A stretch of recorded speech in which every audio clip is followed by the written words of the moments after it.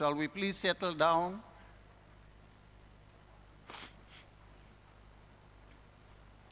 We are about to start. We are about 15 minutes behind time. Shall we all rise, please, for the South African National Anthem and the African Union Anthem?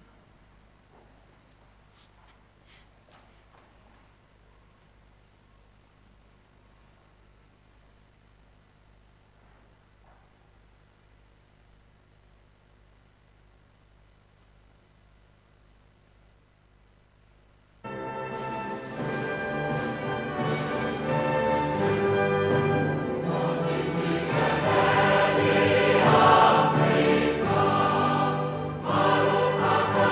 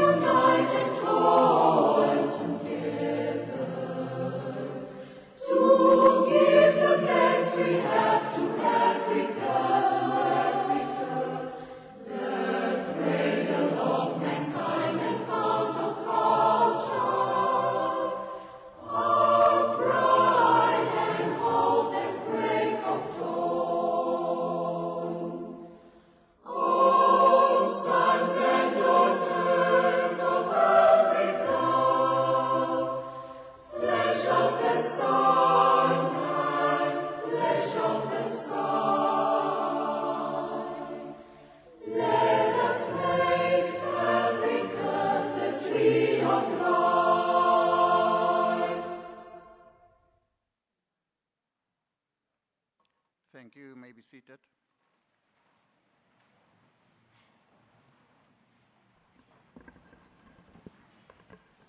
Once more, a hearty welcome and good morning. Dumelang, goeiemorgen. My name is Blake Mosley Fatula. I will be facilitating in the form of program directing the first session of today's program. But before I proceed with my business, let me just remind ourselves that we're meeting during a pandemic, and let's observe the COVID protocols in terms of the masks that we need to have on at all times, and also social distancing that needs to happen. Let me acknowledge Honorable Premier Makura,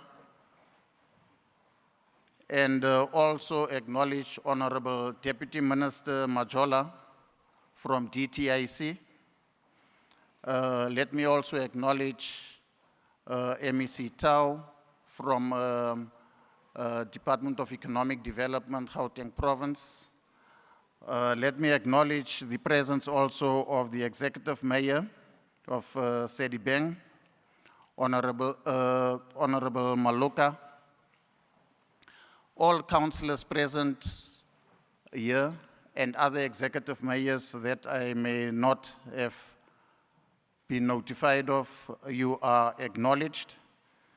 Ladies and gentlemen, but I think most importantly, we need to acknowledge our SMME representatives who are here today. Shall we give them a good round of applause, please? It is primarily because of the SMME representatives and SMME organizations that we've actually gathered here today to come and talk about how do we strengthen and how do we build, continue to build SMME organizations in Sedibeng and the Vaal in general. Ladies and gentlemen, I need to indicate that this Sedibeng Summit, the SMME Summit in particular, is taking place against the backdrop of a very successful Sedibeng Investment Summit that we held on the 15th of October, and that's approximately about 10 days ago. Now, let me just remind ourselves that in that summit, what were the outcomes of that particular summit? Not only was it well attended in terms of the investors that we had and the other business people that we had, but in particular, I would want to highlight, ladies and gentlemen, and political leadership, that at that summit we got, number one, more than 40 billion rands pledges and commitments for investment. That's a lot of money. Number two, it is also estimated that arising from those commitments, that it is estimated that it will create 170,000 jobs over a number of years. Jobs that are desperately needed in this corridor of our province. And the sectors that have been highlighted relates primarily to renewable energy, that's the one sector, industrial cannabis, the other sector, and then agro-processing and agriculture in general, it's another sector. Then logistics, another sector, and then aerospace and defense. In other words, these sectors that I've mentioned now are the sectors against which pledges in terms of investment commitments have been made. Now, the reason why we are having this SMME summit is because we believe that the SMMEs in this particular region have got a great role to play in the coming development. Our responsibility and our job as government is to make sure that those commitments that have been made by the different investors are actually turned into reality. And once that actually happens, it would then actually pave the way for SMMEs and small businesses within this particular region, to participate. So what we want to achieve today with this particular summit, ladies and gentlemen, and political leadership is the following. Number one, we would want to remind ourselves about the outcomes of the investment summit that we've had.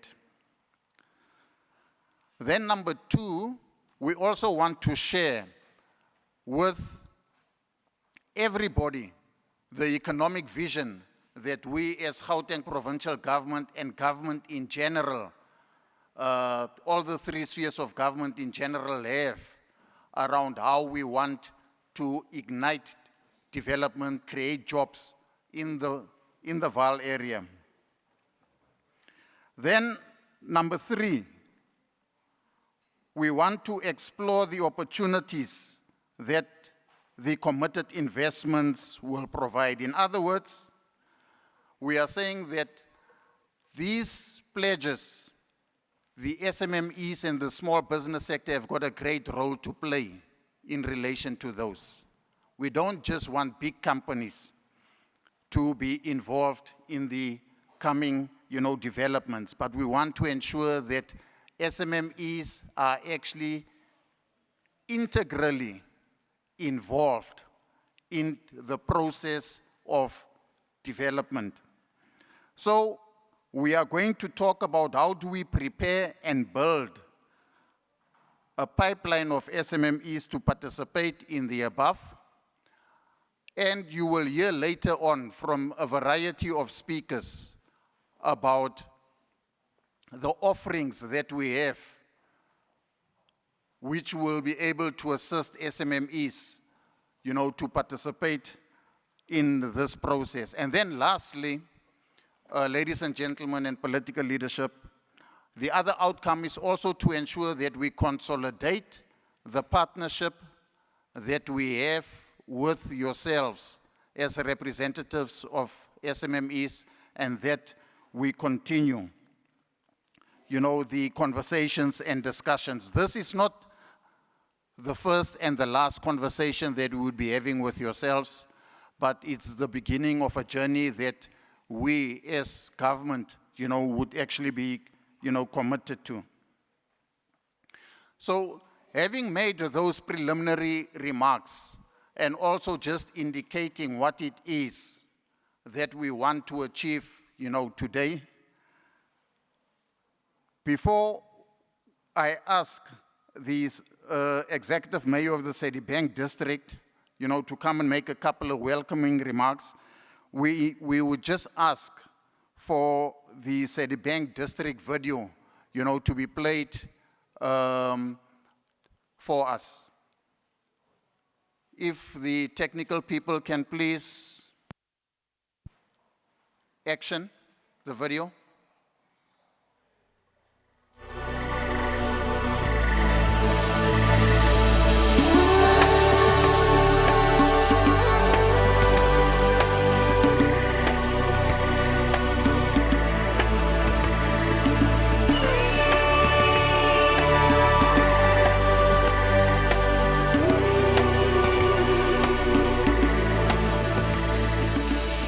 Sedibeng District Municipality home to just under 2 million people.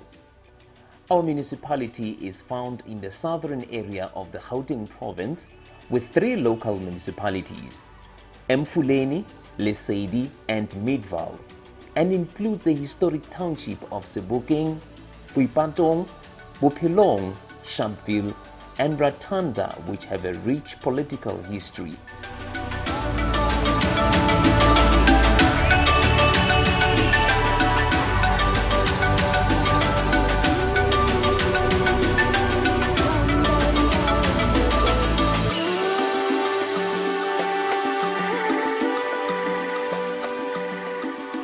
Sharpeville has a special place in the struggle for the liberation of this country.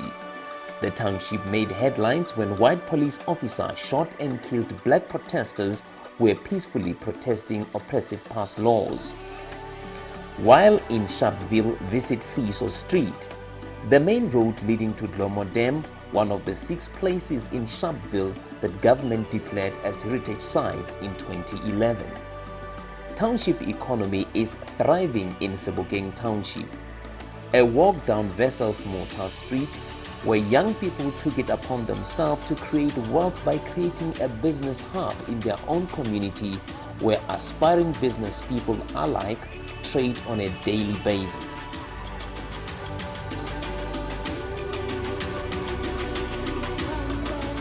One of the older towns of the Transvaal, Heidelberg, is situated in the municipality. It contains beautiful Victorian architecture and rich history. Heidelberg is also known for its nature reserve, Suikerbos. This reserve is a bird paradise for those who love birds. Boasting about 200 unique species of birds, you can also enjoy the well-preserved hiking trails which cover approximately 66 kilometers. Vereeniging is the administrative seat of Sedibeng District Municipality. The town made its name as the site of many prominent industrial developments. One of the country's biggest steel producer, ArcelorMittal, is found in our municipality. A show that our local government is alive to what makes business tick. These industrial developments are behind the exponential growth seen across many parts of our municipality over the years. The Sedibeng Brewery is one demonstration of vote of confidence in our district municipality and its people. The company brews and bottles a range of premium beers for the local market, including Amstel, Heineken and Windhoek Lager. Sedibeng offers opportunities for an agri-city with agro-processing and the cannabis industrialization forming anchor economic drivers. Cannabis is the new gold.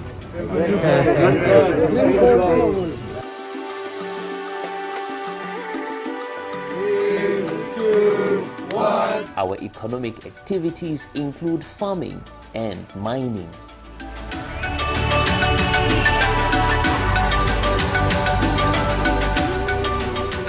The municipality is the only part of the Gauteng province that is situated on the banks of the Vaal River and Vaal Dam, covering the area formerly known as the Vaal Triangle.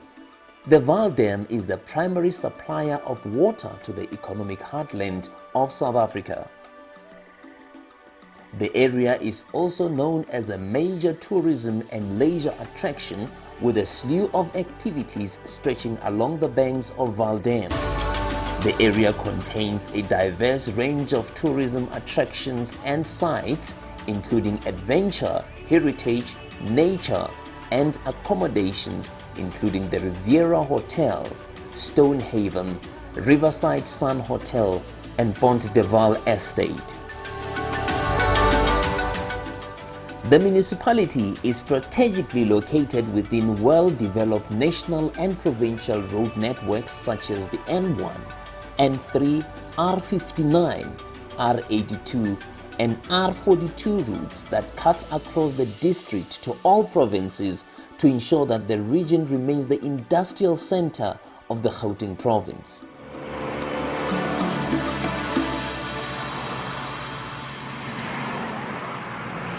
The Vaal University of Technology, the Northwest University's Vaal campus, as well as Sedibeng TVET College, offer high tertiary education to ensure adequate skills across our local industries and beyond. These higher education precincts offer huge business opportunities in student accommodation.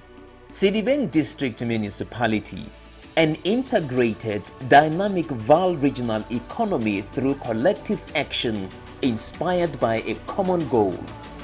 Reigniting and developing the Sedibeng region.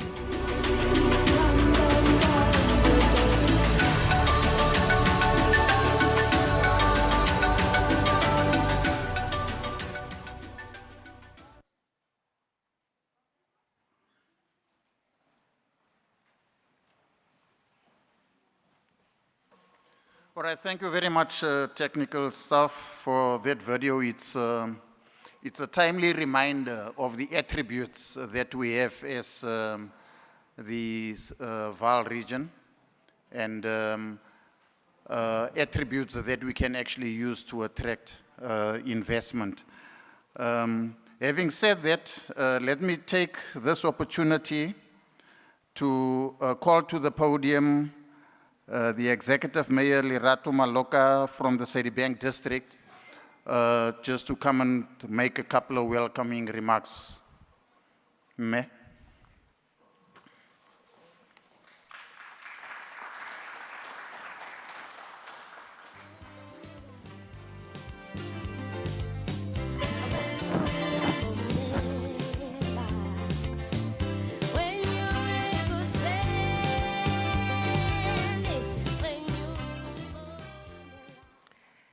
Thank you very much, Program Director.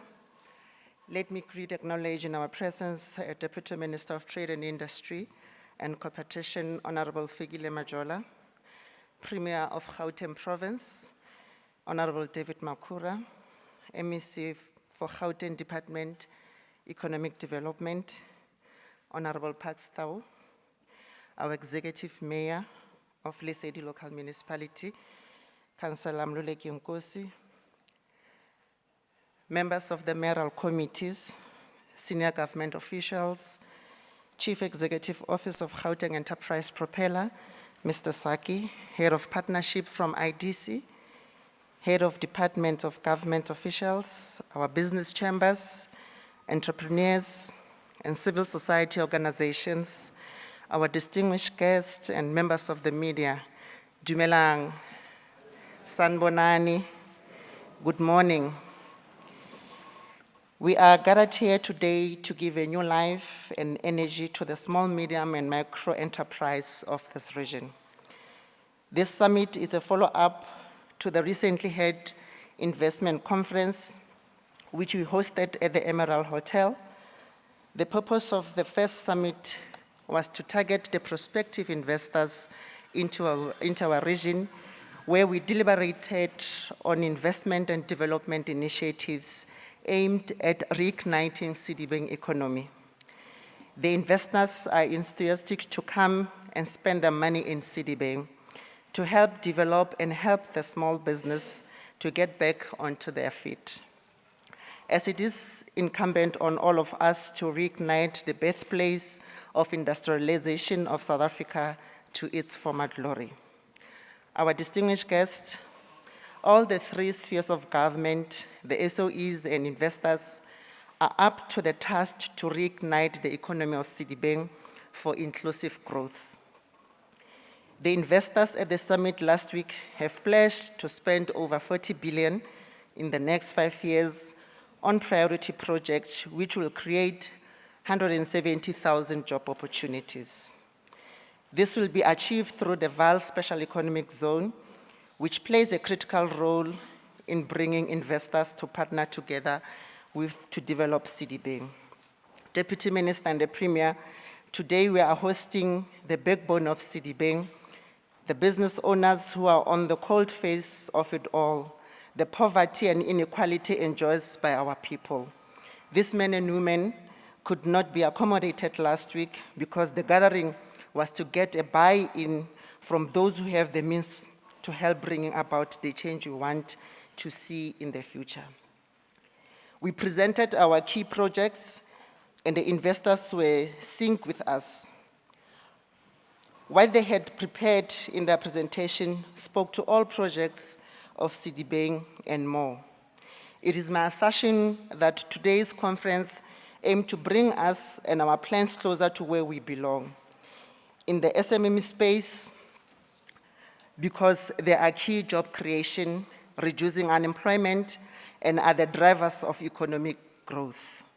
Ladies and gentlemen, you are welcome to the Sedibeng SMME conference, hoping that the same suggests we will all be reigniting the Sedibeng economic for inclusive growth.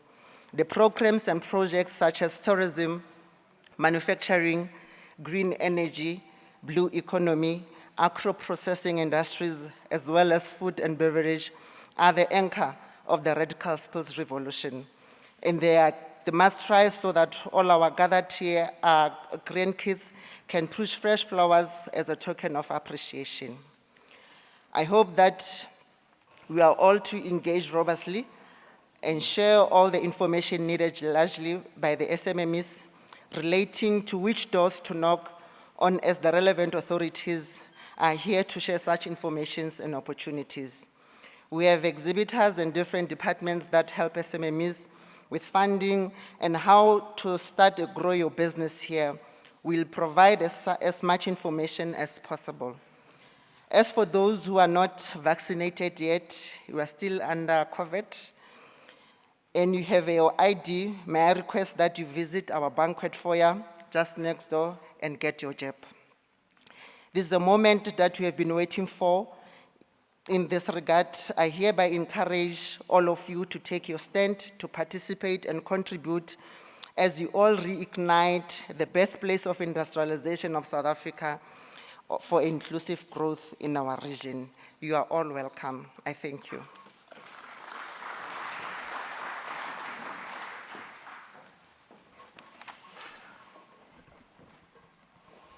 Thank you very much, Executive Mayor, for those warm, welcoming words, and also for reminding us about the purpose of today's gathering, and for also pointing out that, you know, as government, we cannot do it alone. The three spheres of government, yes, are working together, but we need to work together with civil society. We need to work with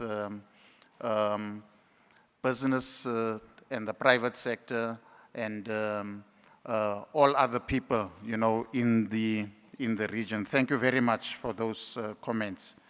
The second speaker would be Honorable Deputy Minister Majola from the Department of Trade, Industry and Competition, would also be sharing with us a couple of remarks.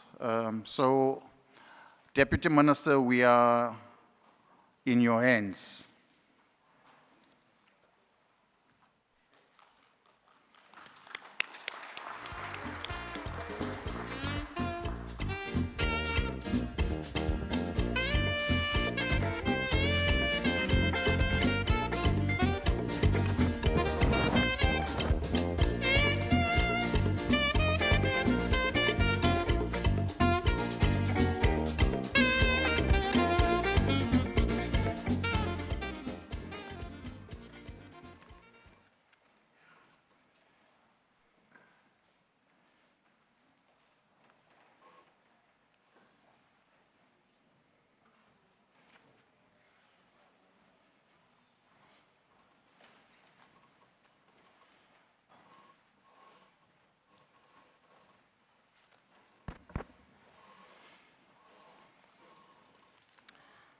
Thank you. Thank you very much, Program Director, HOD Blake Mosley Lefatola,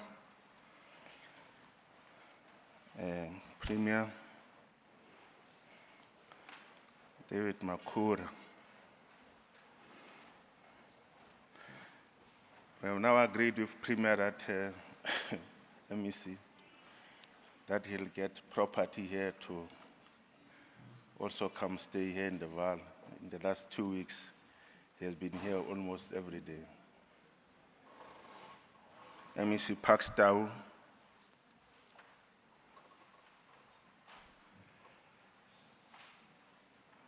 Executive Mayor of Sedibeng District, Melerato Maloka,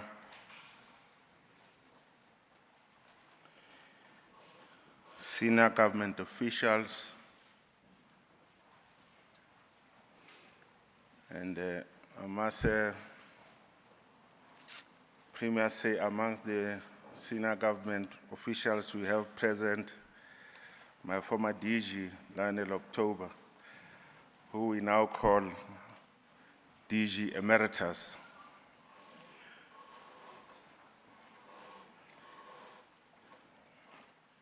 Members of the business community, esteemed guests, ladies and gentlemen, good morning, Dumelang, Sanbonani, Molweni.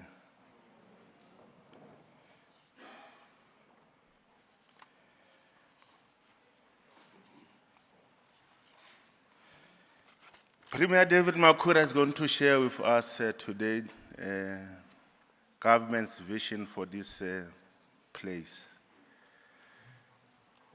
the birthplace of South Africa's industrialization.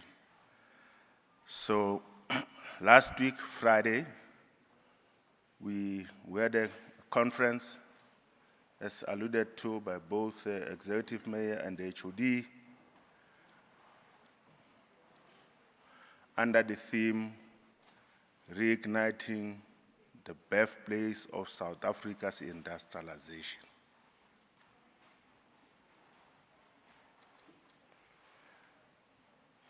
Today, we're now having a second conference in 2 weeks under the theme, Reigniting the Sedibeng economy for inclusive growth. And I underline for inclusive growth, for a different growth path, an inclusive growth that is sustainable, a growth for all the people of Sedibeng. So, because Premier Makhura is going to share with us the vision of government for this place, I have decided that I'll just talk about a few practical things in the now 8 minutes I have, or 7. And when I say to MEC Pakstow, look, MEC, I know here in Gauteng we are sophisticated people, but can we keep it straight and simple? So he says, yeah. But if we want to keep it straight and simple, we must first win elections on the 1st of November. So I don't forget this. That's an important reminder for me. So we're in Swan, so it says to me, you want us to keep it straight and simple here in Swan, then we must win elections on the 1st of November, so that we can ensure that there's seamless integration through the 3 spheres of government. I'm putting the challenge today to the people of our place, Sedibeng.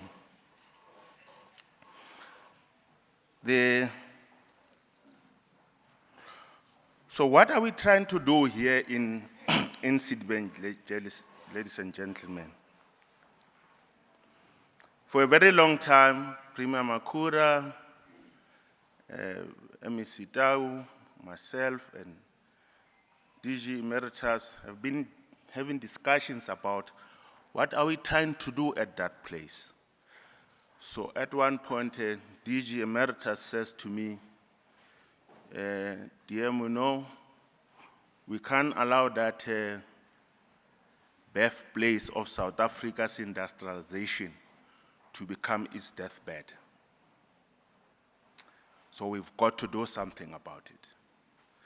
So I think that had triggered a lot of discussions, lots of ideas that ended in what we agreed to do this, to reignite that birthplace of South Africa's industrialization. We've got to designate it into a special economic zone.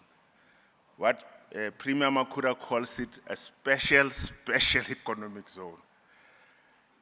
It's a special economic zone because we're now designating a special economic zone that covers an entire district, a multi-site special economic zone. From Heidelberg to Vanderbijl Park on the N1.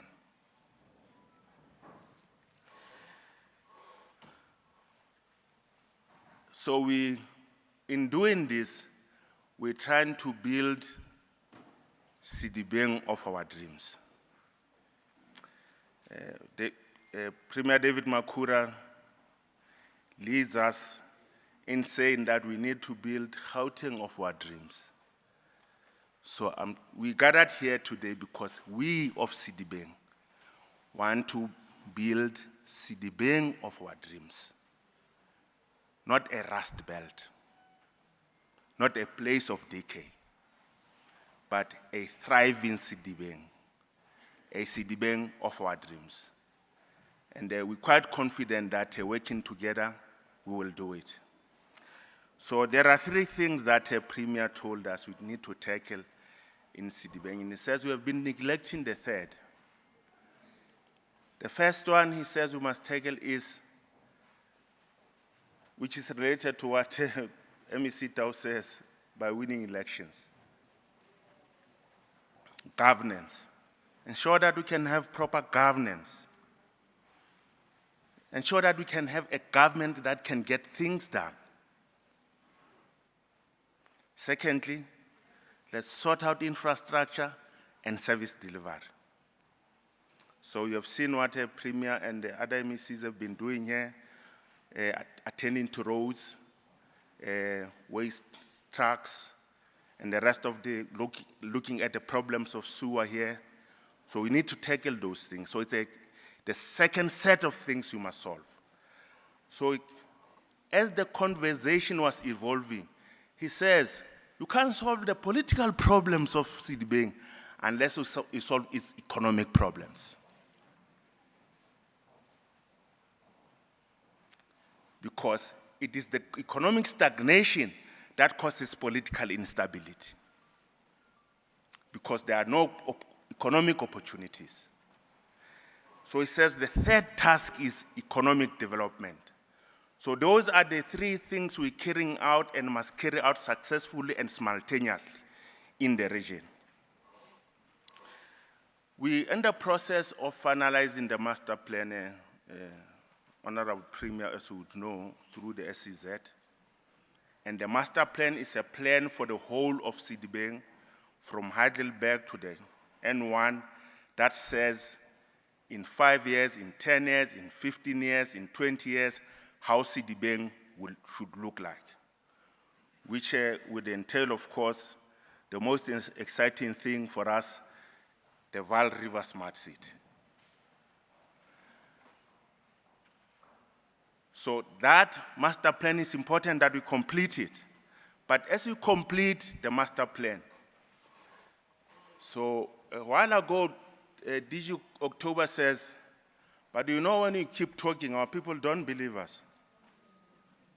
Because they say, oh, no, we know them. They're going to hold a workshop, they're going to hold a conference, they're going to talk, and then come back and talk again.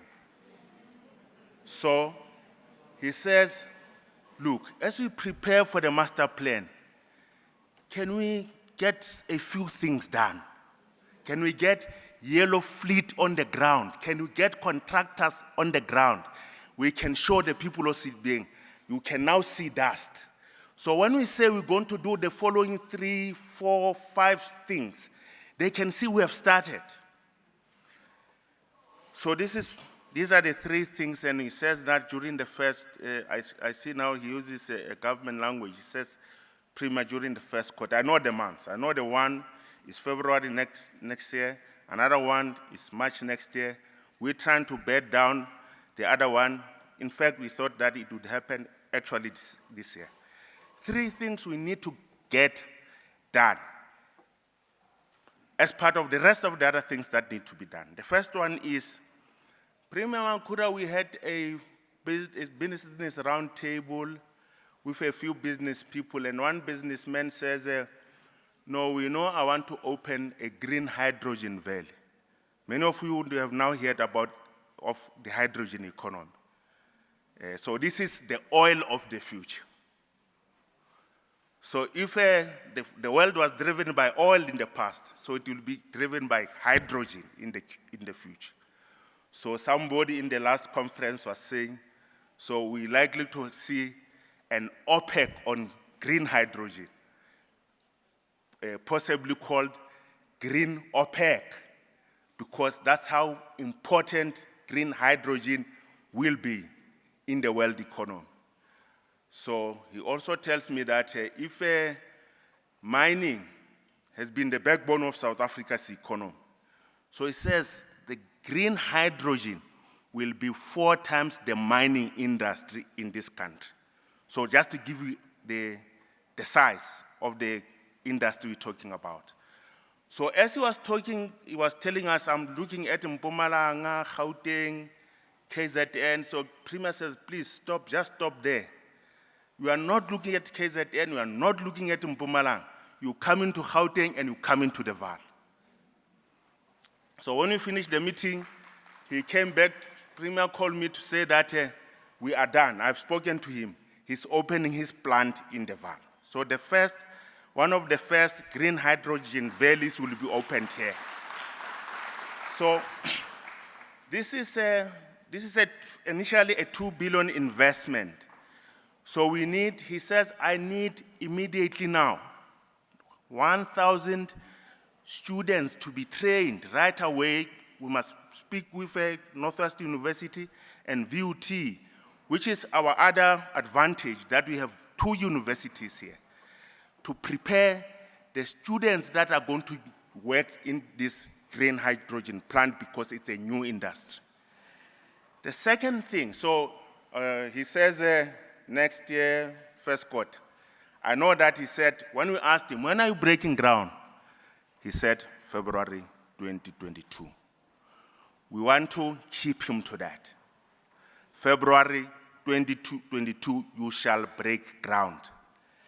The second one is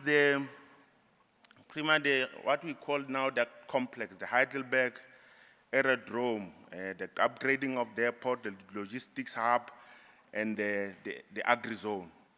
You know, Executive Mayor Mluleki has lots of farms there and lots of meat.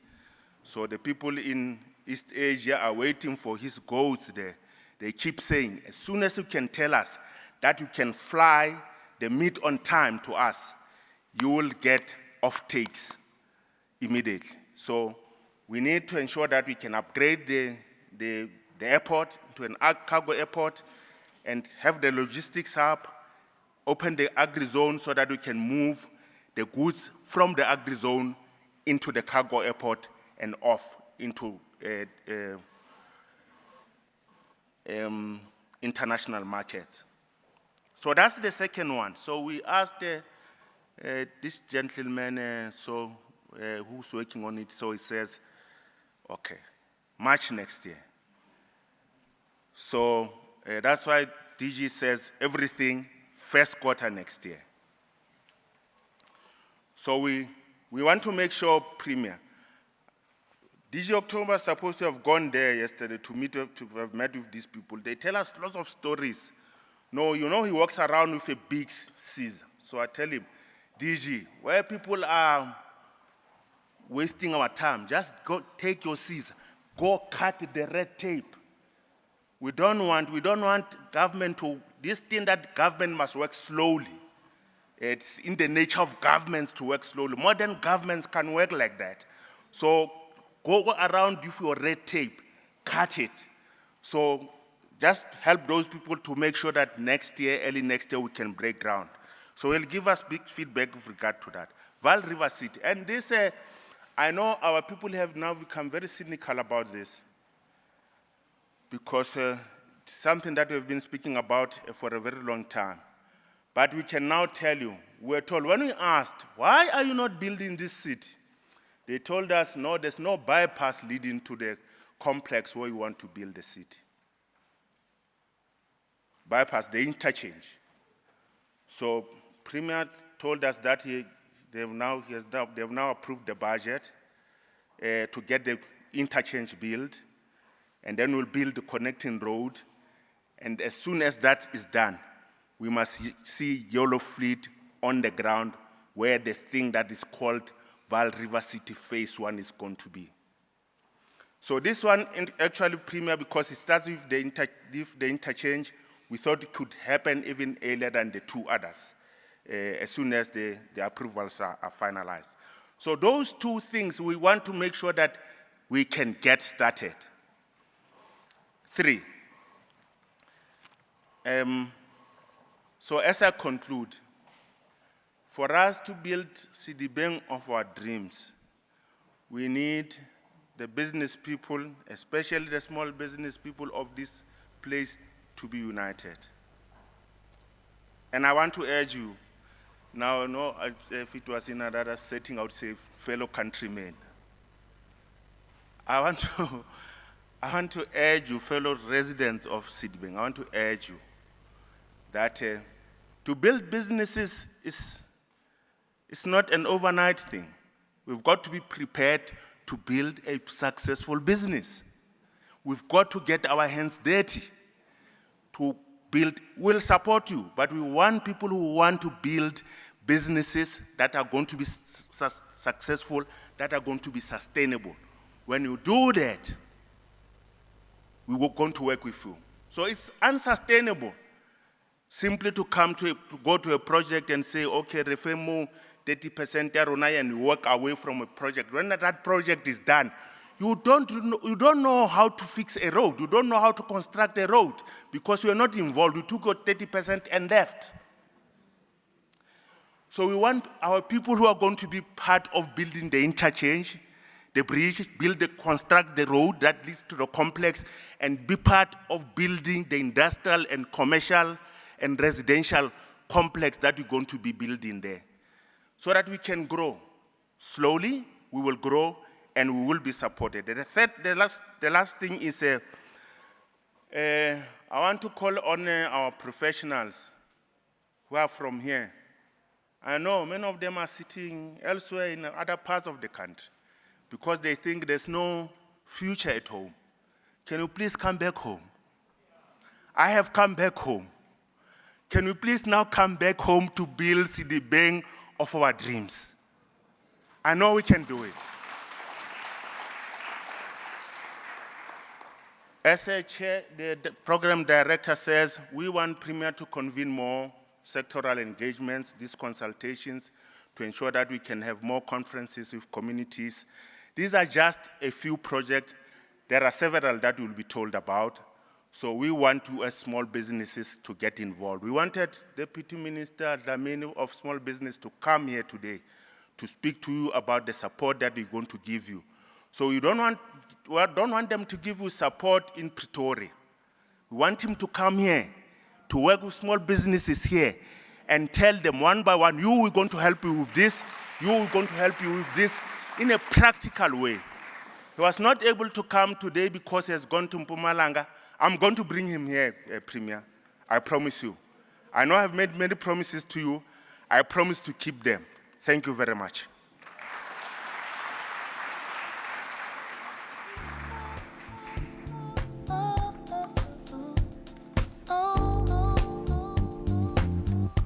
I just wanna feel good every day. I wanna wear a smile upon my face. I wanna feel the joys. All right. Thank you, DM. Thank you for that message. Shall we give another round of applause to the DM, please?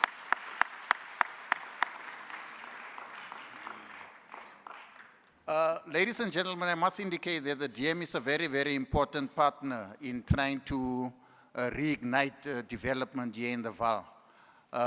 Because it's the DM's department that's giving us and the Premier support in terms of the establishment of the Vaal Special Economic Zone, where all the investments, are targeted to be located. So DM, we hope that we can continue to rely on the support in ensuring that we create jobs in this region and we grow the economy. Ladies and gentlemen, we've come to the person of the moment in the form of a keynote address. Premier, I was asked to introduce you. Now, I'm sure, ladies and gentlemen, that Premier is very, very well known. So all that I'll say, Premier, is that please come and speak to us and come and share the message that you have prepared for this particular occasion with ourselves and particularly with the business people from the different SMMEs that are here. Over to you, Premier. Thank you. Stay as best as I can, doing everything that feels right, singing la la la la la, la la la la la la la la la la la la. Thank you very much. Thank you very much. I know that song makes me feel good. And in these formal places, even when people could be dancing, they are very shy. Dimelang. Good morning. Sanbonan. Molweni.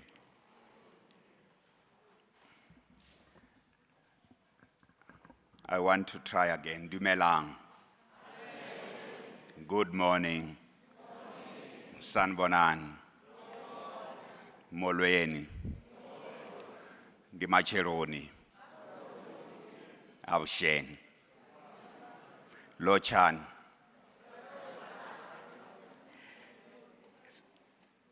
Yes, no, I am in the Vaal. I know that this does not represent the life here. You're just trying to be a little bit like, a little bit like business people. But you do business in a more lively way. I want to first acknowledge our program director, the head of Department of Economic Development in our province, Mr. Blake Mosley Fatula, who is the program director. Pay my respect to the Deputy Minister of Trade and Industry and Competition, Honorable Fikile Majola from here, otherwise known as Slovo, in Sebokeng and Everton. The MEC for Economic Development and Agriculture in our province, and I particularly add agriculture because it's very significant for this area. Honorable Pakstau, our executive mayor of the district, Councillor Lerato Maluka, and the local mayor of Lesedi, Councillor Mluleki Nkosi. We advise that Reverend Gift Muerani, the mayor of Emfuleni, has a council sitting as we speak to approve some of the things that Deputy Minister Majola was talking about, because for us to get those investment commitments to happen, part of what we must do is to unlock land, both the provincial land, but as well as municipal land, to get industrial projects to take off, including agricultural projects. And that's going to be the same even with the township businesses. unlocking the land that may be land in the hands of government to make these things happen. So we know that Moerani would have been here. DG Emeritus Lionel October, who is the advisor of the department on SEZs, our advisors from the provincial government, the CEOs and the leaders of various agencies of government. Many of these agencies are funding agencies, but they are also representatives of other partner organizations that are not government, such as the Solidarity Fund, the Automotive Fund.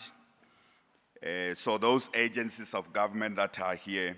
I also saw the head of Department of Agriculture, who is here together with her counterpart, the head of Department of Economic Development. So Tilly Gasela is the head of Department of Agriculture. They must see you. When they see Blake, they must see you. Please stand up, Sis Tilly. Again, I am acknowledging a lot about agriculture because this place has such enormous agricultural potential that's still to be realized. So we've got CEOs of our agencies. I hope UCC from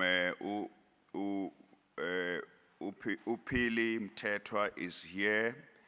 I know she was supposed to speak from the NEF, but she sent someone else. And then we have the IDC.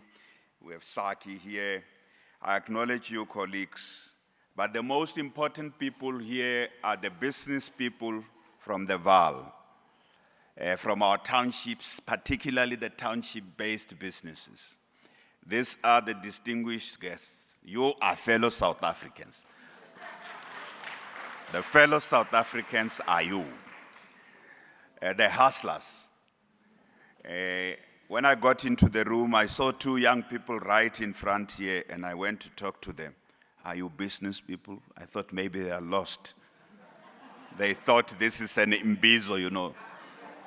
There are people who like going to Izimbizo. They said, yes, we are business people. They are sitting here. I asked them, what do you do? They said, both of them are in the restaurants industry. And the lady said to me, no, I own 2 restaurants at Beverly Hills. I said, I drive past Beverly Hills on Sunday. I didn't know you have a restaurant there. And I asked them, how's the restaurant industry doing given COVID? They said it has been tough, but you know, we have survived. You see, that's the spirit of entrepreneurs. It has been very tough, but we have survived. We are still standing. And we can only get better. And that's really what an entrepreneur, they inspire me, those young people. Distinguished guests, ladies and gentlemen, it's a great honor to come to Sedibeng today to address this SMME conference. And this conference represents a great movement forward for the people of this region. It signals a new beginning, the dawn of a new day, and the beginning of a new economy in Sedibeng, a more inclusive and greener industrial development. We have said this when we opened the Sedibeng Investment Conference just 10 days ago, that the Vaal Triangle occupies a very special place, pride of place, in the history of South Africa, in the history of the PWV, which is today called Gauteng Province. And this place has an exceptionally rich heritage. Some of us only know the heritage of the last century. But allow me just to summarize just snippets of the political and economic history of this southern district of our province as a way of setting context, including the industrial structure and the spatial morphology of this place. Why is it the way it is? Not just in the last century, but what has happened in the last 500 years. in this place. So it is on the banks of the Vaal River and on the hills of the present-day Suikerbosrand Game Reserve, which is owned by the Department of Agriculture in our province. Suikerbosrand Game Reserve is owned by our Department of Agriculture, all falling under MEC Tau. That during the 15th century, there was an ancient city just north of this place where we are. But the source of life of that ancient city was the Vaal River. And that ancient city was called Vereeniging. There were 10,000 inhabitants living there. So what is known today as Johannesburg was preceded by a big city. 10,000 people in the 15th century living together was a very big city around the 15th century. We also know that it is in the late 18th century that the Afrikaners and the British fought, pitched battles, and signed a peace treaty here, which was called the Treaty of Vereeniging, right here where we are. Signed in May 1902 to end the Anglo-Boer War. And that paved the way for them to establish what became known as the Union of South Africa. And that union excluded the indigenous people of this land in the polity of their country, and thus ushered in the disposition of land. It happened here in the Vaal at the beginning of the 19th century. We also know that it is in the Vaal that in the 1960s, to be precise, March 21, 1960, that our people came together to protest and were subsequently massacred. And that act of protest and the massacre ushered in new form of resistance in our country. And the transition was irreversible. Actually, the armed struggle was born in South Africa, knowingly, both the ANC and the PAC as the older organizations, resorted to armed struggle as a result of the Sharpeville shootings, the Sharpeville massacre. That was not only the end. We also know that in the 1984 Vaal uprisings led to another turning point, making apartheid unworkable and giving momentum to the transition to democracy at the end of the 1980s. And in the early 90s, the apartheid killing machinery, third force violence, killed many people, which include the Wipatong and Sebokeng massacre. So the people of the Vaal paid a huge price. I think it's important to start there.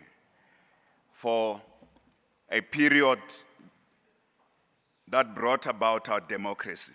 But it is also here in the Vaal in 1996 that President Mandela signed the new constitution of our republic into law, into the supreme law of the land. As we know, that constitution was signed here in Sharpeville, just next door here in Sharpeville, marking the birth of a new order sealed in the constitution of our republic. The Vaal is correctly called in the 1940s, rising in the 1940s, the birthplace of industrialization due to the role of the steel industry and the energy complex, the combination of the steel industry and the energy complex, what is called Sasolburg, and the whole belt right up to Secunda. The combination of the steel industry and the energy complex ushered in industrialization. Gauteng is the industrial hub of South Africa and sub-Saharan Africa. But that industrialization, truly speaking, started in the south. It started in the Vaal. Whereas Johannesburg was just a mining town and Pretoria was just the capital of the generals, a few places where they just gathered and there was very little industrial there. The actual industrial heartland was the south of Gauteng. And we know what has happened in the last 50 years. There's been significant deindustrialization of the Vaal, bringing us to a point where this is the ghost place, not just ghost city, because we've got a number of towns here. These towns have become ghost towns due largely to deindustrialization. So what brings us together is the drive to reindustrialize and reignite the economy of the Vaal. So to reindustrialize our whole province and rebuild our economy, we cannot leave out the Vaal region. And it is for that reason that over a period of time now, we've been working out absolute clarity in our ideas. So what if the steel industry is what built the Vaal, and the energy complex of Sasol is what built the Vaal economy in the early years, what should be the new source of development and growth of the Vaal economy? Some think we can still go back to the steel industry. You can only do so much to rebuild and reignite what is left of the steel industry. But we are clear in our heads. We need to diversify this economy. We need new sectors. We need to shift this economy to new sectors, not just for today, but for the future, for another 100 years. And that's what has brought us together to think about how are we going to do that. So we come together today at this SMME conference in Sedibeng, as articulated earlier on, in the aftermath of a conference with investors. And I said at that conference, and I want to repeat it, that now I've been premier for a while, you know that. You know, when you are still new, you are premier, you can be satisfied with cutting ribbon. So I said at that conference that I don't cut ribbon for projects that don't exist. Yeah, I am here. I'm sick and tired of cutting ribbon. I want to go to a project not when it starts, when it is completed. I cut ribbon for a building and a factory that is taking off. No, I don't cut ribbon. You know, I came to cut ribbon for the Vaal River City here.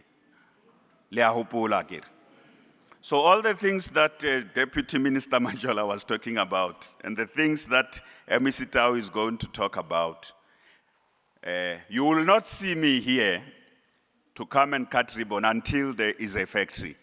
So when we open a new factory, I will come. When it is a plan, we will not entertain that until there are workers working there and something is being produced. Only when we reach that level, it is worth saying this is taking, when the concrete takes shape. So this conference we had, the investment conference we had last week, you already heard that conference, we had people there. We said, those who still have plans, don't come to the conference and don't come and speak at the conference. We want those whose things are sorted, who have money that is ready to be invested.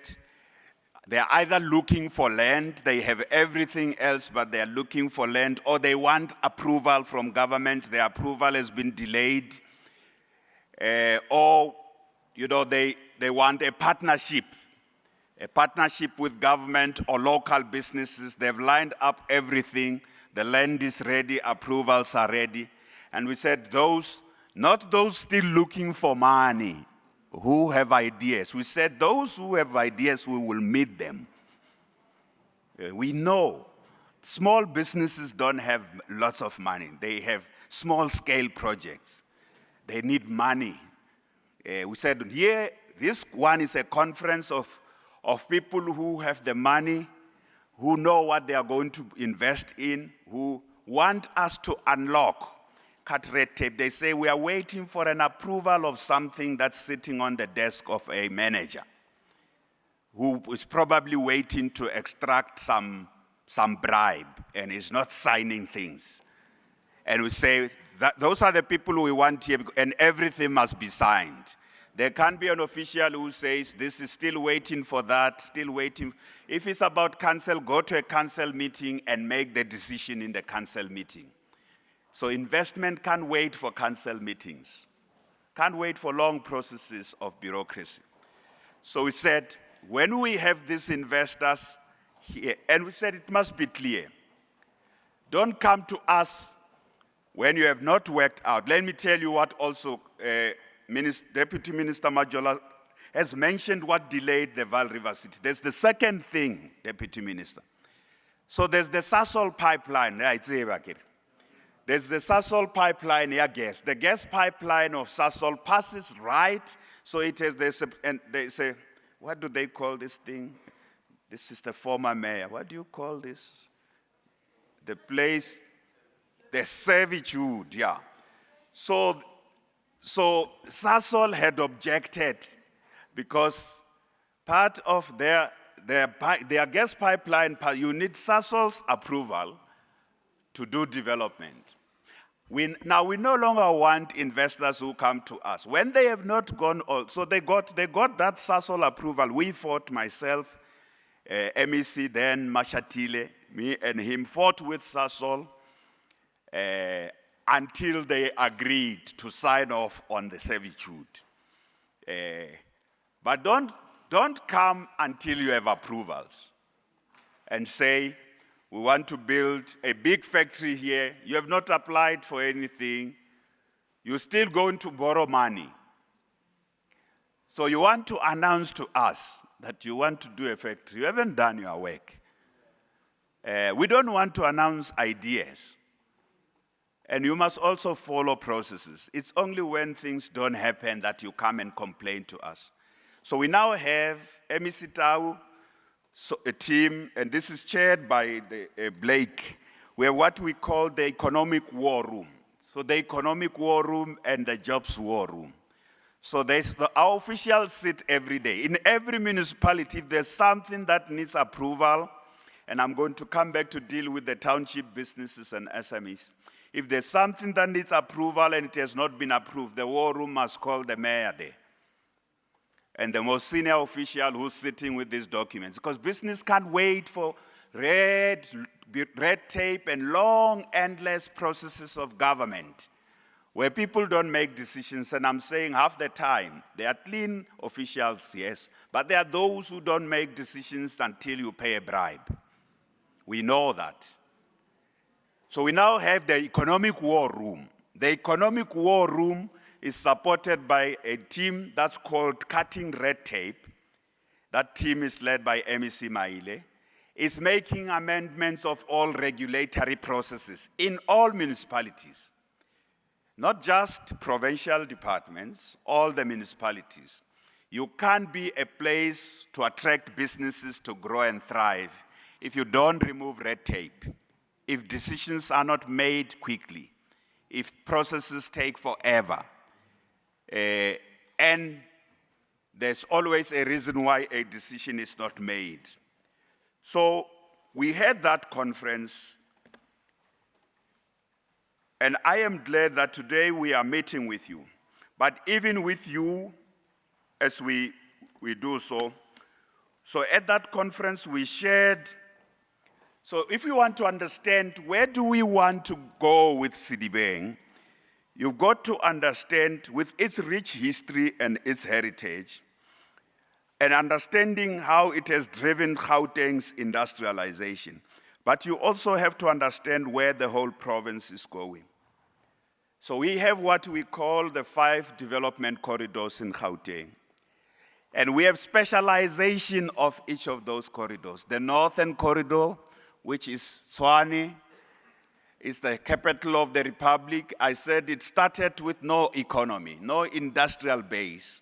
But today, it's not just a capital city. It's not just an administrative capital. It has a huge industrial base. It has a knowledge economy. It is our heart of innovation. It has got universities, some of the best universities. But it's also the automotive hub of South Africa.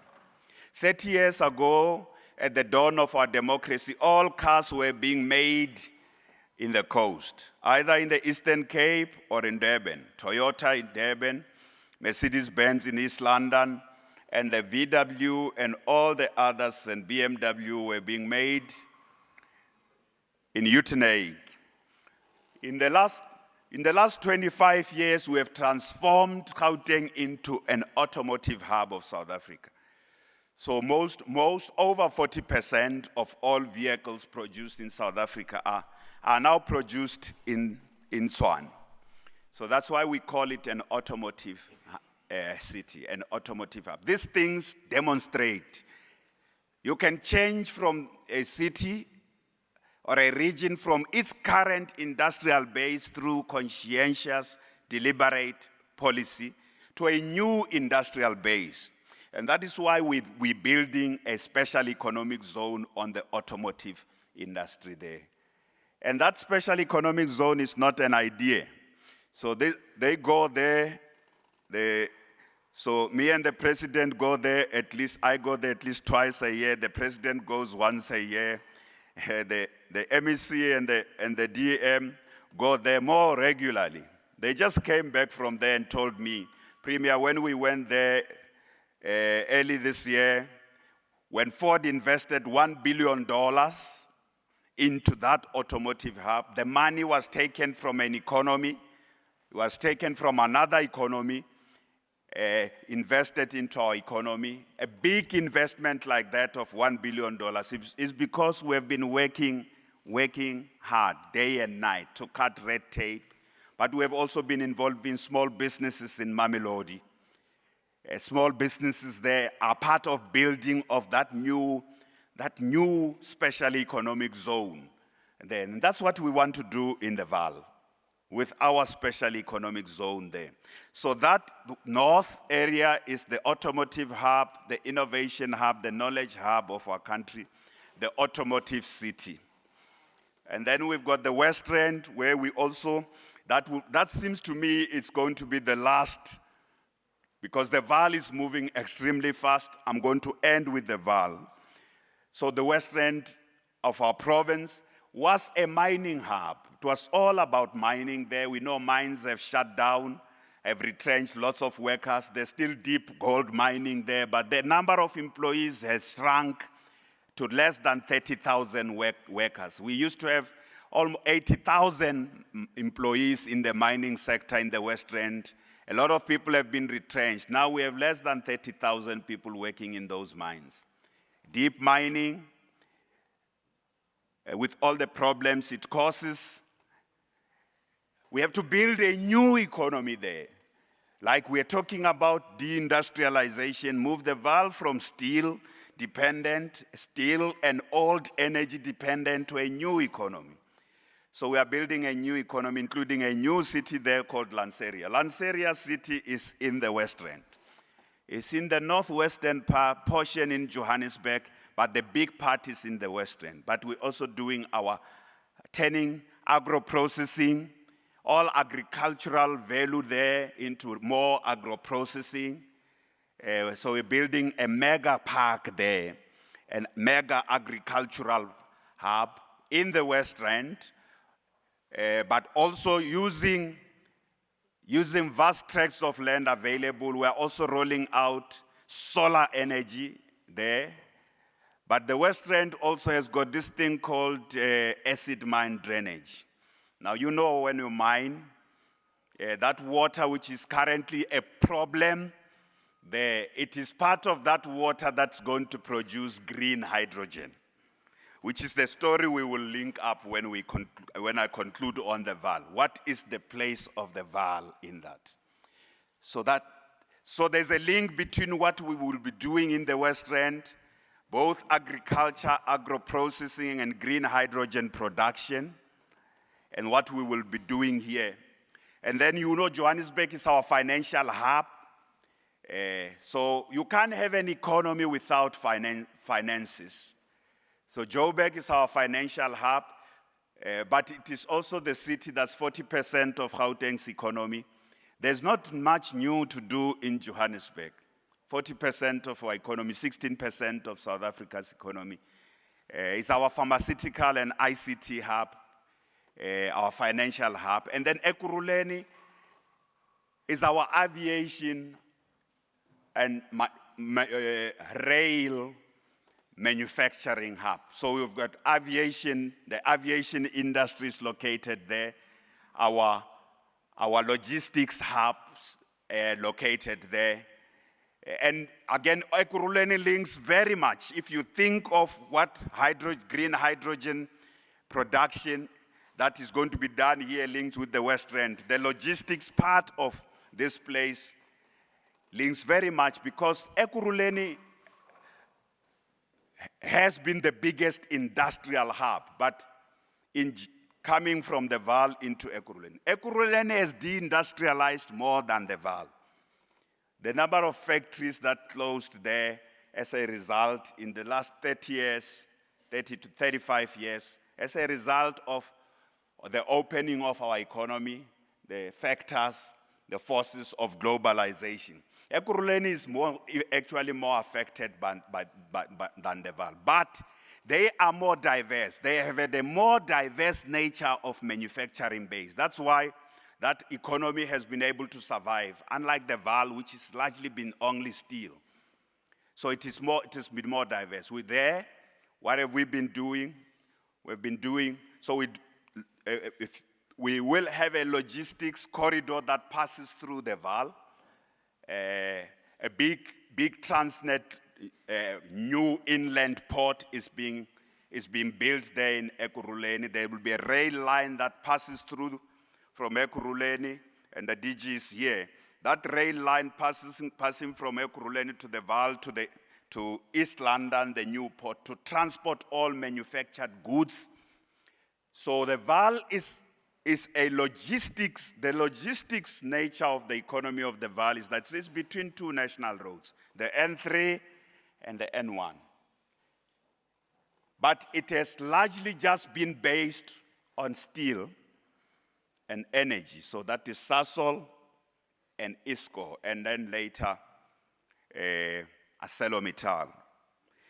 So these things that Deputy Minister Majola was outlining here. So the investment conference we were having last week was to discuss with business people. So who are the business people who are ready to help lead, bring investment in the new sectors of the economy? One key sector is the hydrogen economy, as you have heard. Sasol is already here. Sasol itself must transition to the hydrogen economy. But that hydrogen economy I was talking about, what will be happening in the West Rand, the real hub of the hydrogen economy is going to be here. The key question is, so where are the black businesses that are going to be part of that? Because we can't build a new renewable sector that leaves out black people like a century ago. When industrialization started in this place, it was driven by Van der Bijl, as you all know. It was industrialization for a section of the population, not for all. So this reindustrialization must be reindustrialization for all, as our theme says, inclusive growth.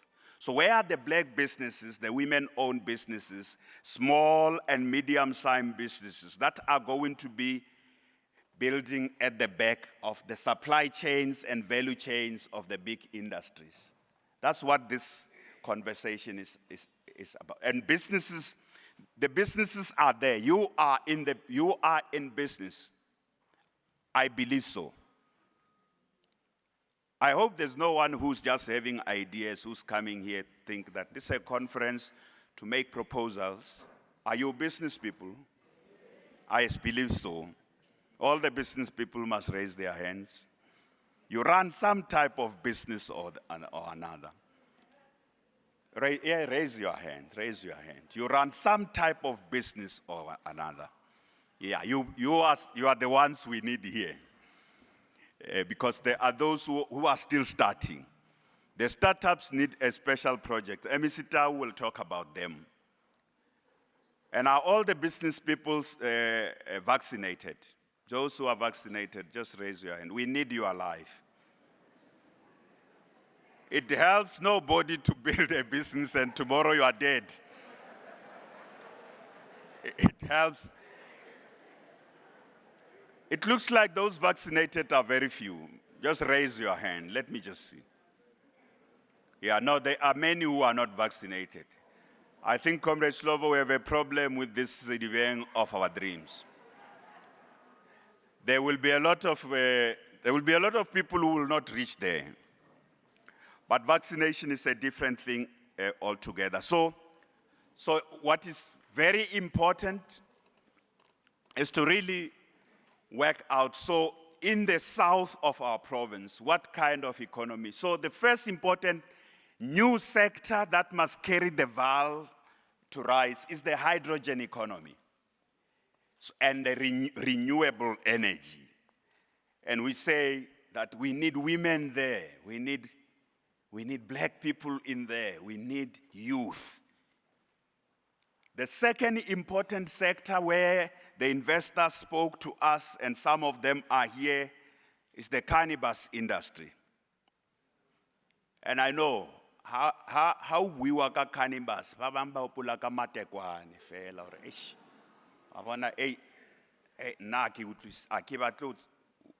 Associated the cannabis industry is big. The next big industry in the world. So you have the hydrogen economy. But the next big, possibly biggest industry in the world. And you know, if you want to see it, because we need to understand as Africans, when Europeans and Americans discover something we have not yet seen, they come to Africa. And then when they knew we have minerals here, they came here and then gave us miras, and then you give them the land, and they know on that land they are going to find some minerals.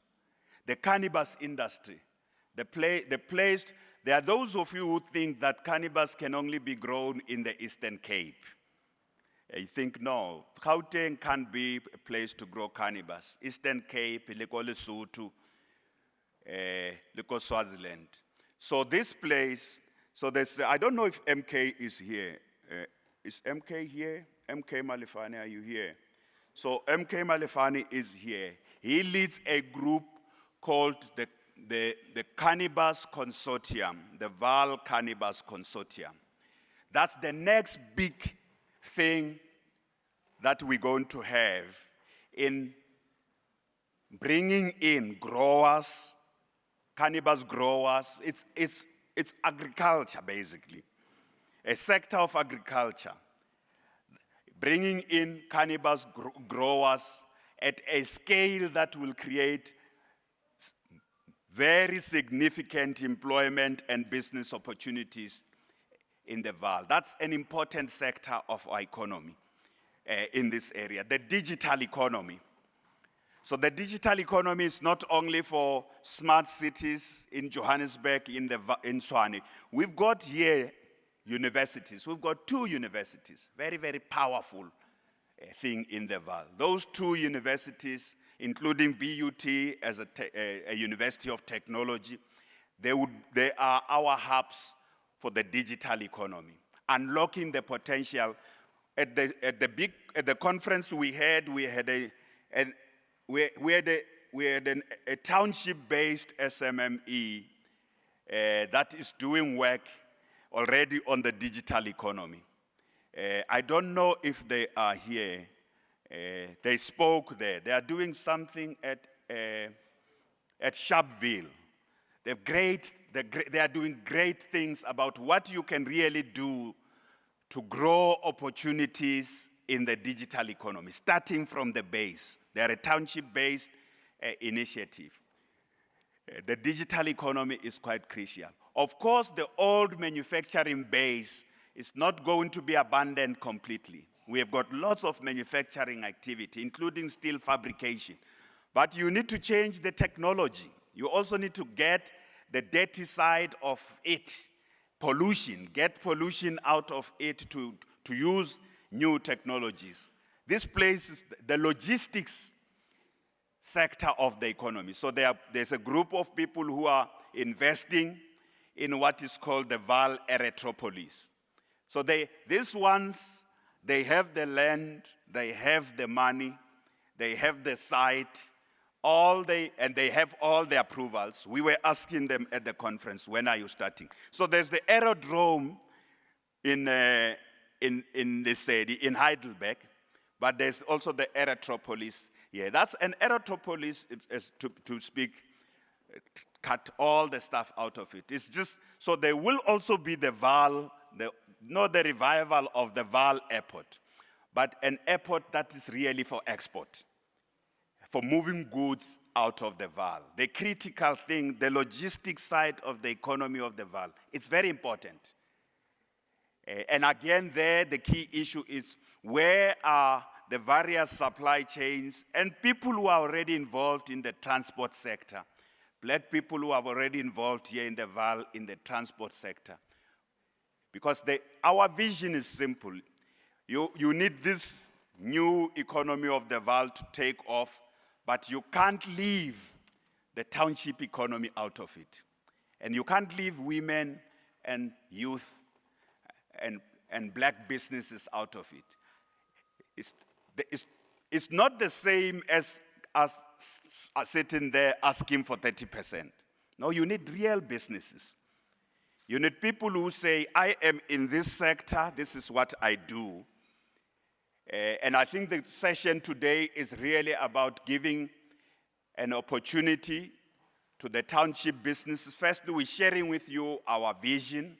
You must enrich this vision. We also will need to get to the depth of how do we break this thing of the two economies?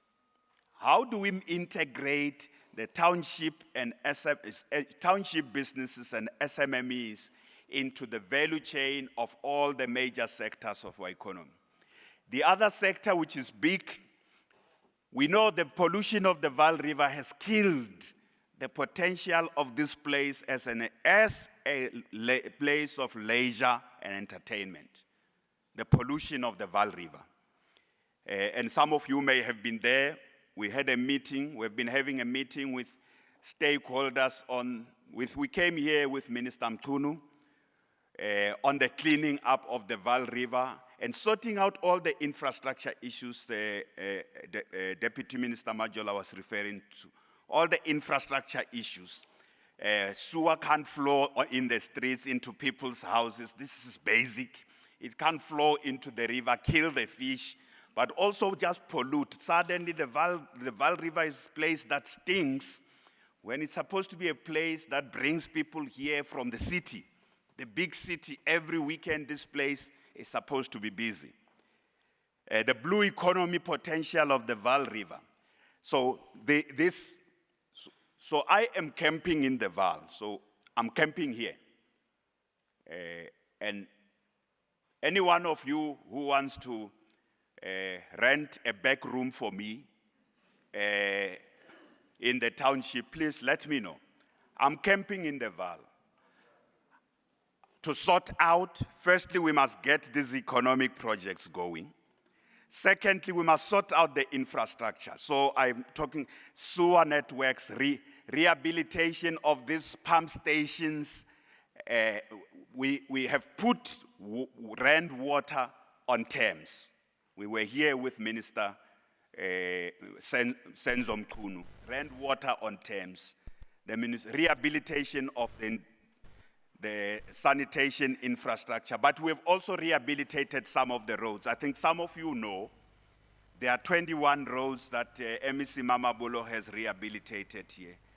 And every time you talk about these 21 roads, 7 of them are in Everton's Bukeng, 5 of them are in Sharpeville, 3 of them are in Vereeniging, 3 in Vanderbijl, another 3 in 3 Rivers. I visited those roads, so I'm not talking about reading in the book. So MEC Tau is camping here with the HOD for GDAD. So they handed over 30 vehicles last week, and those vehicles must just do one thing. Our townships are dirty because the municipality is not picking up waste. You can't talk of a dream of a new city when you can't do the basic things. You lose confidence. If sewer is flowing in the old townships, and the roads are bad, and there's potholes everywhere, and the sewer, the Batwanko Sharpeville, Batsibaka Dromo Dam, the sewer flowing into the Dromo Dam, you kill that sense of hope. Even the capacity to dream gets killed by the basic things you can do now. So those things, that's what's making us camp here. MEC Maile has appointed 5 administrators with our approval. They are they are working with this municipality to sort out basic management and administration. If you don't sort out governance, businesses will not get any far, as that Slovo was saying. But we can't we can't say sort out those things. The business people must also get ahead.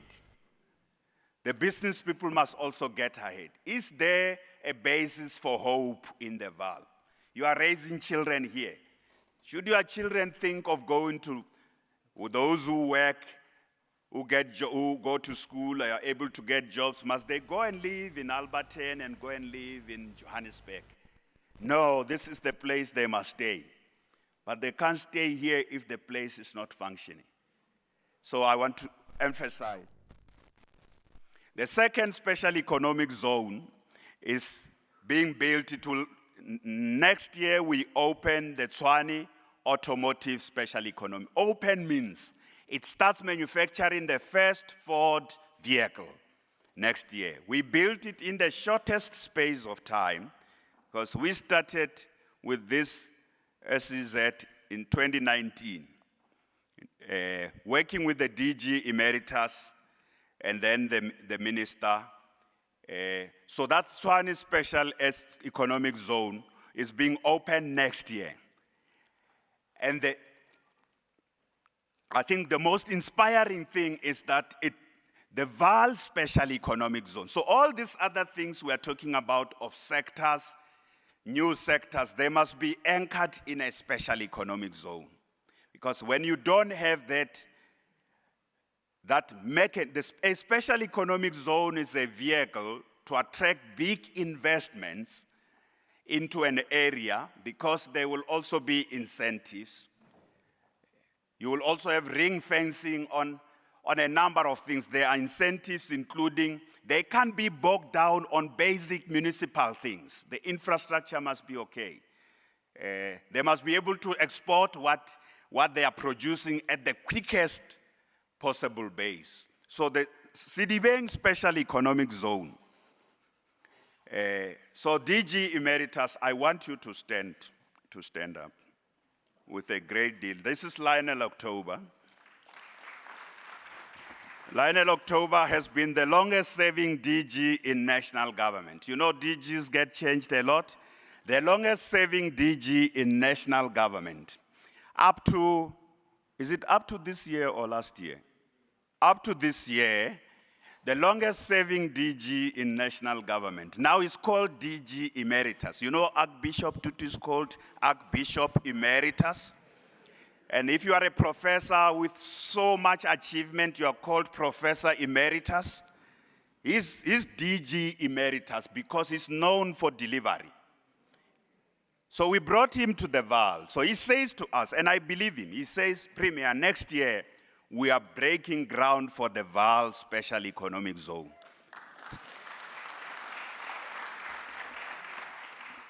He's the one who convinced me that that Tshwane automotive hub was going to go to Asia. That investment of 1 billion plus another 5 billion, $1 billion, that's 15 billion rands plus another the $20 billion was going to Asia. So he convinced me, Premier, this thing can come to Gauteng if you get to sort out the following things. So next year, we will break ground. We are not telling you stories. You know, when a man's term is ending, MEC, you know, when a man's term is ending, a man doesn't want stories. My term is ending in 2024. I don't have time for stories. I have time for you who need help, ne? Because you are not doing stories. You have businesses on the ground. They are struggling. But I don't want to go to projects that are flashy and there's nothing. People talk too much, talk lots of money, but things never happen. So DG Lionel October says to me and MEC Tau and DM Majola, next year we will break ground on the Sedibeng, it's called the Vaal River Special Economic Zone. And let me tell you, and I'm not saying if, when we get the Special Economic Zone designated and then it is operational, you can only do so when there are already investors. And this investment conference we had last week was about that.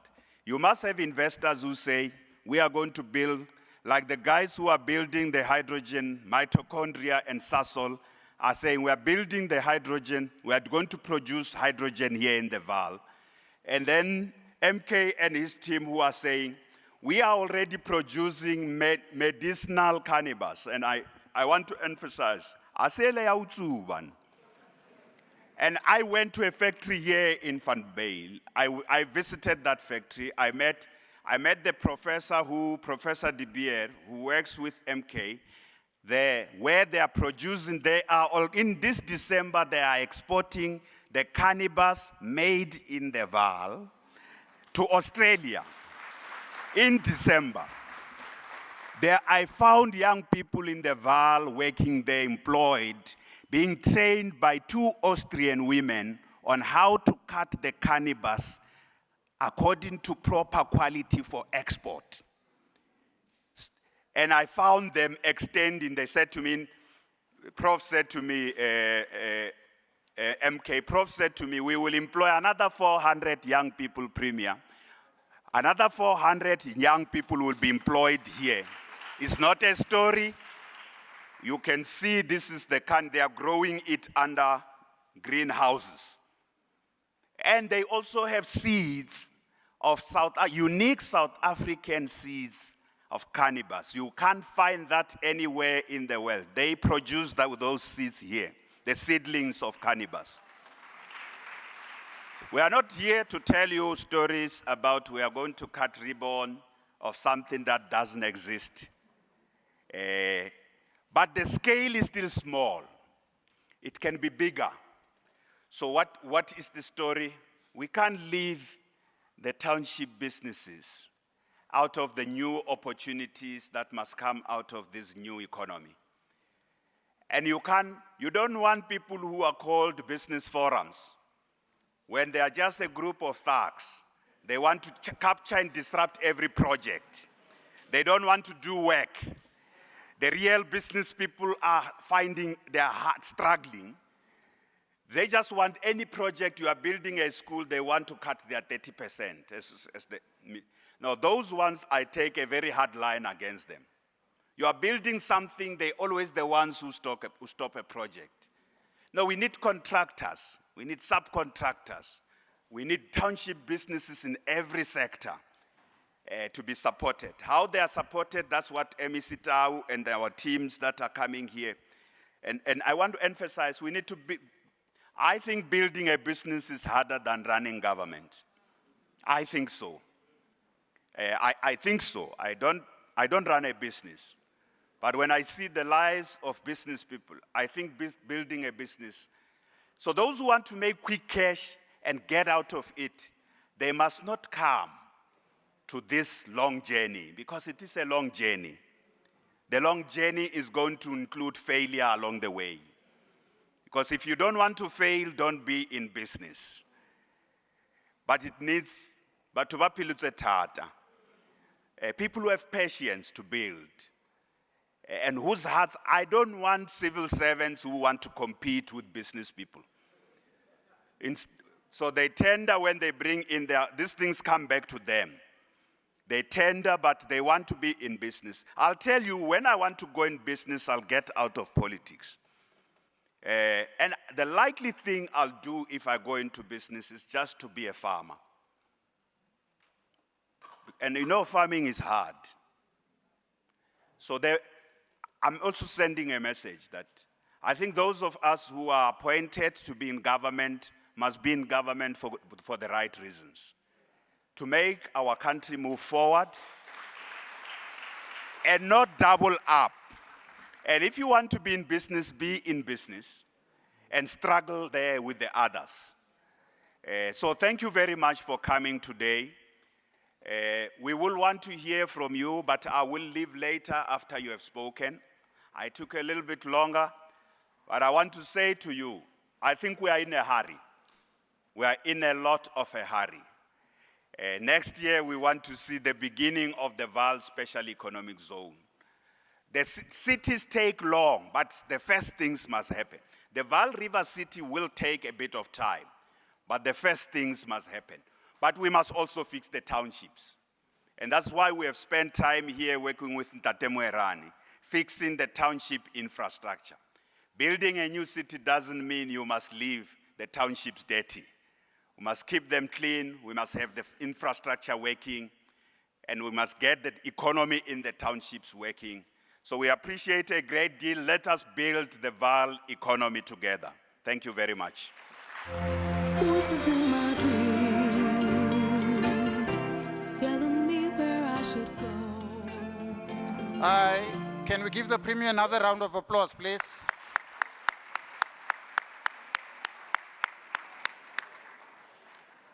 All right, ladies and gentlemen, we're moving into session 2, and I'm going to ask, I'm now handing over my responsibilities to the Executive Mayor of Lesedi Local Municipality, Councillor Emfuleni Nkosi. Please come to the fore and come and chair this next session. And thank you very much, ladies and gentlemen, for having tolerated me. Thanks. Saying this is who I am. Ndingaba yintoni na ngaphandle kwakho mina.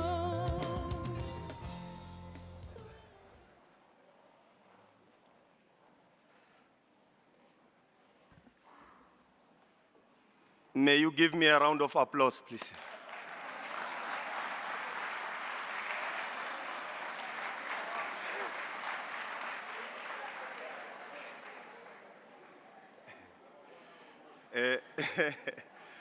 Premium testing the ground. My term ends next week. Yours is better, it's ending 2024. So I'm testing the ground. Thank you very much. Let me thank the program director of the previous session. Let me recognize the Premier of Gauteng, Honorable David Makura, the Deputy Minister of Trade and Industry and Competition, Honorable Majola, the Member of Executive Council Honorable Pakstau,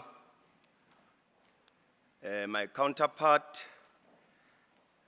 Honorable Lerato Maluka, the Executive Mayor of Sedibeng District Municipality, the Director General, October, all HODs present,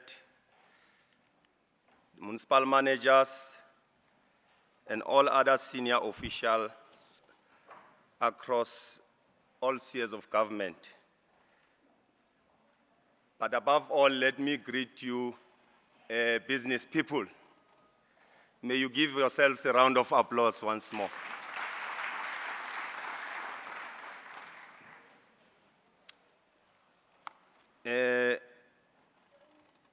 The work is starting. The Premier is always saying we don't make promises, but we make commitments now.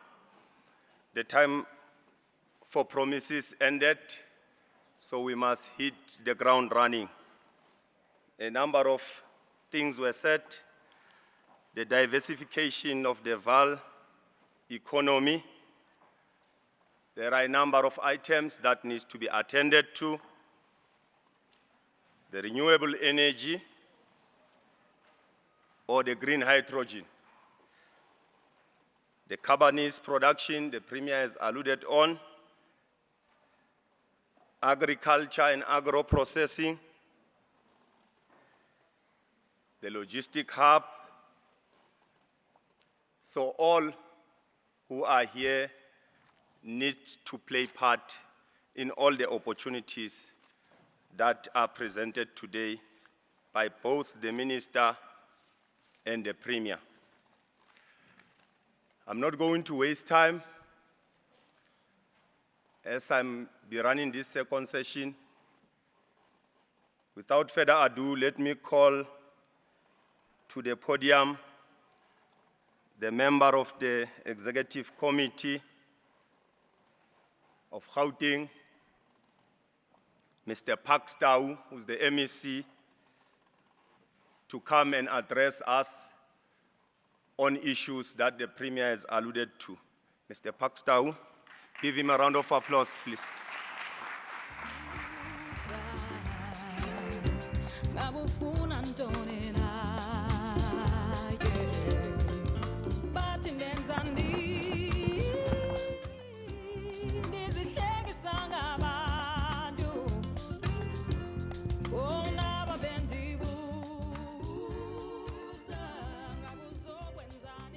Thank you very much to our program director, the executive mayor of Lesedi, Mayor Nkosi, to the Premier of Gauteng, Mr. David Makura, Deputy Minister Machola, the executive mayor of the district, Mayor Maloka, DG Emeritus, distinguished guests, ladies and gentlemen. A lot of ground has been covered with regards to what the purpose of the summit is, but also the problems we are confronting and the solutions we've identified. So I'm not going to cover that ground. Safe to say that the Gauteng Provincial Government has adopted a strategy, which strategy is about building Gauteng into a globally competitive city region. And this strategy is titled Growing Gauteng Together 2030. Specifically with regards to the Vaal, Growing Gauteng Together 2030 says, in the southern corridor, where the regional economy suffered deindustrialization due to the collapse of the steel industry, our goal is to build a new economy in the Vaal, which is based on a revitalized manufacturing sector, logistics, agriculture, and agro-processing, located in a special economic zone that covers both sides of the Vaal, that is Gauteng and the Free State. The reindustrialization of the Vaal as led by the Vaal SEZ acting as Regional Development Agency, is based on the following 6 pillars. A green energy-fueled reindustrialization of the Vaal region, transforming this industrial basin into the country's preeminent hub for low-carbon manufacturing and renewable energy production, which is the first. Second is high-impact investments into the food, agriculture, and agro-processing value chains. Thirdly, investment in gateway logistics, that is air, road, rail, and river, to exploit the locational advantages of the Sedibeng District. Fourthly, investment in the blue economy and the tourism sector on the back of the Vaal River. Fifth is building a smart city along the Vaal River to enable SEZ development and drive urban regeneration. And lastly, building strong linkages between township, rural economies with the value chains that the Vaal SEZ will develop and strengthen. So what we are doing here today is part of a program of translating this vision and objectives into reality. As indicated, the Sedibeng Investment Summit held on the 15th of October secured commitments worth 40 billion rand that will bring this vision to life, creating an estimated 170,000 jobs as they are implemented. As we strive to ensure these investments come to life over the next decade, and most will break ground between next year and 2025, we need to ensure that SMMEs in general and township-based SMMEs in particular are empowered as a new Vaal region arises. This obliges us to drive targeted spatial transformation and economic inclusion in much more aggressive, deliberate ways which build the capacity of the enterprises we seek to empower. GGT 2030 has made this commitment even more specific. It has committed this government to regulatory and policy interventions which deliberately target the areas and the people who experience the highest structural disadvantage. Transforming the economic destiny of these areas is the core aim of the New Deal for township economies in the Gauteng City region. We need to open up regulated space to the vast majority of SMMEs and township businesses. This means changing the rules the rules which govern commercial operations and those which dictate access to funding and access to market. This requires us to think of townships as potential enterprise zones and to do what is known as benefit stacking in these township areas. This means targeting regulatory reforms, funding and market access opportunities explicitly and deliberately at these areas so that the people and businesses who are in these areas benefit from them. This is the heart of our New Deal for township economies, and providing new rungs on the ladder of regulated businesses is a key part of it. We can build a truly inclusive, empowering consumer economy in the township areas of Gauteng that creates hundreds of thousands and potentially millions of new jobs. We can expand the 7 out of 10 township businesses in Sedibeng that already provide retail and personal services, expanding them into fast-growing, job-creating enterprises. But we can do much more than that. We can develop a real economy, or rather a real commuter economy around the 6 million people that use our taxi ranks every day, turning those taxi ranks into mini business and commercial districts. Where backyard shacks, which are home to 4 million of our residents in Gauteng, now stand, we can build flats and small businesses, linking these together to create true township high streets, including in the streets of Sedibeng and Sharpeville and across Sedibeng. And we can take the unused land, the abandoned buildings, the forgotten industrial estates across the Gauteng city region and use them to integrate our townships into the value chains of all 10 of the high growth sectors this government has committed to turbocharge the growth of our province.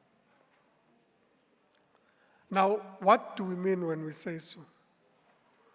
We mean that in fact we are creating funding instruments dedicated at ensuring that people who earn a living from renting out their backyards to either people in backyard rooms or shacks can gain access to funding without a requirement to put their house up for collateral.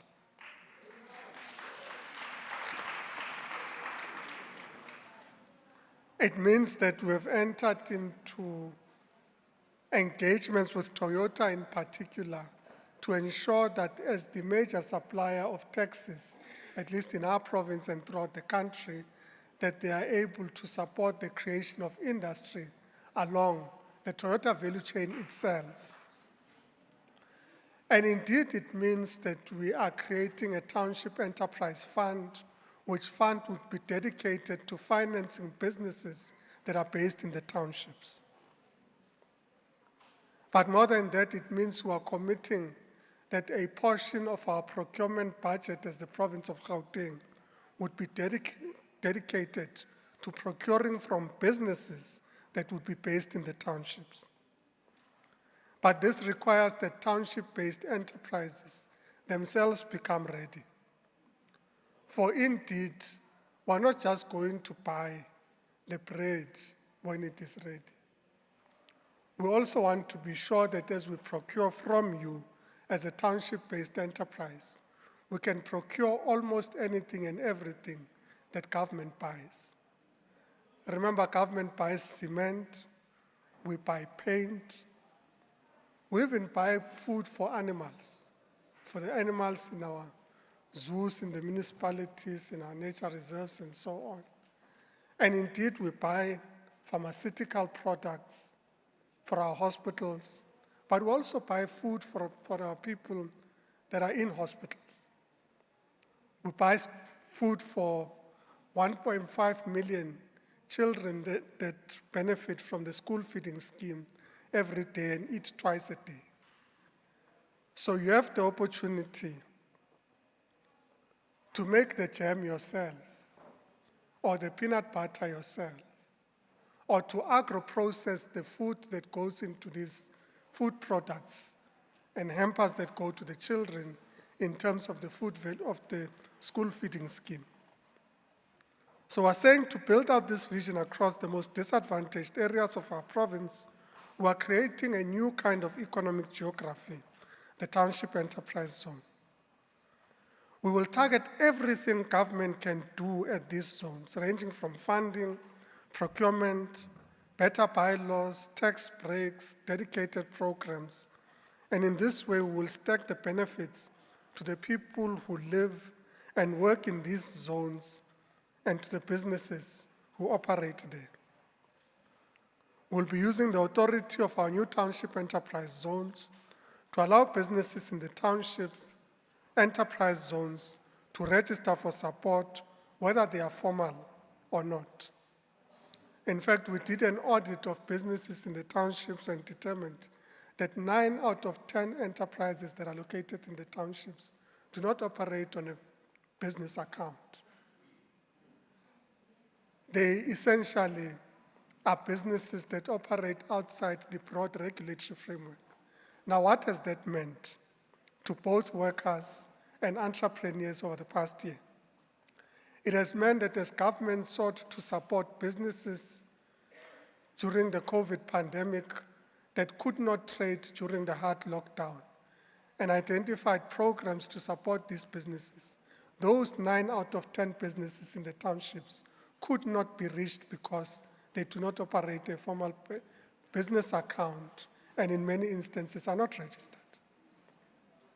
It means that when government said we're going to create a temporary employer-employee relief scheme where workers who would be out of job during the period that were impacted by COVID and therefore out of work, they would get a grant from government to supplement their income or give them a replacement income during that period.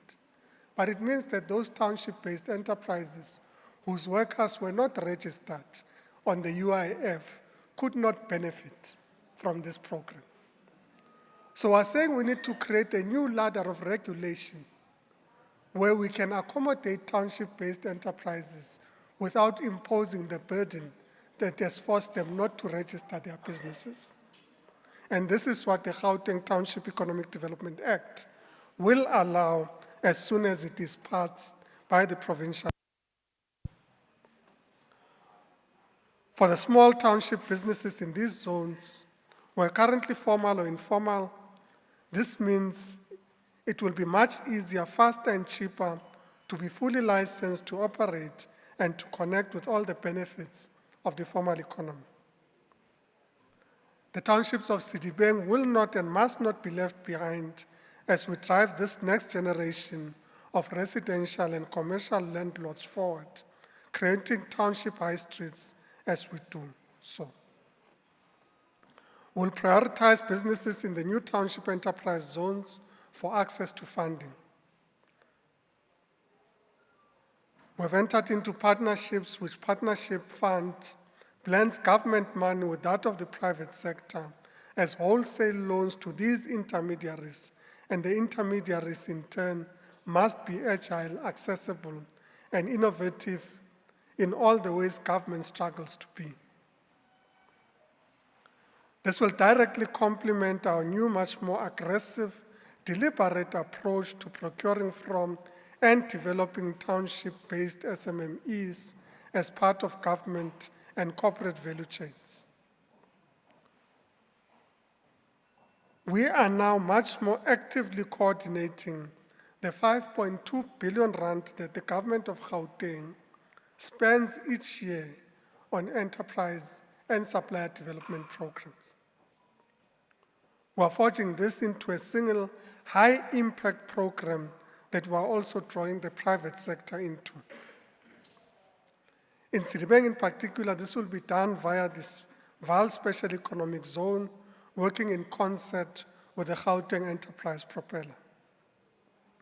For the cannabis and agribusiness to agro-processing value chains, it will also pull in our capabilities in the Department of Agriculture and Rural Development.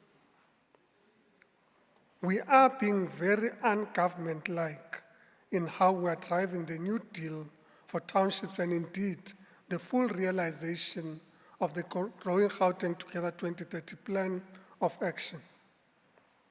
The fact is that SMMEs and township-based firms, 1 million of which are active in Gauteng's economy at any given time, can be the very clusters of fast-growing firms that we need. We call on those SMMEs here to take advantage of these initiatives, to partner with us in accelerating the SMMEs and township economy, and through that partnership, economically liberate the Gauteng City region overall. Thank you very much, Program Director.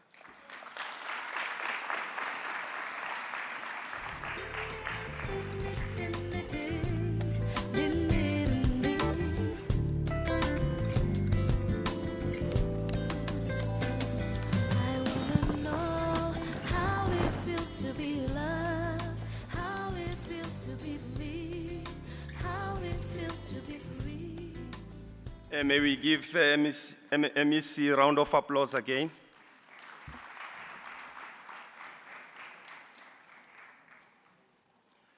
very interesting to note that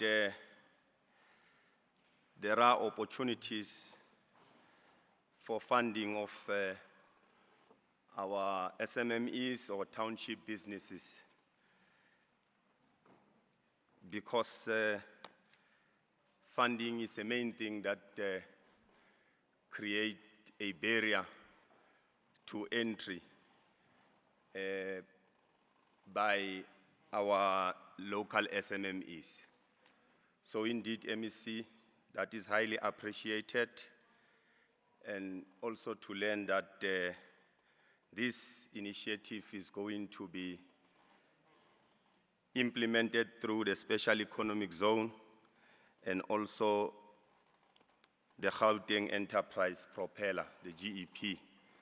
So it is convenient that the GEP is the one that is coming to the foyer to tell us how this is going to be implemented. Ladies and gentlemen, let's give a round of applause to Saki Zamkaka, from the CEO of the Gauteng Enterprise Propeller.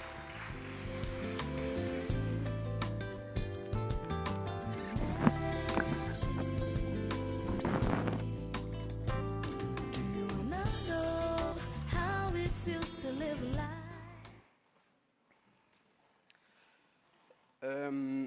Thank you, Program Director, Executive Mayor. Good afternoon to the Premier, the MEC, and the Executive Mayor, Ms. Lerato, colleagues who are here, and both the HODs of Agriculture and Economic Development.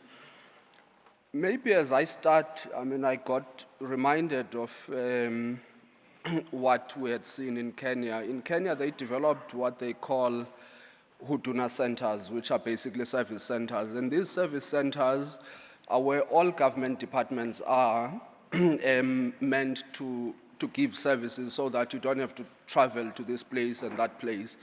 But there was one very powerful thing that they adopted as a philosophy, and that philosophy was a no wrong door policy. That anyone who goes to any government door mustn't be told that you're in the wrong place, you must go somewhere else. And that is practically what, as GEP, we've been asked by the Premier and the MEC to be for SMEs. That we become that aggregator, as they've called it, where all what is available in funding, you can then come through the GEP for that support. And as a result, you will see, as you may have seen already in the program, we have the IDC, we have the NEF, we have Solidarity Fund, and that's part of the indication of what we are actually trying to do, because as the GEP, there's a limit to how much money we get allocated per year.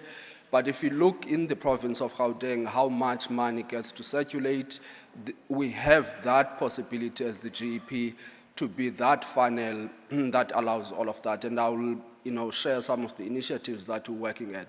So I think for me, for entrepreneurs who are here in this room and colleagues in the GEP, if there's anything I think is a takeaway for today, is a reminder that as the GEP, we are that entry point for entrepreneurs who require different forms of support, that they can actually come to us.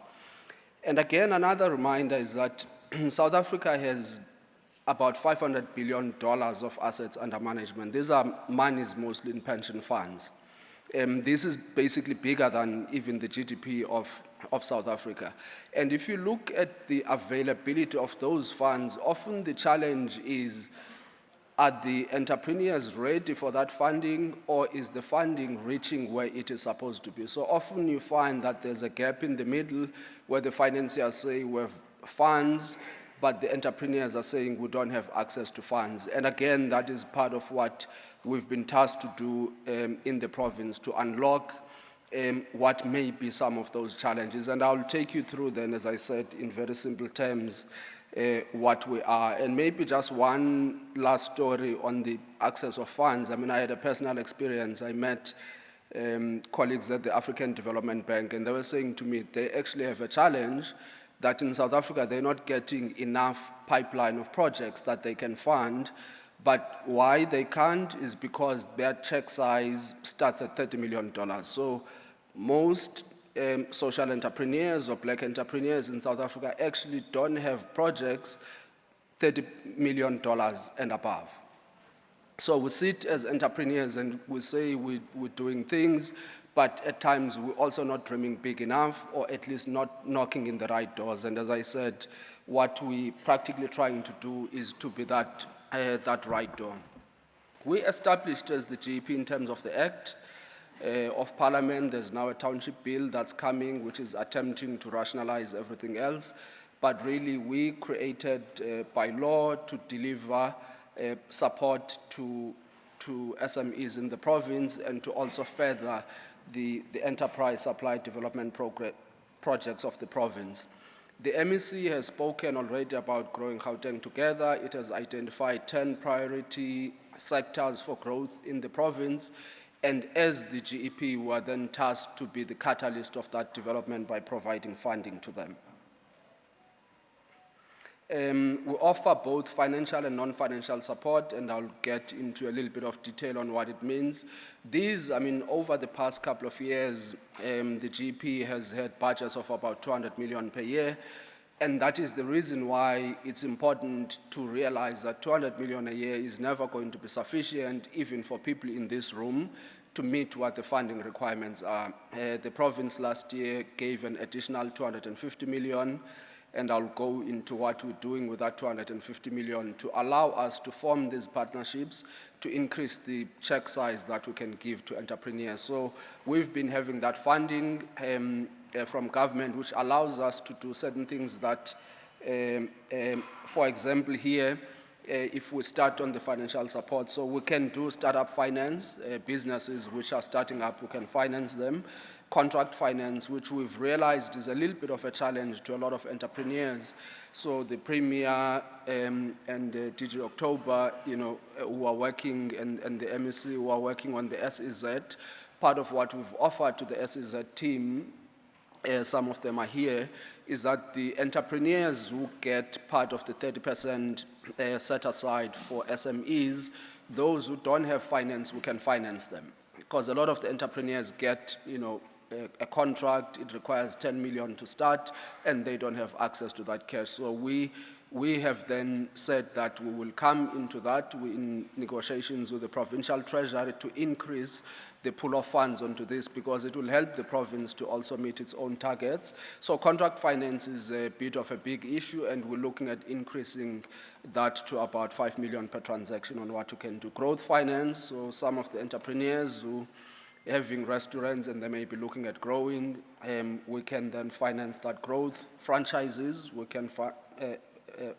finance franchises, and then microfinance. Some of this microfinance we actually do as grants.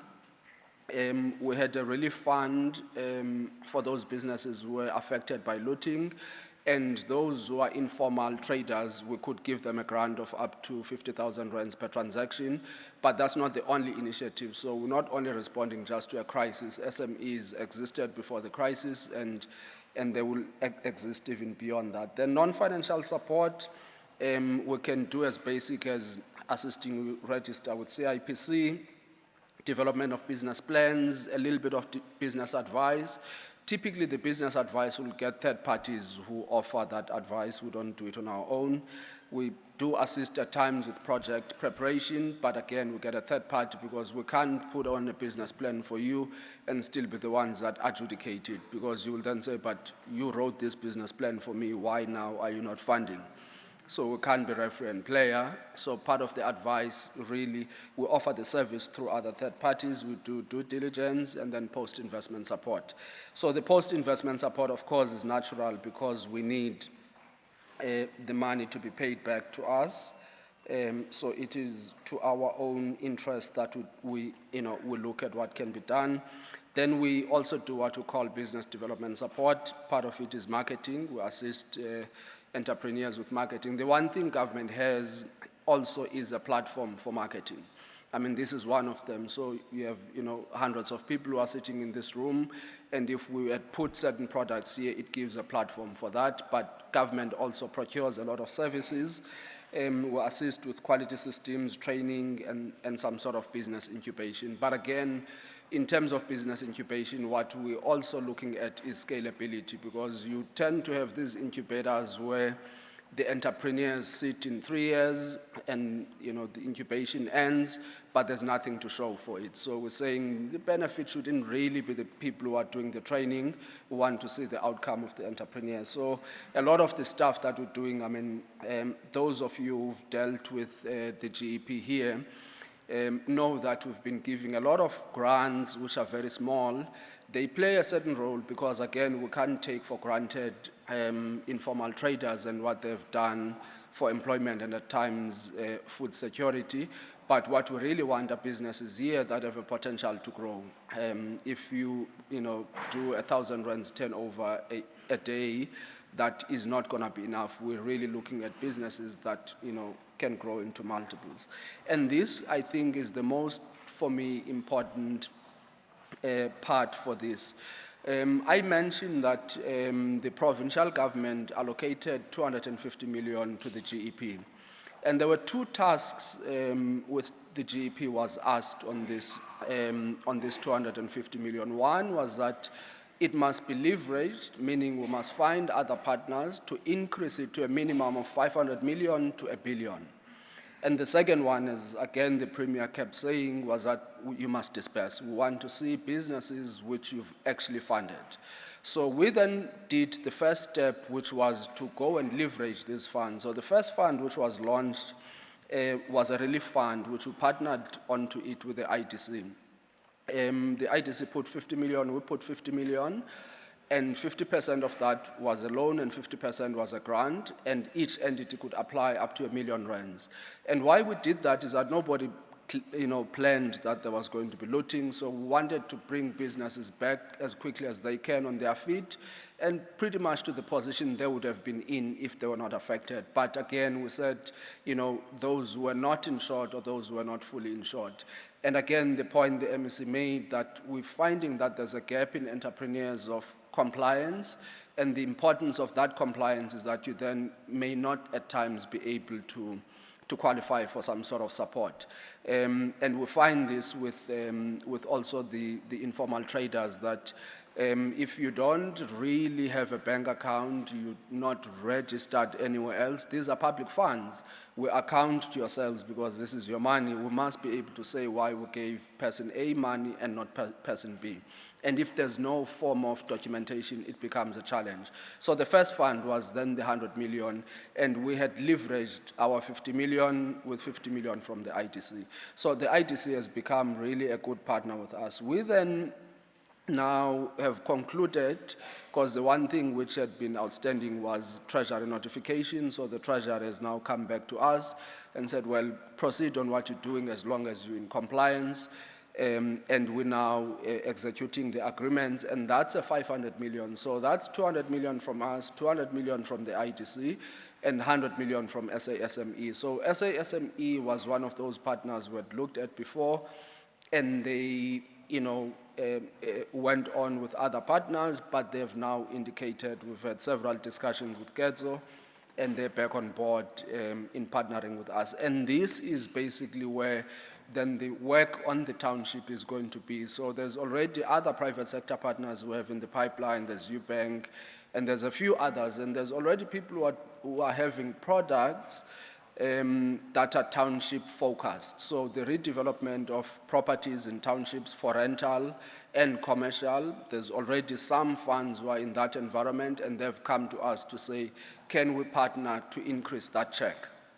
So in the different, retail is one of those where some are looking at distribution models, because one of the things that's also been affecting smaller businesses is scale. If you go and buy on your own, you don't get discounts, but if there's a distribution model that aggregates all of us in the room, we then have the scale that we require and can make things a little bit cheaper. So that those are then the funds, and you can apply to us, you can apply to the ITC, and we're doing the same thing with NEF. We met with them in Solidarity last week, where even on the relief fund, we are now looking at co-funding the projects that have come from all of us. IDC is very far ahead, and DBSA, we've also had similar conversations. So back again to the point that we want to be the door that entrepreneurs can come in. There's a private sector initiative which was started outside of government by SAPOA and some of the property owners, where they were setting up a retail fund. And the target for this fund is 100 million. They've come to us, and we are then, putting through the approvals to get our own commitment into this initiative, because a lot of these property owners are taking this out of their enterprise development fund. And there's many of these initiatives we're doing, as I said, in terms of the partnerships. One of them is the Competition Commission. The Competition Commission has, when they approved a lot of the mergers and acquisitions, the conditions that came, SAP is one of them. There's a lot of commitments that they were supposed to do on agriculture, agro-processing, and they set up funds, and you find that either those funds are not dispersed, one, but two, that some of the corporates don't meet those commitments. Massmart was one of them.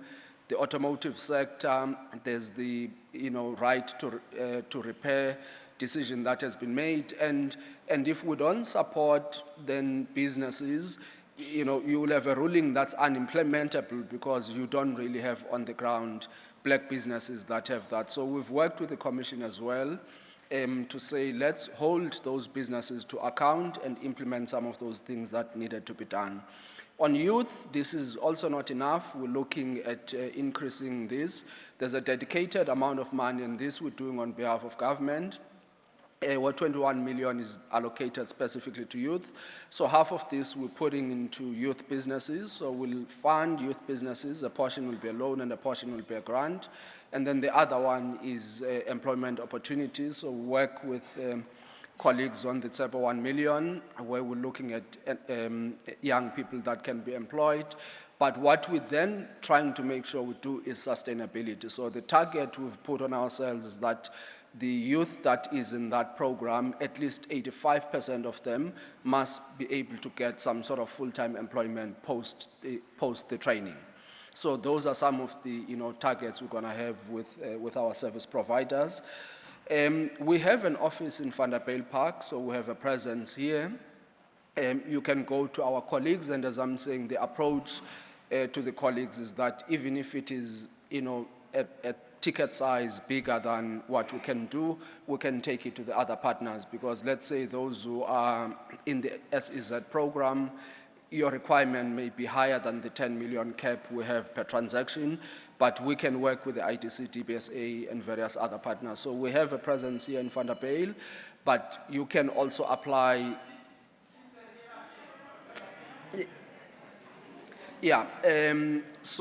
But you can also apply in the website. There is on the website literally an icon written apply online. You can apply there for both financial and non-financial support, and we will then deal with that. So that would be the end of our presentation. As I said, really a lot of our interventions is on the financing, and we have the other partners that are going to tell you also a little bit in detail what they have done, the disbursements they have done over years, and budgets that they're having for entrepreneurs. So thanks a lot, Executive Mayor. Thank you.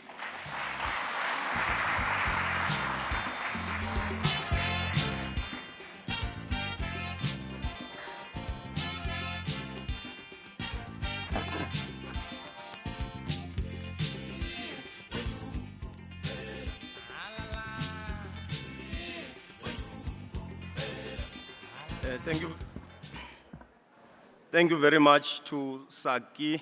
So let's give him a round of applause once more.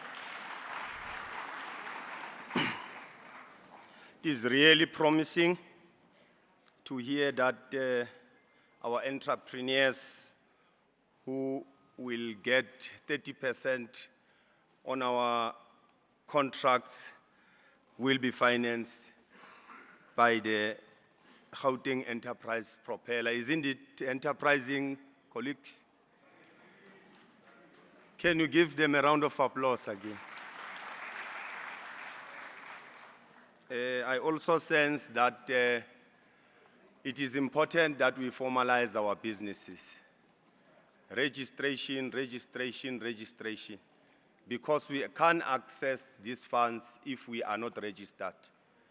So let's do that. Let's register businesses so that we are able to access these opportunities. We are indeed running out of time. Saki has also mentioned the partnership with the IDC.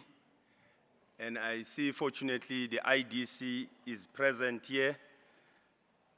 So without further ado, let me call Mr.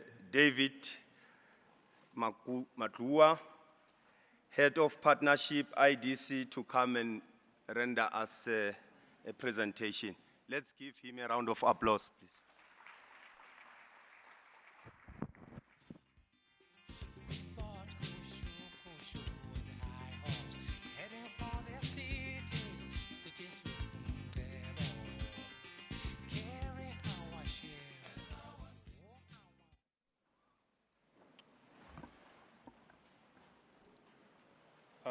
Good day, colleagues. My name is Malabana Mgoba, representing David Matlua, who couldn't make it today. I would like to firstly recognize the Premier of Gauteng, our Deputy Minister, the MEC, and the local mayors around here and esteemed entrepreneurs around here. I'm here to share with you about the IDC's offering. We know that GEP cannot fund a certain amount of businesses or certain industries. So with IDC, we concentrate mainly on manufacturing and other industries that make employment. So the structure of my presentation is as follows. It's just to give an overview of who we are as IDC, the main activities that we do, the criteria for application process, and the developmental role that we play. We are more than the bank. The SMME Connect program that we have initiated within the IDC, we have realized that there is money lying around, that can be leveraged through the ESD corporates, both in the private sector and the public sector. About 30 billion rand can be leveraged through that program. We have, again, the Social and Solidarity program. The Deputy Minister has said that the government cannot do this alone. We know that we need social enterprises that can assist government to roll out some of the programs. So as an entity, we were established in 1940. We get our mandate from the Constitution and the IPEP and the National Development Plans. As you can see that we have a strong balance sheet as a state bank. We are owned by the government. Again, we are providing funding for entrepreneurs who contribute to industrialization. So our main business is mainly into the manufacturing. Those who knows Omar Rask, I was told that those were the first investment at the IDC.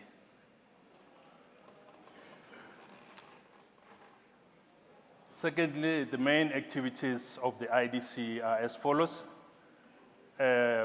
We are not only providing finance.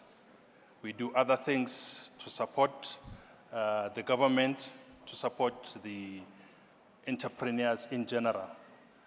This includes provision of development finance, project development, research and policy inputs, development of enabling and strategic partnerships. That's why we are here. I must say, Premier, we are part of the war room. We sit there and then we contribute to these milestones. We do fund management, and then for our clients, again, we do business support and capacity building for our clients. Mainly because of the mandate that we get from the government, we are not doing everything, unfortunately. Our sectoral involvement is mainly in the manufacturing of machinery equipment and electronics. We are into automotive and transport equipment.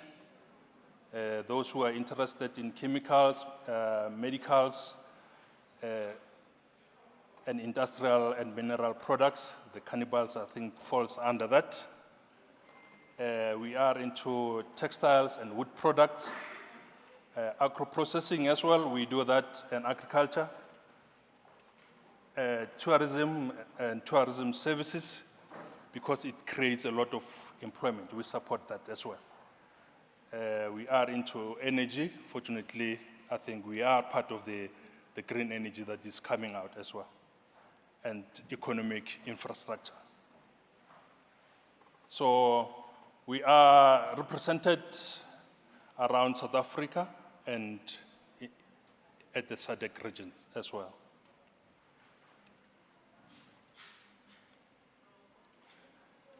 As I've already alluded, our minimum investment is at 1 million rand to 1 billion rand. So this is big monies for those who are into the manufacturing sector, especially those at the SEZ project. So the project must be highly viable. We need the securities there. However, this depends on transaction to transaction. Again, because we are developmental, the project must have a developmental impact into the economy. So what is needed for you to apply to the IDC is a comprehensive business plan with supporting information submitted.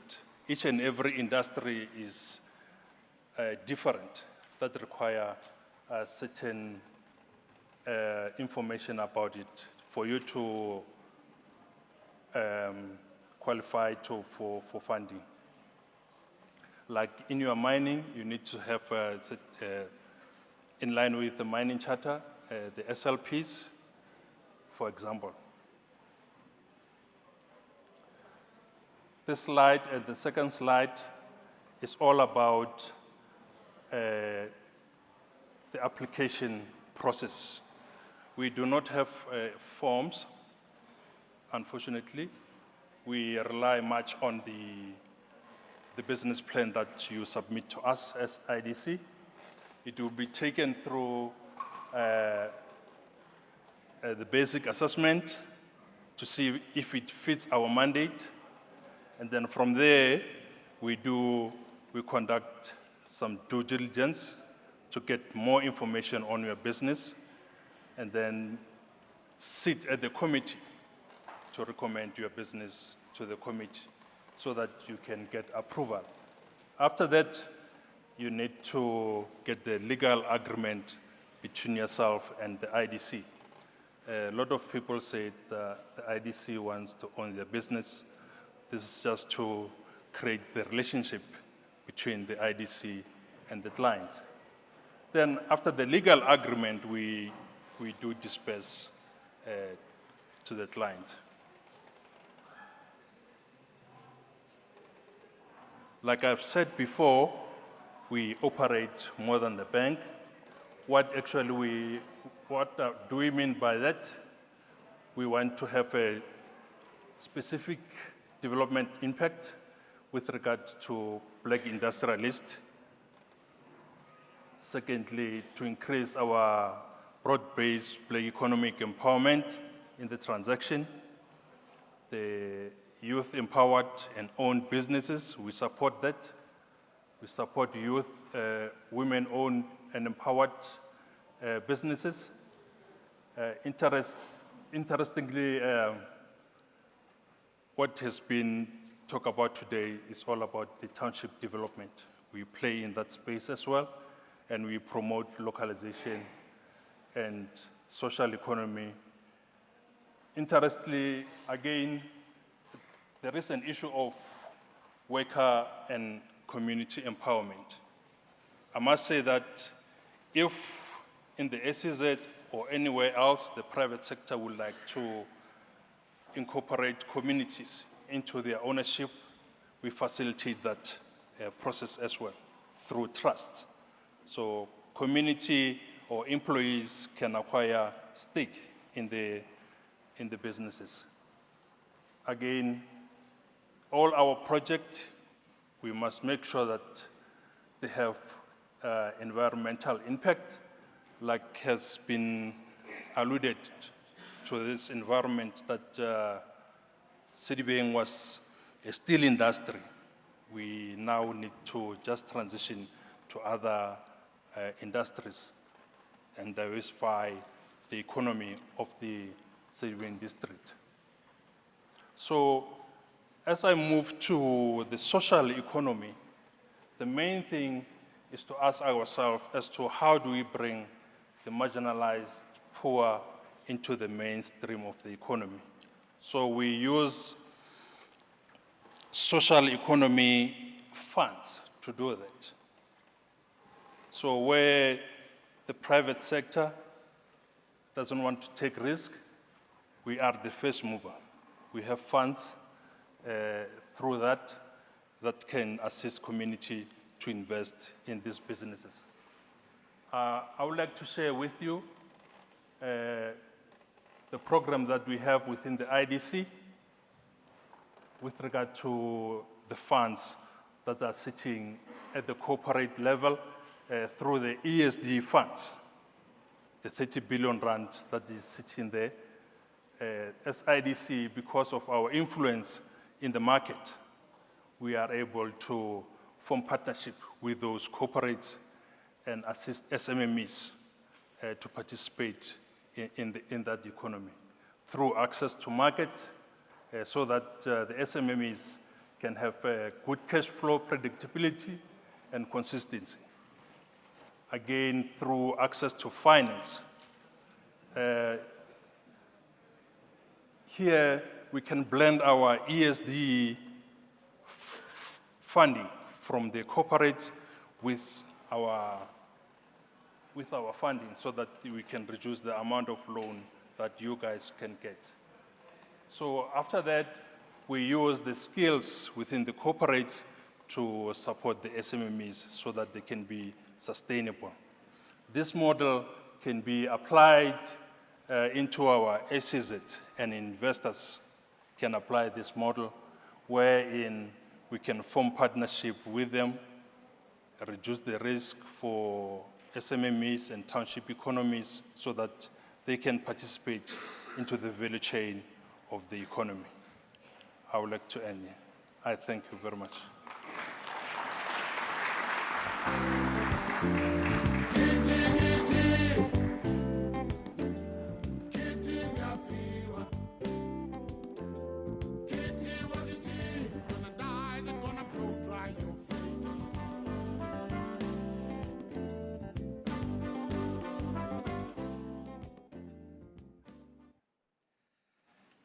Thank you very much to Mr. Malibana.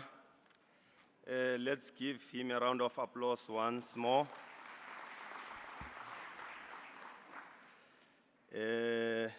Indeed, you heard that there is no limit for the IDC. They can fund whatever project that you may bring, billions and billions. So it is upon you whether you are coming or going. So an Englishman once said, every man is an architect of his own fortune. So it is incumbent of all of you business people in Sedibeng, let's prepare our paperwork and hit the ground running to the IDC. It's funding, funding, funding. Let me, without a waste of time, call upon Sia Goko, Senior Credit Risk Manager, to render us a presentation from the National Empowerment Fund.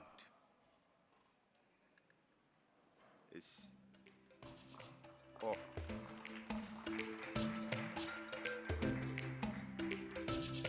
Give him a round of applause again.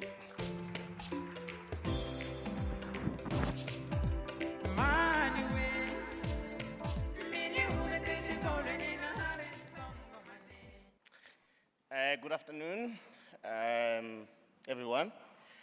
I am also standing before you. My name is not Sia Koko, it's actually Solima Bandla, who will be speaking on behalf of the NEF. The CEO couldn't make it because there was an urgent commitment that she had to attend to. So sitting there and listening to the speakers speaking about funding and opportunities, I could not help but getting excited. Excited as an entrepreneur, because I think what is happening here is that the hope is out there. It's up to us as entrepreneurs, or it's up to the entrepreneurs to really take advantage of them. So, Mr. Premier, I think that you should not fear entrepreneurship that much. Having said that, I'd like to start off by actually acknowledging the dignitaries that are here, starting with you, Mr. Premier, and actually thanking you for making this opportunity available to these entrepreneurs. We are in the cold phase of entrepreneurs who come to our doors knocking for funding. So it is quite encouraging to see that our government is taking these things very serious. I must also acknowledge the MEC for Economic Development and Agriculture, Mr. Pakstau. They always say I don't want to be controversial, but the last best mayor was Mr. Pakstau, but yeah. Obviously, the DG Emeritus, Mr. Lionel October, for your foresight, thank you for coming. The District Executive Mayor of Sedibeng, Ms. Lerato Maluka, and the other dignitaries that I haven't mentioned, but more importantly, the special guests, the entrepreneurs. I think that, you need to pat yourself in the back. You came out in numbers. So it's quite encouraging to see that, we do have entrepreneurs in this country. My presentation really, I'm going to try and cut out some of the slides because I think that by and large, all the DFIs have similar programs, except to say that us as the NEF, we actually the only funding institution that was actually established to fund black people. So our colleagues at CIFA, for an example, had challenges with the AfriForum, who interdicted them from implementing that 2 billion rand transaction. Had that money been given to us, no insult, Mr. CIFA, but they wouldn't have been able to, because they would need to change the legislation. They would have had to come to Parliament, which will take them time. But having said that, I do think that there is a task ahead for all of us. Like I said, we are the agent of the DTI. Our funding is from 250,000 to 75 million. Maybe if I go to the next one.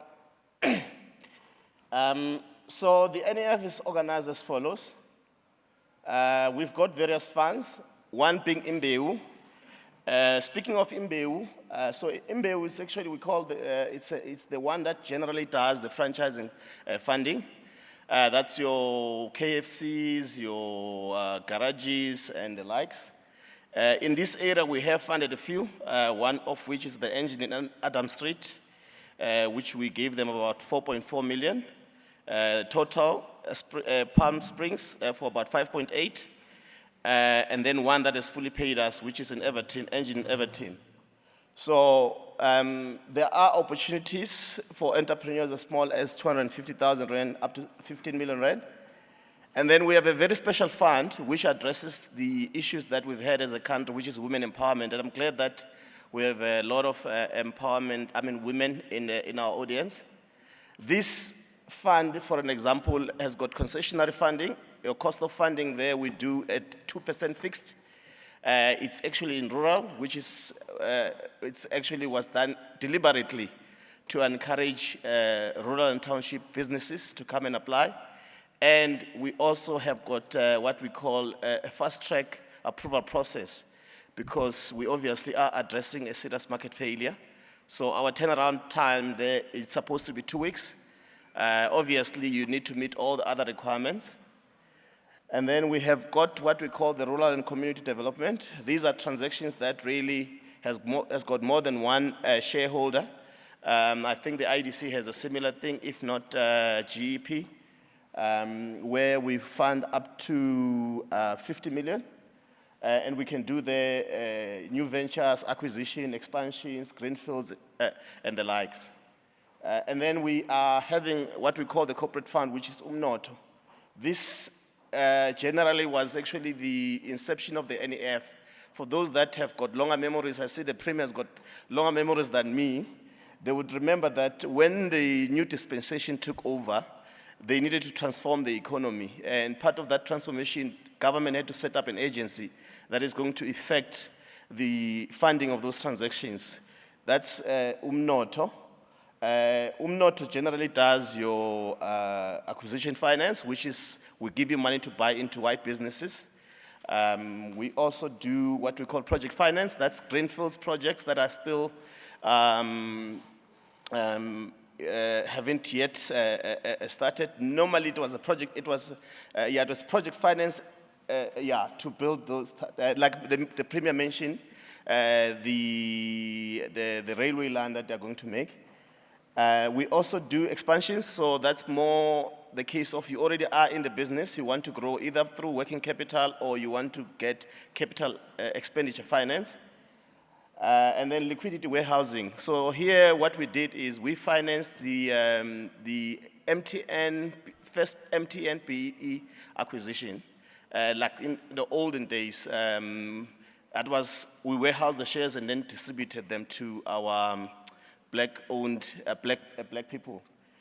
And then we've got the Strategic Project Fund. This was as a result of the market needs, where we did not want to pigeonhole our people to say, you cannot bring innovation. If you've got something that is innovative, but has not yet gone to market, you can come to us for funding.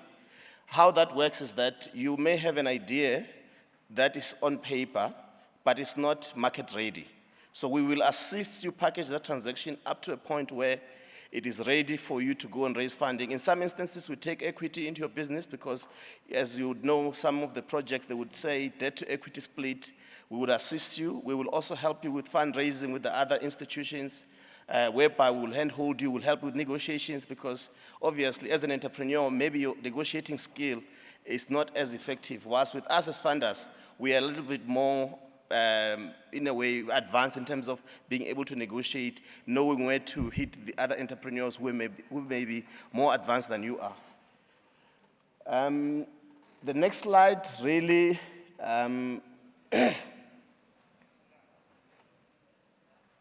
yeah.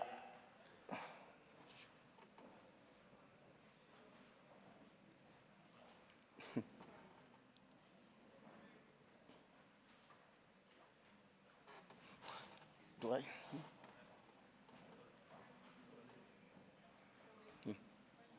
Oh, okay. Thank you.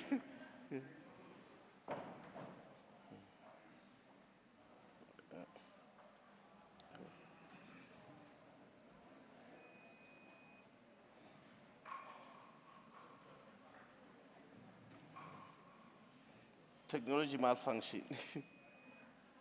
Okay, so this one, I won't really waste your time with it, but it's really about what we've been able to achieve since inception to date, which is the financial year end of 31 March 2021. Whilst the next slide is loading, we can just see there that To date, we've had approvals in excess of about 11.5 billion. The next slide really talks to the collections, because we need to be sustainable. So to date, we've collected about 3.9 billion from our entrepreneurs. So they do pay our entrepreneurs. The next one is really performance in terms of our approvals and commitments, jobs. Safe to say that we are measured on jobs, and it's very important. For the year 2021-2020 financial year end, we create about 2,488 jobs. What we often do as well is unlocking what we call third-party funding. Generally, this is transactions where we partner with other institutions, be it state-owned as well as private. This we do because we obviously have a limited balance sheet, and I think our colleagues from GEPF also uses a similar strategy. And safe to say that to date, the NEF has unlocked about 9.08 billion in funding from third parties.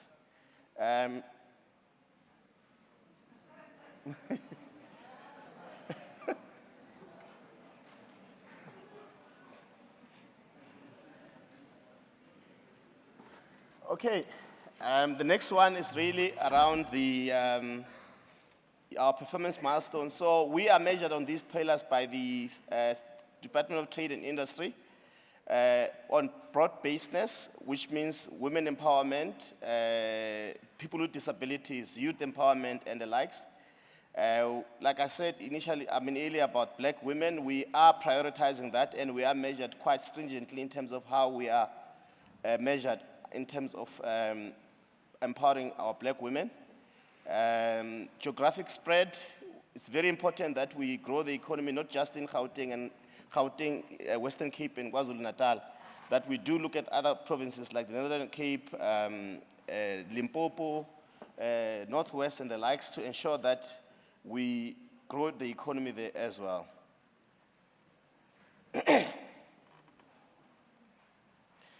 This one we've already seen, so I'll just move to the next one. Okay, our colleagues initially spoke about the non-financial support. So one of the things that we do as the NEF is similar to that, with the exception that we actually have what we call the turnaround, workout, and restructuring unit. This unit is dedicated towards ensuring that even businesses that are in distress, we are there to assist them through making sure that their business plan makes sense. Wherever they need help, we can assist them.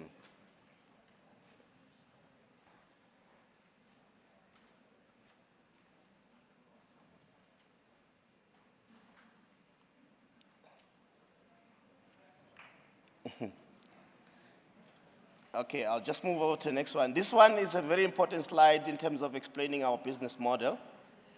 So what we do is we do actually assist our entrepreneurs with training. In some instances, we get involved in incubating them. And then we also assist them with an online business plan solution whereby they can write their business plan to ensure that it actually is market ready. We have actually negotiated some off-takes on their behalf with other counterparties to ensure that the off-takes make sense and it does not disadvantage them. We then obviously ensure that we do the approval as well as disbursements of the funds. Then we also can engage third-party partners. We do mentorship and support who are on our database, as well as continuous monitoring and backup office support, which culminates in the contribution to the national growth of the economy. This one, I think I'll just skip quickly, but generally just shows that we actually are active in most of the sectors. Safe to say that our portfolio is about 56% of township as well as rural localities. One of the things that we thought is important is to obviously to maybe share with the colleagues some of our lessons learned to ensure that we increase the economic participation in the in the townships. So, as you guys would know, we've had issues with looting in this country, whereby most of the shopping malls in the townships were completely looted. So, as part of our strategy going forward is to ensure that we entrench quotas in terms of tenant mix, where we make sure that 30% of transactions that are funded by the NEF, the GLA, should be set aside for independent local tenants. And that's really to ensure that the local people are benefiting. So services like cleaning, gardening, informal traders, stores, and taxi operators should be actually given to the local people. If you want to see an example, it's like Bridge City Mall in KwaZulu-Natal, which had about 40 GLA. However, most of that space was given to the majors, and needless to say that it is one of those worst affected malls. So we have noticed that this does not benefit the local economy, and we have strategically made sure that on all our transactions going forward, we involve the local people to ensure that the economic activity benefits them. We've had partners, where they've come with some funds, some of them Pick and Pay, BP, Engine, Shell, and the likes. This is really what I was talking about earlier on in terms of leveraging of third-party funding.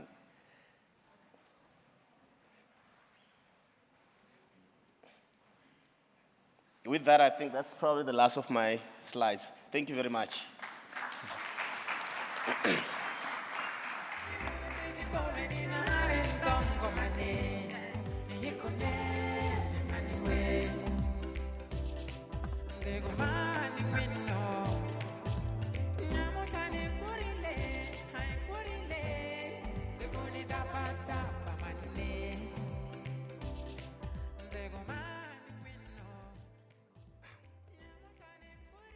Thank you very much to Solima Bandla.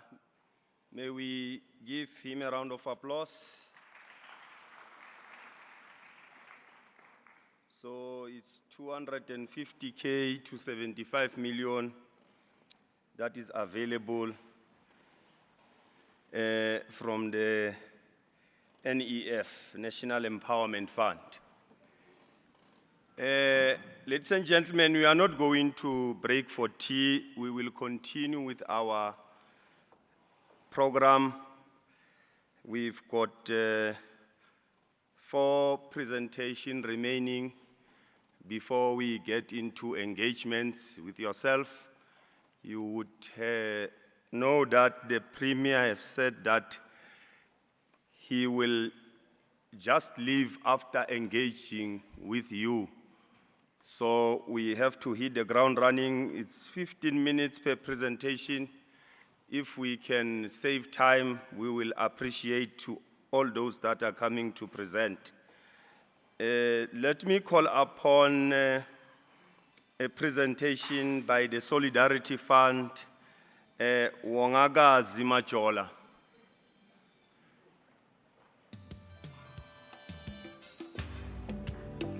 Wongaga Zimajola.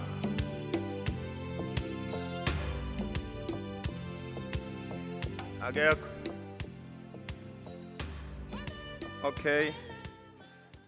Let me then go to the next one by the Small Enterprise Finance Agency, Don Mashele, Head of Regions, SIFA. Can we give him a round of applause, please? Thank you very much.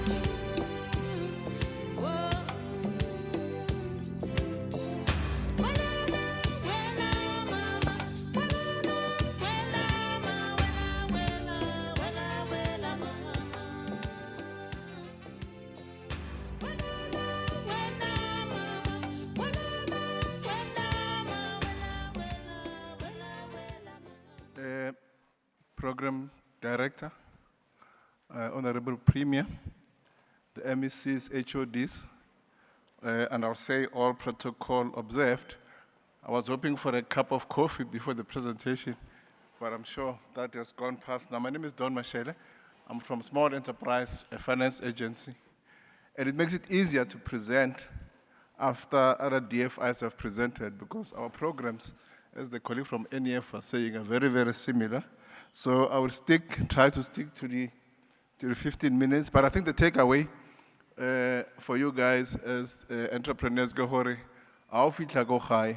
it must be easy for you to say, how do you access the programs that we have just presented in here? So, SIFA, we are an implementing agency of the Department of Small Business Development. Under the department, we've got 2 agencies ourselves, and our sister organization, SEDA, Small Enterprise Development Agency. SEDA provides non-financial support, and we provide funding.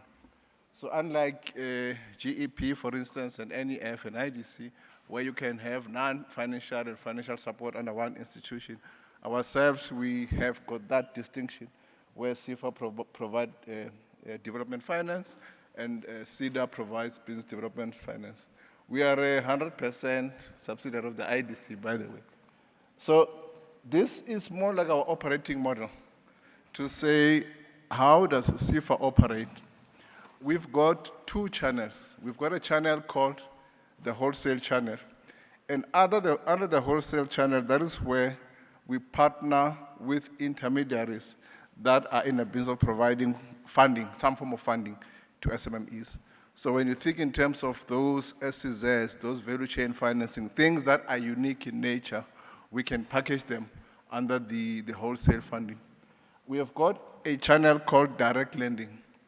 Direct lending, that is where, as an entrepreneur, you are able to approach our regional office and apply for funding directly. Under direct lending, our threshold, we're talking there about businesses that are looking for a minimum of 50,000 rand and a maximum of 15 million rand. So it's important as entrepreneurs to know that distinction, to say, it doesn't mean that if you can't be funded through the partnerships that we've got, general finance, vanilla type of financing can be provided through our regional offices.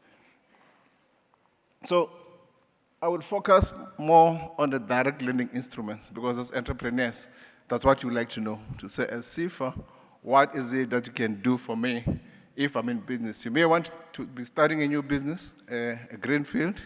You may want to expand a business, or you may want to acquire a business. So we are able to assist in all the 3 phases of businesses, be it a startup, be it an expansion or an acquisition. So the first instrument is your asset finance. Because as business people, when you go into business, you need funding for asset acquisition. It can be equipment, it can be vehicles, it can be any form of machinery. So we've got an instrument where we can assist you to purchase whatever kind of asset that you can think of as a business person. The second instrument, we're talking about term loan financing. Now, term loan financing slightly differs from your asset finance, because your asset finance here, we're talking about those assets that you can identify, or they can be identified by a unique number. If it's machinery, it's a vehicle, no 2 vehicles are the same. But now some of our clients, you want funding for furniture, for fixtures and fittings.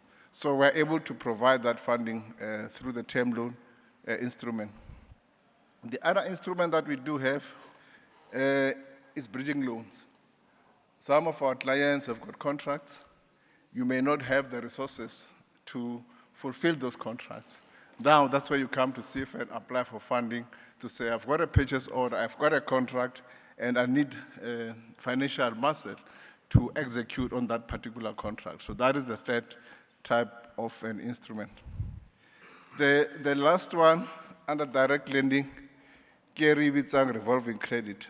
So this will mainly provide to our existing clients. So if you are a client of SIFA, you've got a purchase order that were funded you. Let's say, for instance, you've got a contract. It's a 3-year contract, as an example. Under that contract, there's a limit in terms of the rent value of the contract.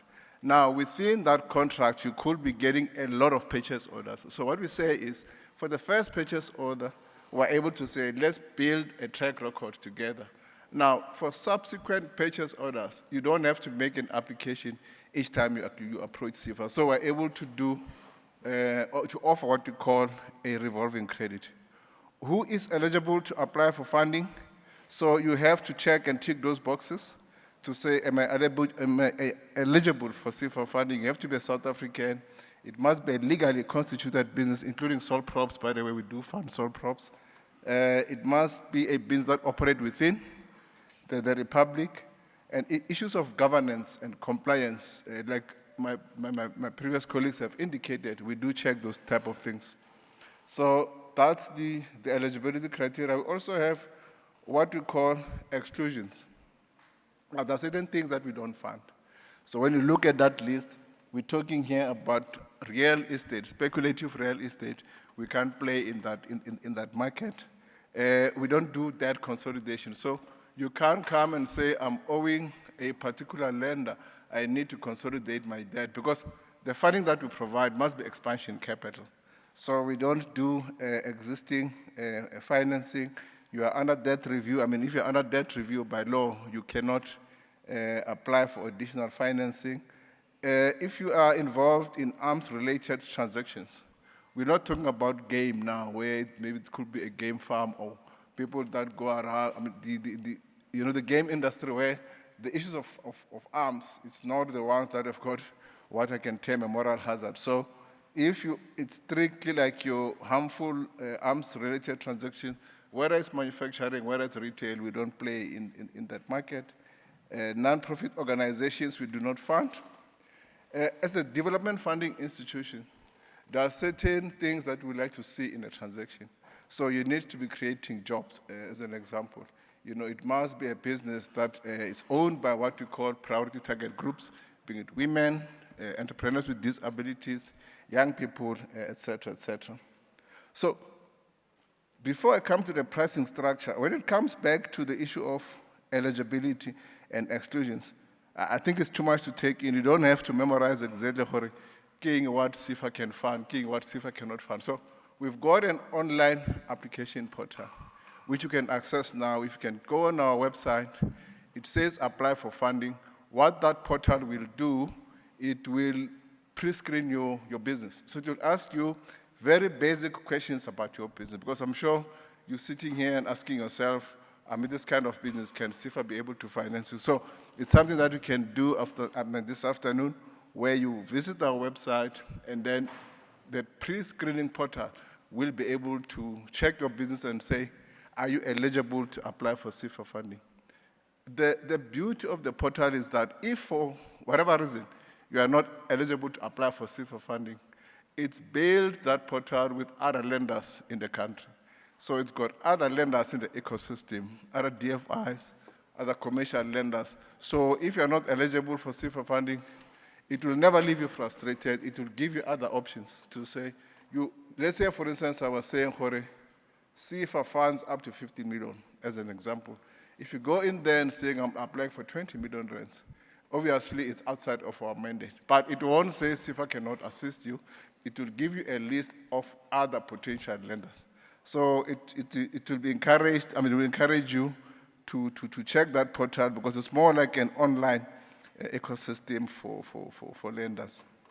The pricing structure, just quickly, we provide debt funding. We don't provide equity. So we don't buy shares in businesses. We provide only debt funding. So debt funding then means we charge interest rate. Interest rate is based on prime. We check the prime rate. We put your transaction, your application into a pricing model.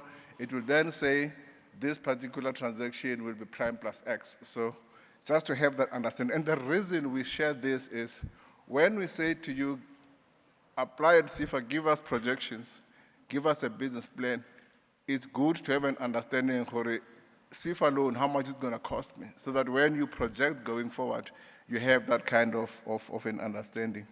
We also give what we call discounts for development.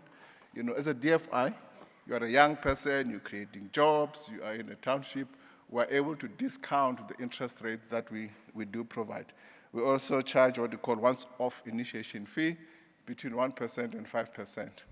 And the rationale of our initiation fee is this. The loan duration determines how much initiation fee we can charge. I did say that we also provide contract financing. So if you're coming to SIFA for a 3 months loan, which is a short-term loan, you know, the initiation fee will be a little bit higher than somebody who is coming to SIFA, getting funding, and then the repayment is over 5 years. We've got a special scheme for entrepreneurs with disabilities called Amavurandlela Funding Scheme. So this scheme, in terms of interest rate, we charge a fixed 5% interest rate.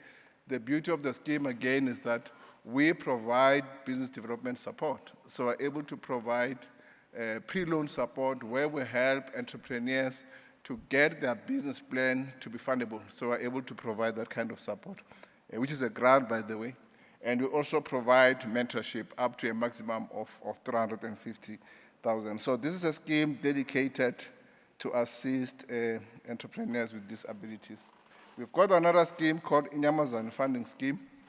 The design of the scheme, very, very similar to the previous one, but this one is for our military veterans, and the interest rate there is 9%. But in terms of design and everything else, in terms of business development support, it's designed alongside the same principles as the Amavurandlela Funding Scheme.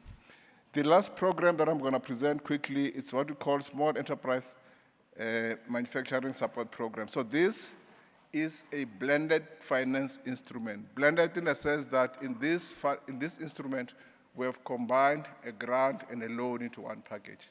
So if you're applying for funding and we're in manufacturing, we're able to provide 20% of what we provide by way of a grant, and then 80% will be a loan. So let's take a simple example, Guti. You're applying for, what, 1 million rands. And then you're in manufacturing, you've been in business for at least 2 years. Then we're saying that 1 million rand, 200,000 will be a grant, 800,000 will be a loan, and the loan portion, you repay it at prime interest rate. So it's the only instrument that we've got where we've combined a grant and a loan into one package. You can't apply for a grant to pay. You know, it has to be a combination. The threshold, similar to what we do at SIFA, which is 15 million rands. Here, colleagues were able to stretch the repayment to 84 months, where you can structure the repayment just to suit your cash flow. Who's eligible? That is the list. It must be a registered business, a South African owned business, 100% owned by South Africans, at least 2 years in business, because we need to establish some form of track record, particularly in manufacturing. Unless you've got good letters of intent or you've got an off-take, you know, we can consider funding you even if you're not at least 2 years in existence. It must be 51% owned and managed by black people. And then last, the second one is that, second last, you must be in good standing with the receiver, and you must have registered. We've got a database called the National SMME database. We prefer that you register in that database. So these colleagues, we call it a funding template. I know other people can call it a business plan, but what we have done is, I did say when I started that SEDA provides non-financial support, which includes a business plan. Now, we have had instances where entrepreneurs go to SEDA, get a business plan done, it comes to SIFA, we still say no. So something tells you something's wrong in the system when something like that happens. So what we have done is we have developed what we call a common funding template.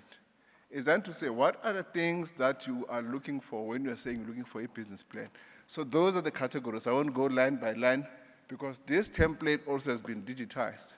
So you can go on our website, under common application template. It asks you very, very basic questions. And when you respond to those questions, it's building a business plan in a Word document. So you're able to download that business plan, polish it in the manner in which you want, and then still be able to use it as a supporting document for your application. So this document was not only developed by SEED and SIFA. We consulted with the IDC, we consulted with the NEF, the NYDA, to then say, let's as lenders look at because the things that we're looking for are very, very common. So that this is more a standard, as it were, to say when IDC says, give us a business plan, what must be in that business plan? When NEF says business plan, so that you don't get confused and have so many templates of business plans out there in the market. And the other thing is that this document, when you do it this way, and just try to do it. It's actually empowering you as an entrepreneur, because even if CEDA or whoever will get a consultant to assist you with a business plan, it helps if you've done some groundwork on your own. So this is more like a template that we have developed to guide in terms of the funding. Quickly, we've got programs called Township and Rural Entrepreneurship Programs. So these programs were developed just under 2 years now. When COVID hit, remember when COVID hit in 2020, we had programs that we were assisting SMMEs, the debt relief at that point, because it was tough. But as the economy started opening up, then we developed certain programs. And what we did understand is that when the economy opens up, there are certain businesses that are going to struggle to come back. And most of those businesses are the ones that are in township and rural areas. So we have developed programs called Township and Rural Entrepreneurship Programs, TRAP. So the whole idea really is to get to understand and fund businesses in townships and rural areas, giving them exactly what they're looking for. Because we cannot assume that we can have a blanket approach to say businesses in township and rural areas are looking for the same thing. Someone who's running a spaza shop, as an example, does not look for the same things in terms of funding support or non-financial support as someone who's running a personal care, a hair salon, someone who's running a fruit and veg, those type of things. So these programs that we have are designed to provide financial support through CIFA and non-financial support through CEDA. But what we have done is the first category of these programs, we started with this list, the small-scale bakeries and confectionaries. So we provide funding to those type of categories. The auto body repairs, workshops that we find in Madokshini, the butcheries, the clothing and leather, textiles, your personal care, salon that we do find, spaza shops, and last but not least, Ichisenya. We can look at this list and say, but what about internet cafe? What about car washes? I think the first thing is to then say, let's get this right. As we go along, we'll get more progress. But I think the beauty about these colleagues, I emphasize that it's more to say, let's get businesses in township and rural areas well structured. Funding is one part of it. Non-financial support is the other. But the critical one, again, is the voice of small businesses. Because if you can, in an area, in a township, you can group yourselves together and say, we are running personal care. Let's go see 20 and apply for funding from CIFA, because you don't have to compete. You have to understand the issue of bulk buying, the issue of supporting each other. So I think from an entrepreneurship point of view, you must look at these programs in that way to say, how can we get back the economy in township and rural areas? I did cover this. That is a combination of a loan and a grant. I won't go into detail in the interest of time to say what does each program cover. But most of the programs, the maximum, we're talking about 350,000 rands. 50,000 of that can be a grant. There are certain ones where we provide 50,000 rand, like a salon, 50% of the 50,000 rand, which is 25,000 rand, is a grant, and the balance can be a loan. But I will leave my contact details with CIFA to say if you need to know more about how these programs, you can dial our call center. Who's eligible to apply for this? I'm talking now about TRAP. It must be legal entities. I think it's been overemphasized by the previous speakers and the program director to say the issue of compliance is important. It's very, very crucial to comply and make sure that we run businesses that have got a bank account at least, to say that most, but there must be a difference between your money and the money that belongs to the business. So it's not a difficult thing. The issues of bylaws, it's our government. We need to make sure that whatever bylaws that are out there, we comply with those particular bylaws. So issues of compliance, when you look at the criteria that you see there, most of it is actually covering the issue of compliance. The application process, the first 5, there's an email address, which is trap@cifa.org.za.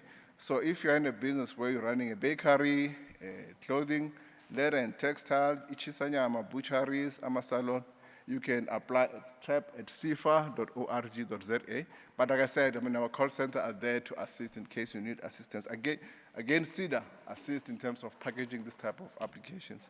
The last two, the auto body repairs, we've partnered with ABSA, so we provide a guarantee to ABSA. Remember, when you go to a bank, one of the things that they would look for, it doesn't matter how good your business plan is, it's security. So what we provide there is a guarantee. So if you've got a business, it's a workshop, in a township, in a rural area, we've partnered with ABSA. We provide them with a guarantee through our guarantee instrument that we've been doing for so many years. Standard Bank, we have partnered, Spaza Shops, we have partnered with Standard Bank. It's actually Net Bank as well as Boxer Shops. So if you are running a Spaza Shop, through a Spaza Shop, we're providing you 15,000 rands. 70% of the 15,000 is a grant.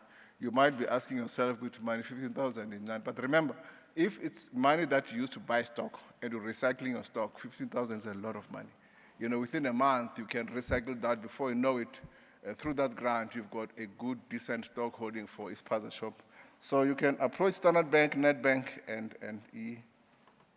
e-box. I'm done. So those are the contact details. But I'd like you to get the last one, the customer service support. Because there could be someone saying, no, Siani's or safe, we've applied, but we're still waiting for this and this and that. So that is my email address, because the unit that I also run, we're responsible to look after the applications that haven't been given the right service. So that is my personal email address, .m@sifa.org.za. You drop me that email. I've got 2 colleagues to assist me. Thank you so much. Ngiyabonga. Abafana basakwazi shela intombi sebedla ngamabala kwengwe idla ngamabala umungena moto Thank you very much to Don Mashele. Indeed, it's funding, registration, and compliance. We have heard a lot about funding. Now is the time that we give to Xola Sithole, the program director, Vaal SEZ, so that he can be able to explain to us what is this big animal called Vaal SEZ. Over to you, Xola. Let's give him a round of applause.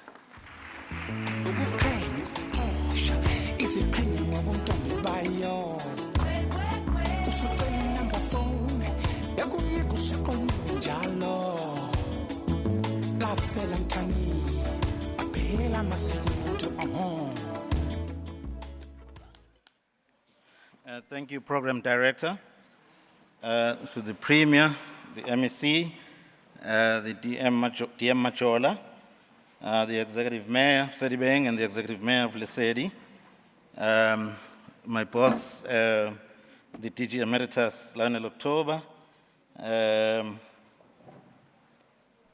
who am I missing? Senior government officials present, the entrepreneurs here with us, ladies and gentlemen, good afternoon. My name is Xola Sithole. I'm the Program Director for the Vaal SEZ.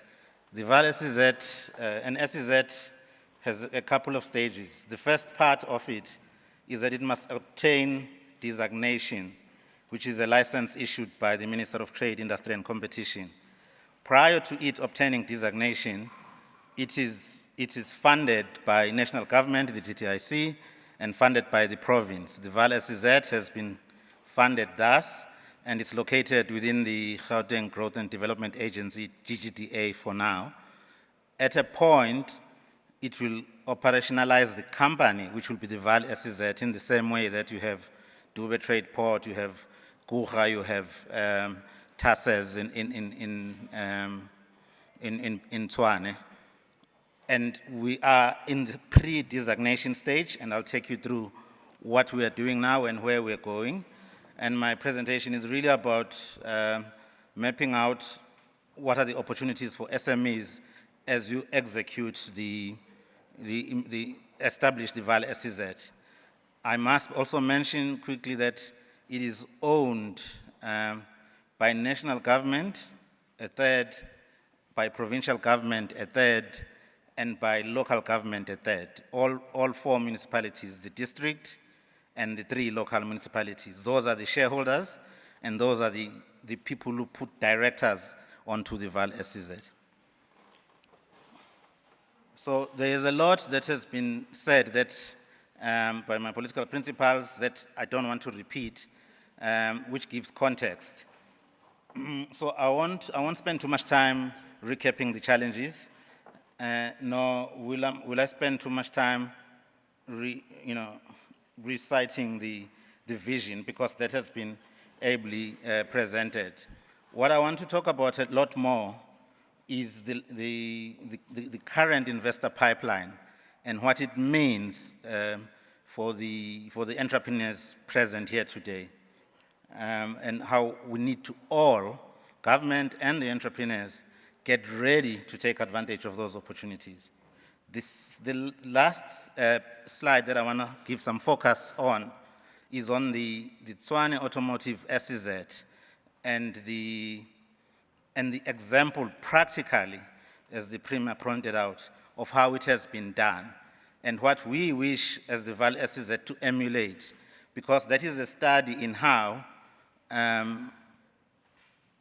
working collaboratively across all 3 tiers of government and working closely with communities and local businesses, you can achieve amazing development impact and success in a short space of time. So, as I pointed out, the objective is to establish a multi-site SEZ, multi-sector SEZ throughout the Sedibeng District. So, ordinarily, when SEZs were developed, they would start in a particular geography, and then when they grew, then they'd probably, ask for more land and get more sites, and therefore become multi-site.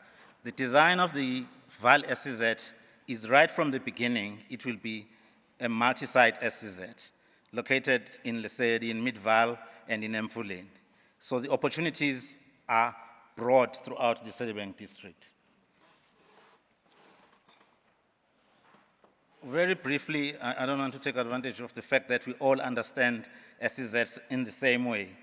But an SEZ is an economic development tool that is used to promote economic growth by using incentives, attracting investment, and transferring technology in that space. It's a global phenomenon. There's about 3,000 of them around the world now, employing about 68 million people. And it's mobilized investments of about $500 billion throughout the world. So what we are trying to build here in Sedibeng, as Sedibeng, is something that the world has seen as a tool to advance economic development. In South Africa, there are 12 that are already designated now, 2 of which are in Gauteng, and the Premier has spoken to them, or Tambo, as well as Tshwane Automotive SEZ. I'm going to skip this slide because this slide talks about the things that are the challenges we face. Implementation of policy, infrastructure backlogs, the fact that our companies are still, or our industry is still heavily reliant on steel and steel beneficiation, so there's no sufficient economic diversification, the fact that our agriculture and agro-processing industries are underinvested in or are operating below potential, and the fact that we have environmental issues around air quality, around the water, the waterways in terms of the river. So those are things that are known for, they create the pressure that we see as society in Sedibeng that leads to some social upheavals, and those upheavals can't be avoided if you don't sort these things out. So, but the area comes with advantages, and I'm also not going to spend too much time on it. But from the history that has been provided, it demonstrates that we're sitting in this area of the country is very resilient and innovative and leading because it led industrialization. The skills that brought us here are still available. It's the opportunities that we must now make available. So we have to not just talk about the things that we will do in new industries. We also have to talk about fixing the things that are here now and taking advantage of the opportunities that existing industries provide.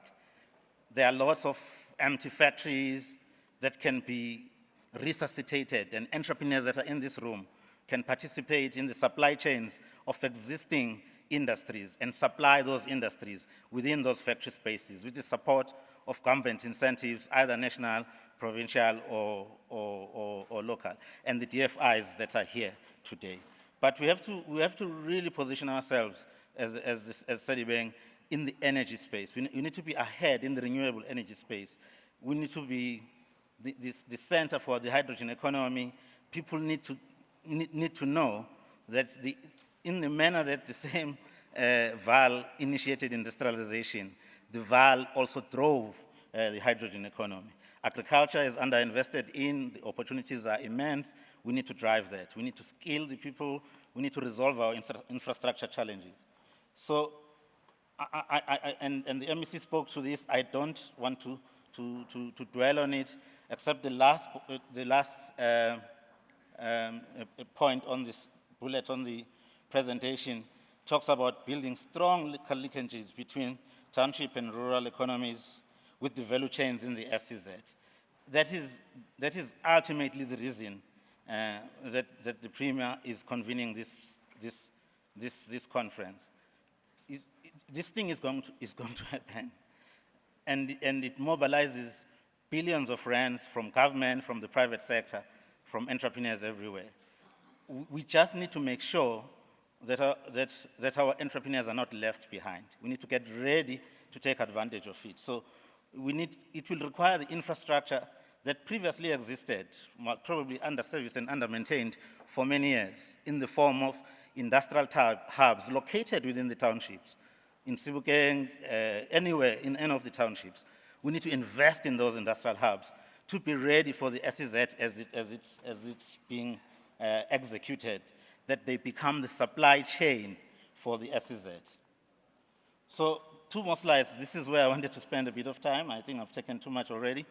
A lot of this has been mentioned by all presentations, but Mitochondria Energy Company is going to be producing fuel cells in Emfuleni. This is the Hydrogen Valley. It's a 2 billion rand investment, expected to create about 3,600 jobs directly over a 5-year period. We've spoken about the Vaal Cannabis Capital Consortium, looking to do intensive and extensive production of cannabis, meaning in greenhouses and on farm, and we need entrepreneurs to be the producers, but also to be the processors to be in the supply chain of the cannabis industry. 1.1 billion investment over the next 5 years, 3,500 jobs directly. It's going to happen. So we need to prepare ourselves as entrepreneurs. How are we going to participate in this? The Vaal Electropolis has been spoken about. We're really building an airport city with logistics, agro-processing, manufacturing, etc. The smart city development, which is Vaal River City. Project Xanadu is a defense proposition which will locate in Sedibeng for an investment of about 5.5 billion over the next 5 years, and creating about 10,000 jobs. They want to make helicopter blades, they want to make two-way radios.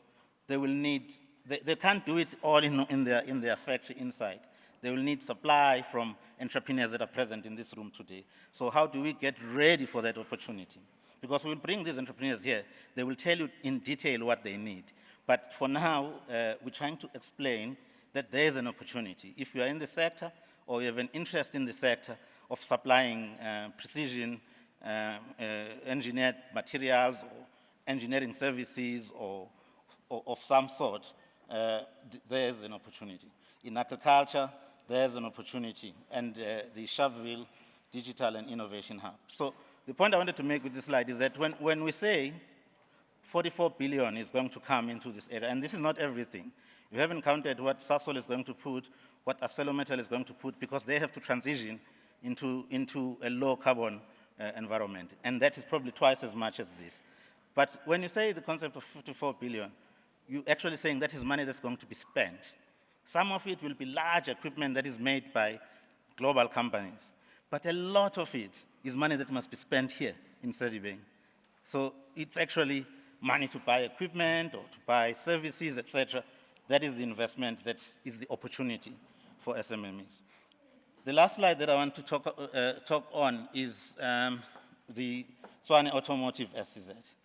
It's dollar exchange rate considered, but it's about a 28 billion rand investment. The commitment from Ford Motor Company is 16 billion. The government will support in the tune of 4 billion, and Ford suppliers who are in the supply chain will invest about 8 billion rand. So in Tshwane, that is what is happening, not going to happen. Over 2,000 direct jobs, which we can multiply 4 or 5 times. That's why we're referencing about 10,000 throughout the supply chain. The key element that I also want to emphasize is that the Gauteng province is not talking about something it hasn't done. It has done it successfully in spite of all the conflict that normally arises when such projects are implemented. And Tshwane Automotive SEZ is a critical example of how that can be achieved with limited conflict with community and business, because it's built with an approach for engaging the community that talks about establishing community project committees to facilitate engagement and to ensure that the investment, the 44 billion, a large chunk of it is spent locally. That there are agreements about community benefit, even during the operational phase, to localize and be transparent about that, and to be fair in practice and engage constantly to make sure that these intentions to localize are realized. That you offer a wide range of opportunities, not just the delivery of stationery, etc., but across the value chain to build serious businesses of the future through the opportunity of this investment, and that you provide all the support that you have had here. So the example that is TASES shows us that the impact can be achieved. These are numbers at the end of August, so they're a month behind because the September numbers are probably out. But of the 4 billion rand to be spent, that was spent in the build program at this phase, 45% of that has gone to firms with a CIDB grading of 1 to 7, and mostly from Mamelodi in the nearby area. There are 662 at the time SMEs that have been provided with accredited training. There were at least 2,605 jobs created. 50% of them were youth, 10% female, 2% with people with disabilities. So in essence, as I close, Program Director, I don't want to repeat myself in terms of conclusion. I just want to take you to the last bullet, which is we are inviting SMMEs and their formations and however well they are organized to take full advantage of these opportunities, utilizing all available financial and non-financial support which has been expressed here today and that the government entities are offering. Thank you.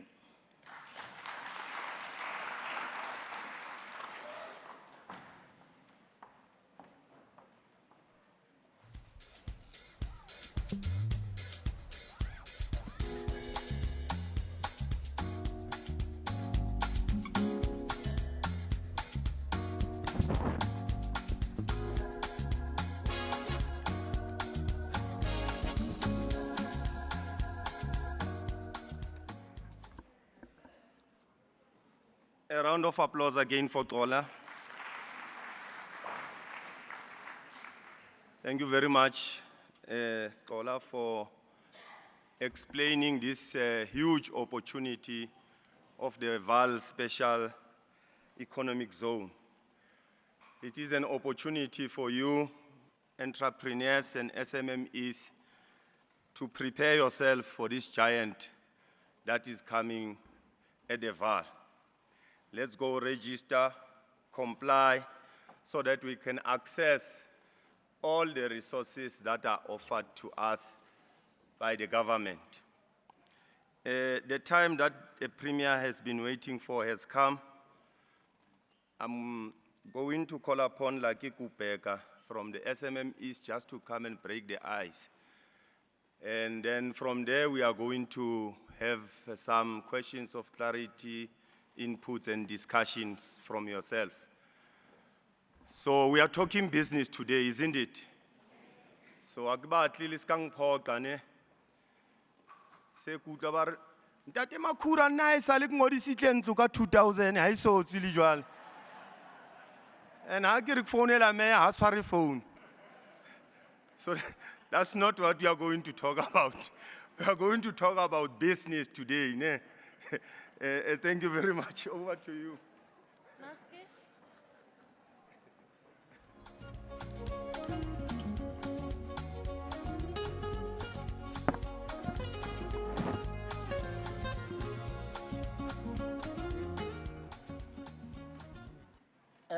Dumelang hai mo.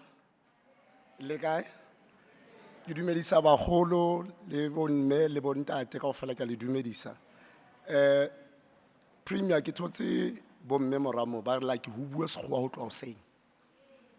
Ha go utlwe re leseletse di company tsa rona so go kopa bua ka Sesotho. Ra utlwana ke? Ntate lana le October se batla mo jwetsa hore ntse re reng. Ka lebitso ke nna lucky wa kupega ke holetse mo businessing bophelo ba rona kaofela business ya rona is in the 3rd generation mo lenteng ho tloa bontate moholo fitlela ho nna. So today ha ka tlela ntho ke tlo presenta Sedibeng United Business Forum. Why Sedibeng United Business Forum? Ha le sheba di project tse ha hona mohlang di tlo etswang ke di individuals. But before re ya pele ke tlhalosa hore why re tlo bua ka ntwe ne ke kopa o thola sebaka sa ho hlalosa hore why we have to unite and hona le batho ke tlo bang specific ho ba leboa ba re uniting as businesses. Sedibeng United Business Forum ke NAFCOC ke Vaal Chamber of Commerce and Industry ke Sedibeng Chamber of Business Chamber ke Vaal Chamber of Cooperatives. They are part of that. But we still need more. We still need more. Hona le Lekwa Business Trust ikahare, hona le Sharpeville Development Forum le bona ba ka harang. So we still need more who cover the other skate ya Hittelberg. So what we wanted to do, we to build a master plan. The township revitalization master plan. Premier, hangata ha ho tlo etswa lenyalo. Hoa preparwa. Ho ntshwa le di dishi tsa le tsene re sa je ka tsona. Ha ba le batlo tla se tlo ho tlo conclude the deal. So le rona re batla wenga is a marriage, this engagement. It's a marriage ho rona. So what marriage is it tlo etsang ho tsela? In order hore re kgone ho tswella pele, there were people on the ground facilitating us to unite. So I want to, before ke appeal Premier to present what we're going to present, ke batla ho leboha one, Ntate Tumisani Dakile. He's a vanguard of the community. Two, ke tlo kopa ho leboha me Charity Majola. You know, hona le di technocrats, but it's a believer they must start to basics. So those are the people that help us. Also, someone that is very critical, playing a role in terms of SMME development. Kinta Deseloma noto mo GP. Projects are saying Lerona, you know, the game changers. Lastly, Kitoko Lebua Nebarinki Pulling Fan Vake. Onalum phone like a 12 fools you linked to him sign. I like but Balapil unso robates. Why I have opportunity now. So these are the people showing that they wanted us to unite to build a better Vaal. We are the only hope today. Come on. Kerona berling hope. And Harry hope fela ya Gauteng. But what do you say? Harry hope ya Gauteng. Re hope ya Africa. Honale the Africa Trade Agreement is signed. I can say Honale Trade Agreement looks. I was saying to somebody, if we could tap to industrialize Vaal, which is we're going to support, 240 million people to supply in the SADC region. By 2030, we'll have 1.2 billion people sitting in the continent. We need to industrialize like now. Ha re sa hlola re bitswa di small to fela. Ebile ha re tswa mo sentse e fedile. We get done with small. We are all business people. Because small ena se re etsagala small se ena se re etsagala le 30%. And wa tsa re lwanela mafoforotsane. Kamano ho jwa maroto di cheese di heme wena o kwala project ka mafoforotsane. So ho tloa hona jwale re batla ho ba part ya process, engaging, understanding the policies, understanding implementation plans, all these things re be part. So we could report back to say this is what we have done. Because ka 30% o lo reporta eng. Because o lo reporta khula be ka 30% right sebe. Ina le ntonyana tsa teng. Ha o motsa project e o nga ga ntse ke sa ye ka mo. Because I get hana interest and I tlo khona hola. So I was trying fela hore ke khone ho lokisa ntwe. Premier re na le an offer ya township economy and as an entire business people. One, re batla ho establish re ikopanye now, come up with a consortium model. I get the business re di chamber so re batla ho consolidate everything. Re tle re tshwere a consortium model. So consortium model e tlo etsang it tlo sebetsa ka ntse ba reng ke triple P, the private public partnership, but is in line with the district development model. We are having a game changer that is district development model. So we use this as a Bible. Eke Bible ya rona to say how do we get into that model. So within that model now, what are we saying? Re na le di project and program that we wanted to do. Especially one, we call it the Black Industrialist Program. And my colleague ngata bana lo like, hey, when I Black Industrialist, ka ba le yona mosu that's all about the Black Industrialist. I said yes. And it's not by mistake. It's the value we contribute towards who develop our own communities. So what we have suggested is one premier. Renale a land mal VUT Sebukeng. Nka holder kaltsono that land is sitting. It's 172 hectares land educing. So we need to utilize that to say how down are we plugging in terms of that. Also, in premier because and the whole maybe like you were a premier fell and the whole premier what do you wanted to do now? Rebata hobana le dintho tse go di jang ha re fitla hae hona jwale. One re batlang ho heja is to agree hore re establish a Sedibeng SMME hub. That hub ha e batla office e batla e batla stulo e batla only laptop e batla data. Why? Ha re tswa mo le dintho tse builweng mo re tlameha ho tseba hore re di isa ho bomang. Re skena ga re no re bua ono le monate di sutu di tai. Re batla ho tseba re no dintho tse ga di nka jwale re di isa SMME hub. Re bua le bo laki re bua le bo re bateng ka mo re kgona hold accountable. So it's very important, like Harry Dutsijena to say, how now are we beginning to start it? Good law work at the registration program director. Hona le motho bua ka registration ha tse bua ka eng. So re batla ho tloba incubator to say how register a business for the tender. Ne re kopa tswetswe ba batlang di tender ha di yo mona ke businessing. Re kopa ska kopana le nna bo rona like una bua e ka re ba mo file tšhelete ha ona tšhelete re tlo etsa tšhelete kaofela. Ha rena tšhelete at all. So these are the project ya pele re batlang ho etsa. Two premier e le reng a ke tsebe re ka reng re batla ho establish ntho ba reng ke the Vaal River City Development Agency. It is for trade investment opportunities. Ha re sa batla ho blame the government, we are tired. Re batla ho ba part of the party. This is a marriage. So these are the critical things that we wanted to do. Thirdly, in terms of tourism, re batla ho bua and agree hore re tlo nka the Vaal Tourism Association. It's into destination marketing. Ha hona motho a marketang Vaal. That is why not only investment we attract. because Harana a destination marketing organization that will market this as a destination. So it's very important. They are organized, they are working on the ground, they've partnered with different organizations within the sector. Yabona. We wanted to say how now are we to start to do destination marketing. On the fourth one, we're looking at automotive. There's a program that we have done with other business partners, Zarona, it's the backyard mechanics. Those we need to formalize them. And how are we going to formalize them? The automotive hub.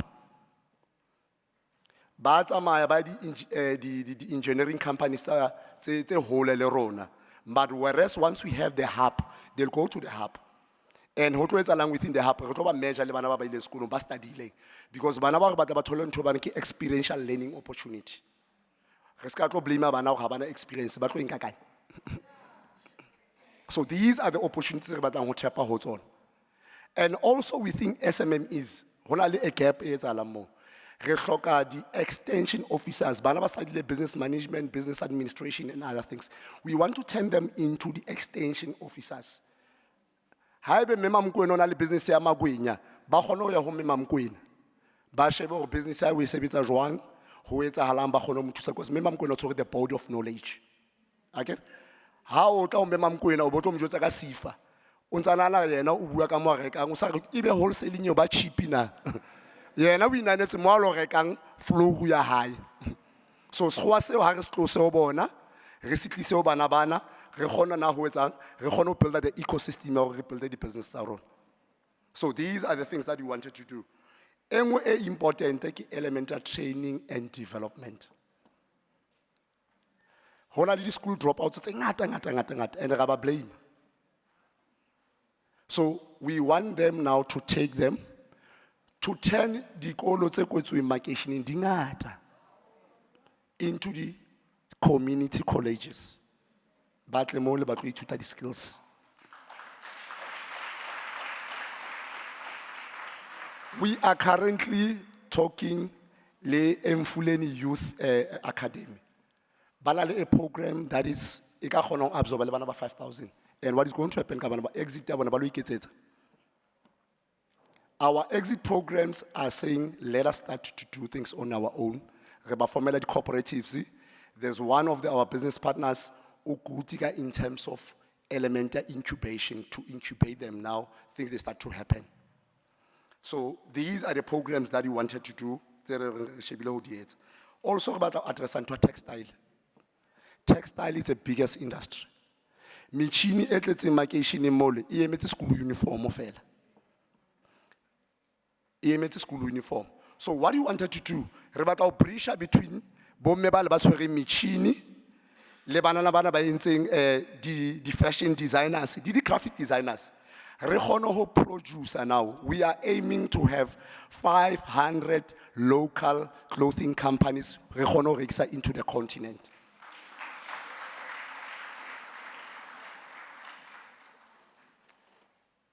Also, re na le problem ya housing. That's the biggest problem re na le yona. So we want to tap into that space. Lead contractors. One, the incubation already since it has worked. That's why we want GP. It has worked. Ringa into another level. Level I think Ribiza Umnoto Social Housing Institute. Your Stain City and the other likes, they've been built by the social housing space. So Rona, what we wanted to do here, Rebata build the smart villages. We want to bring dignity into our people. The technology that we're going to deploy, only 14 days unalento. Unalento and dignity So these are the things that we wanted to do now to push element construction into another level. Thirdly, heritage and tourism. Kutlule premier ha bua no, a very rich history. Hona le ntatomong ana ntjotsa something a re like. Wa tseba morena moshweshwe o kile a dula pleke ba reng ke tebang ke re tebang ko kae a re ke Hittelberg ke re a re ko bontshe why hona le strata se bitswang Seiso why hona le strata se bitswang moshweshwe. So we need now to re Cuba. Bana ba rona we must start now ba kgone ho bana le ntho e le horeng ba believe ho yona and by understand. So, and what are we going to do? Ntho e ke e bone e tlo etsang, e tlo tlisa patriotism. Ngwana ka ha kgone ho interpreta flag e. So we need to teach them around elemental tourism and heritage. This is not just a flag. Also, we have the flag of Africa, the other side. This is a predicate from government. Harry Benaling, South African flag and African flag in all our events. To tap into this market. These are our African barras, and you need to fix that. The creative industry, we are fortunate to have people badulamo. Today, I got a call on Tate Barinki Pitatladi. I like Kikopa Otoli Tusa, Reklobula, the School of Arts. Sebokeng, Malem Patalatan. Our fix and trail will help you to open a School of Arts, Mom Patalatan. So, kidding to they are going to happen. Zeta Melendia Zahal. Ndadamajola Kutule Abua something very interesting. Ndadamajola, Ntorko Yezang. Re Serekopane le batho ba dulang mo hae ba tsamaileng. So a ke ra ho bua le bona tshwana ba free. Ntongwe le ngwa ke ra ho etsa ba free. So re ba free ka concept e bitswang the Vaal Achievers Awards. Re batla ho ba tlisa ba ske batla fela re ba honor. Be re starta ho ba committee. So there's another critical element eloring hona le ntate ba reng ke ntate Ben Motlohung. Ntate Ben Motlohung o manufacture a product e. Ke product ya hae. O batla ho thusa basha ba 1,000 ba phelang ka disability. They are youth living with disabilities, especially by the special needs. Ha bana le college no ba ba kenang teng. I have to organize them now na ke ba thuse. Ke na le bana ba 200 ne ba le strategy. So o batla ho ba thusa hore ba kgone ho manufacture mo. But the interest happen gore how they could have, it's an archer spread, how they could start to produce a cannabis spread. So this project is there, it in Yapela. So kid in total they need just a commitment. Premier. So we also looking at sports. Zone 11 Stadium, Iwi le high sebets. Sharpeville, still the same thing. Honale cricket stadium, so we need to build an element of the high performance centers. So and start to begin into this thing. So also into ICT space.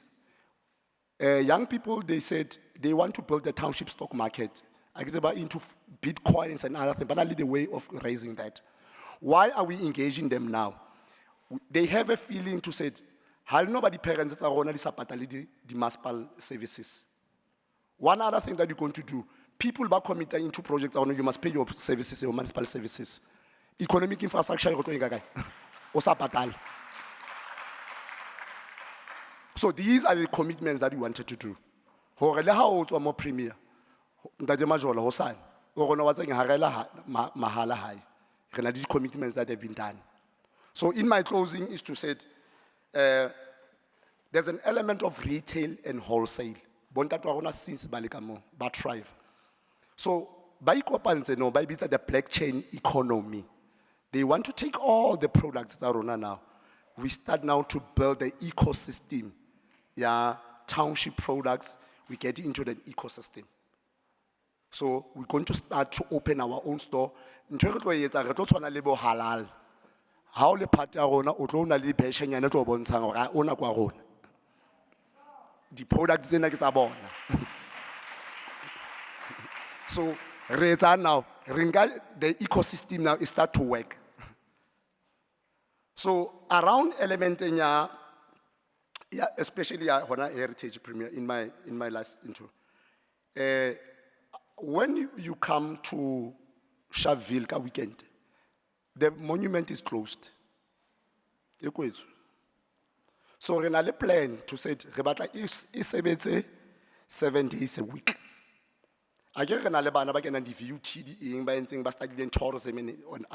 So we want to incorporate them with a program.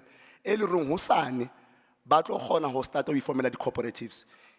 O ntso bua hore o batla ho robala Sharpeville no, ha ona BNB Sharpeville. Lesbokeng ha ke batlo ho bua premier ke a swaba hore eo Sebokeng ke eng lebitso la yona.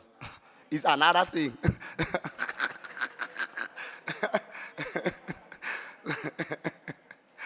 So, one other thing, how are we going to coordinate this thing? But by people like everyone to say that, but the coordinator as well. Rekadile something a bit on the green belt corridor. The green belt is to coordinate on all these things, because now, I believe or no, more than anything, we are in a green economy. So we need to now to tie in to be part of the green belt. That is going to talk like the special economic zone. We have this green belt. That green belt, stating only the open spaces, we need to turn them into industries. The element here, sustainable environment, is a very critical thing. And that's where the money is eating more. But we are throwing it away. So all these things, I'm trying to say to everyone, let us utilize these opportunities. I was saying to somebody who said, the tender system is outdated. And I don't know, started the business for tender. I'm telling you, we can incubation hub, we can remodel, because we are living in a world of opportunities. And one other thing that we as government, interprovincial agreements.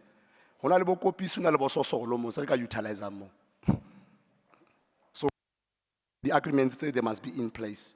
So these are the things that we wanted to do. Two, the Seiso Sharpeville Street, it declared a corridor. Honali activities says the business.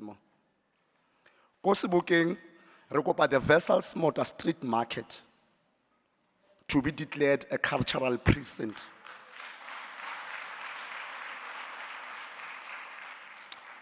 Rekopale Morena Moshweshwe, Mosbukeng, also must be declared a corridor, because there are so many activities there at Alamo. Kialebo.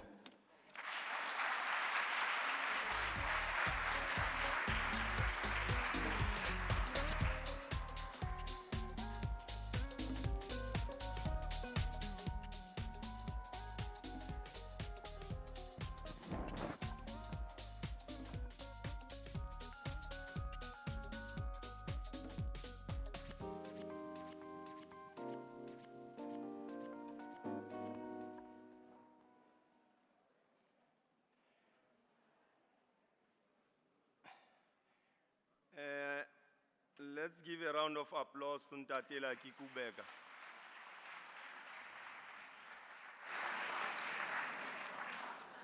No, thank you very much, Ntatela Ki. I think Ntatela Ki has represented you very well. Akna Nurul Sanzelbata Ubutsa Kapa Ukenya Dimfu. All Sanzelbata. Okay, thanks very much with the input and the suggestions that Ntatela Ki has presented. Let's then go to inputs, questions of clarity on all the presentations that were done today. And so Kitlonga Matsoho, there are roaming mics, Bontatibale body reflector. But sorry, the mic, so I'm going to take hands and Kitlofana Gadi number here. Origi number 1, number 2, and then Hebe Seri Abuza. Erto shapa 1 round to fail again. Serli Baul Arsa Shapa di round Zengata. Again.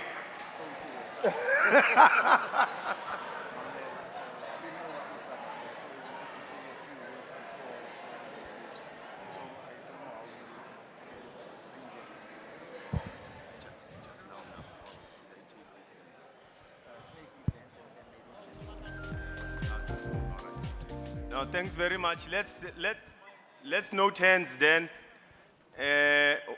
Obani li premier na kose mshapile, so Ne re kopa fela hore re bue ka pele a kgone ho responda ho tse a kgonang ho responda ho tsona ka pele akere. So we'll just take a few hands. Se ke thotse maike ka mona. Modula stulo ke a leboha. Libitso ke le Sam Fihlane. Ke tswa Boipatong. A re emeng pele ntate Sam ke batla ho le fa dinomoro pele. Premier, do you want to come?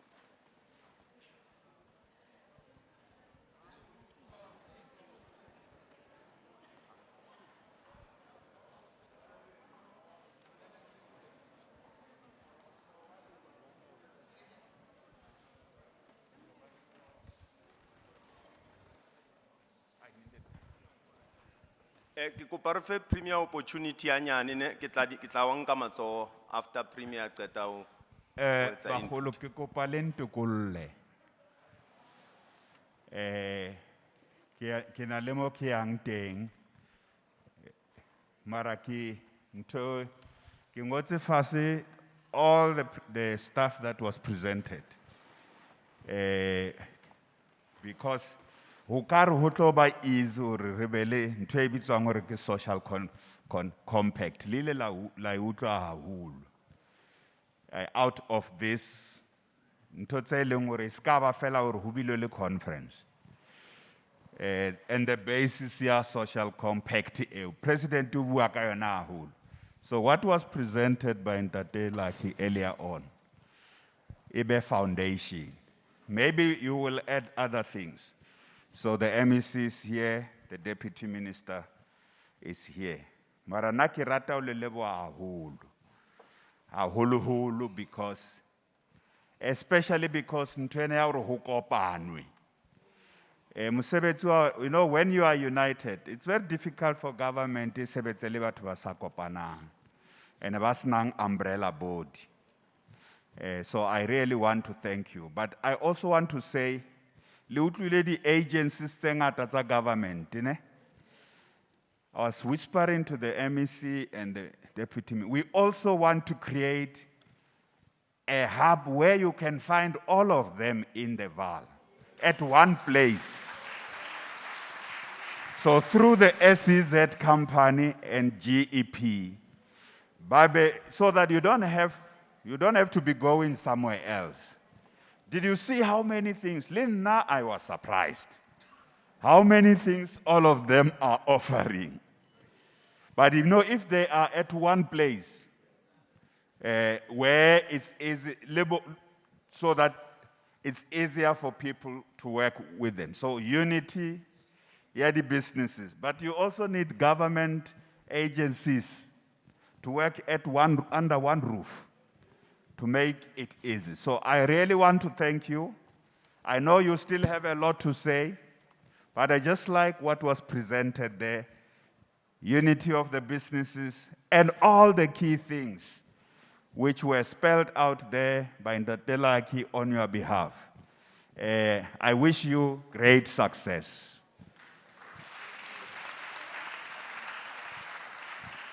Just know that I am somewhere in the Vaal. I'm told now that I can't rent a place, but I'm somewhere in the Vaal. Every day, when you see something being fixed, you must know that we are all working. Not for the 1st of November. To fix this place, it will take time. At least for me, it's up to 2024. That's the contract you have given to me. 2024. But for our government, it goes far beyond that. You can't build a great thing in one night. Rome was not built, but you must start to lay the first brick. And I think that's really, really important. So I really want to appreciate, it's not out of disrespect, I'm going to Pretoria, to the university there, TUT, to go and talk to the students on something that the university has invited. But I like the spirit. I think we are getting very, very far.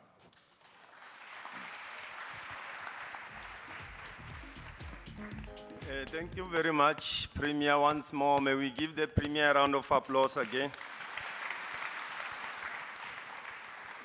Ki kopa o nka matsoho, you would know that MEC is here, Pakstau, the minister is also here.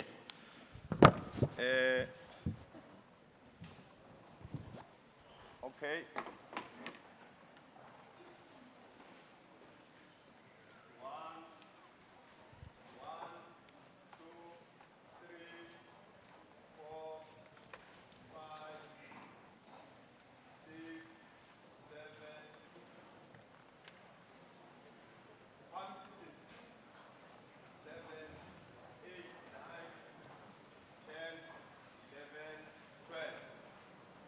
Sekamu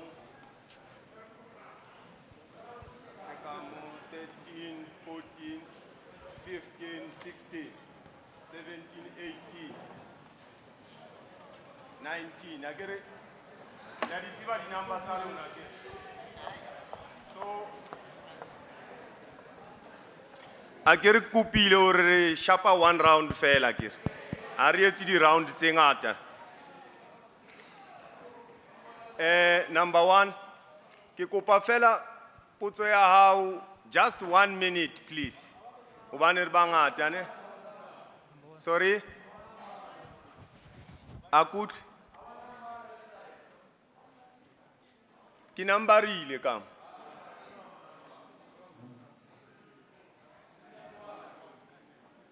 Okay, no, it's fine. We will come back ne. So, how butsitse ne?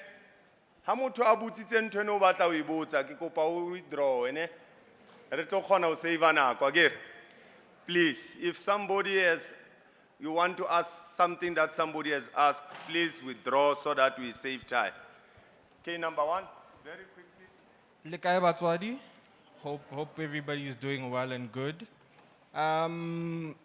Sorry MC, ne kopa ke tlo qala ka o leboha batho kaofela go batle. I think all of us go through a lot on a day-to-day basis running our businesses. And I just want to thank you for whatever circumstance that you might have overcome. Ke a tseba hona le ditori tse ngata tse leng hore batho ha ba bue ka tsona. I myself am an orphan. I was orphaned at the age of 11. Today I'm 24.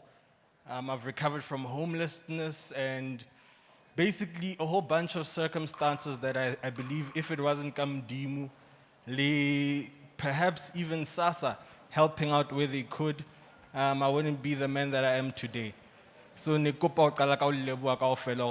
shows how serious we take the Vaal. And then for the government executives yourselves as well, thank you for coming and allowing us the opportunity to share our thoughts and really say what it is that the Vaal is about, more than anything. With that said, there's a lot of conversation that is had on a day-to-day basis, of course, about financing. Abutir kopa o botse potso ya hao re tswele pele ne. Cheka ki chulo re ne kala ka o leboha nke. No re kopa question ya Abutir. You are welcome. Questioning is simple. And the question is, chance, please. From an integration perspective, what are the plans for the youth? There are many plans that are put forth on paper. However, the reality is, gatekeepers do not necessarily follow company protocols. Bo OC ba rona ba tla ba ba solicita for Tobalo 1, 2, 3 for business opportunities. And perhaps it is upon myself right now with the opportunity to ask what exactly is the youth integration strategy for the Vaal? Okay. No, thanks, Abuti. Ke kopa le ska sa leboha, Abuti sa lebohile ne. Le re fela la le dumedisa le re all protocol observed, then o botse question. Please. All protocol observed. I'm Puseletso from agricultural enthusiasts. So it's not a question, it's an input. What I'm adding is, I'm happy that there is an HOD for agriculture. as women who are in agriculture now, and we are specifically in poultry, so we are having a challenge in terms of getting the chicks for the broilers to grow, because there is a problem of a hatchery that was bent, that was bent down. So I just want to propose to the agricultural side that can't we have our own hatchery in Vaal, whereas people who are in agriculture, especially in the poultry field, where we can have our own chicks to buy from our own area. Because if you can check all over the country, almost in Gauteng, we're having that problem. So it was just an input to the agricultural side that if we can just start to have our own hatchery around Vaal. Thank you.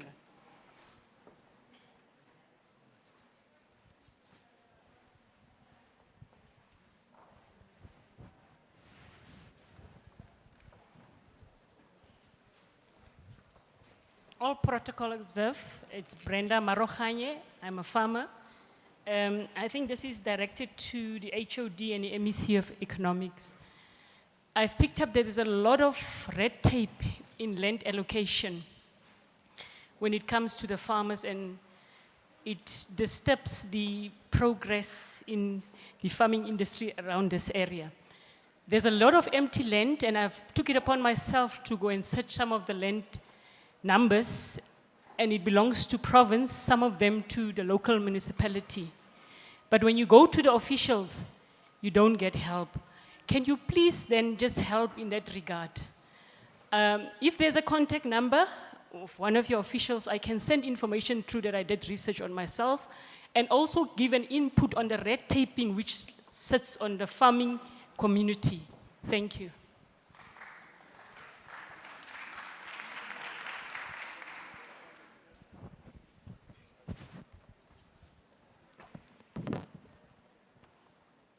Sanibonani.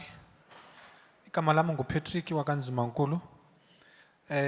Ndiphuma kwaSitshaba Sohle Business Chamber. My question is very simple, especially kuSifa. The first question kukuthi is Sifa, when the people they've make, or the entrepreneurs they've make an application, they don't get responses, especially via email or in whatever way. But the application, it has been sent, and then it has gone successfully. So I just want to know, why don't you guys respond? Because that was not the first incident that we experienced in the chamber. Number two, I just want to check ne gap ne. Okuti, gap. If somebody has a purchasing order, I'm just requesting kunukba, can't you maybe reduce your time of assessing a purchasing order so that you can assist ama entrepreneurs angana cash kodwa any purchasing order? Because the reason is bazokutshela ngokuthi turnaround time here is about 2 months to 3 months, and that is too much. Sometimes you'll find ukuthi you must deliver in 14 days after the purchasing order. Thank you very much.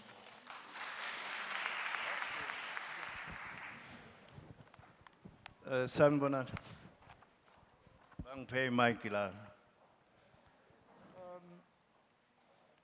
Thank you very much. Protocol observed. My name is Isomoleko. The question that I have, I'm so impressed by the presentation, but I have one question. We in the Vaal and in the country as a whole, we are overpopulated. As we speak now, people are still coming in South Africa. And that impact on our service delivery. How is that going to be addressed and arrested? Because we might have so big, beautiful plans, But if we still have a problem with the sewer infrastructure, if we have still the problem with the electricity, particularly when it's winter, how are we going to address that? The last thing that I wanted to check with all this funding, we are living under this pandemic. We are almost dying every day. It's just a question of when.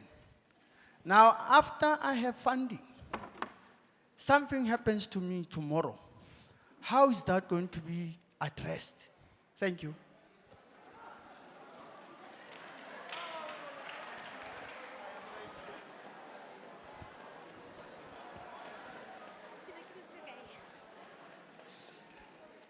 Okay, my name is Ntwaki Tsotetsi. I'm interested in this green hydrogen plant. I was working at Anglo Gold Ashanti Mine in Carltonville. I was the engineer there. So when the mine shut down, I came home. So I'm basically sitting at home, and I just want to ask on behalf of graduates, because I have the experience in engineering. So I want to be part of the green hydrogen plant, and I also want to be part of the development of it, because I have the experience in engineering. So I just want to know, who can I talk to on that green hydrogen plant? Because we are talking, but we don't have enough information. So I just want to make a follow-up for myself. Thank you.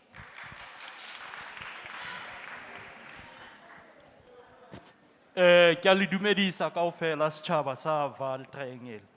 I am mona ke Mr. Mpolo from Mpubedu Holdings. Ke batla ho botsa departmenteng ya GAP. My question is very much explicit and very short. Hangata ha re batla di-fund, when we apply for funds, we are giving people who are service providers, the middle people. Now those people, they don't respond in time on our request. I, for one, am experiencing a problem. Now since March, we have been given fund for our businesses. So now the fund that I was given, it was almost 20,000. But ever since then, March, up until today, I never received the money that I've requested, and other businesses, they were given that money as an assistance. So now, my business, I'm producing incubators for the eggs. I'm manufacturing incubators and air conditioners. So now, the business is now suffering because people are now sitting at home. So I'm just asking, how soon, because it's different from us here in Vaal. When we apply, it takes a century for us to get the response. But when you go to Joburg, it's only a matter of 3 days, 4 days, then they get the response. So I'm asking, how do you solve that problem of middle people, service providers? Thank you. 1 minute, question, please. Program Director, thank you very much. My name is Muauli Boko, Kitsoko, Everton West. No, mine is just a reminder to say in the project itself as a whole. Remember, we are a safety companies, security companies. Please don't forget us. Oh, Mr. Lakimo, yeah, I like the presentation in all, but I can't energy as part of it, because some of us were doing electrical companies. So don't forget us, Mr. Laki, we are part of you there. Just be part of us. Thank you.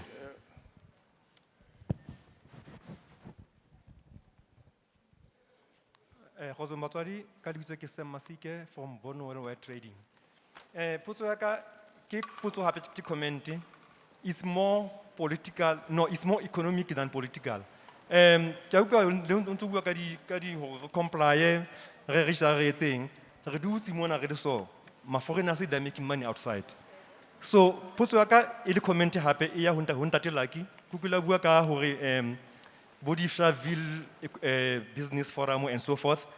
Auto computer run le motho a go banang ka containing, a sa patale rent. A etsa grandpa in the back room. A etsa dragon in the back room. How do you get empowered? Because really, Premier or whoever might wanna empower us to compete or empower us to do business. Ma go etsa business e jwang le motho e le horeng ha bank, ha registered, and wa succeed basically. Thank you very much.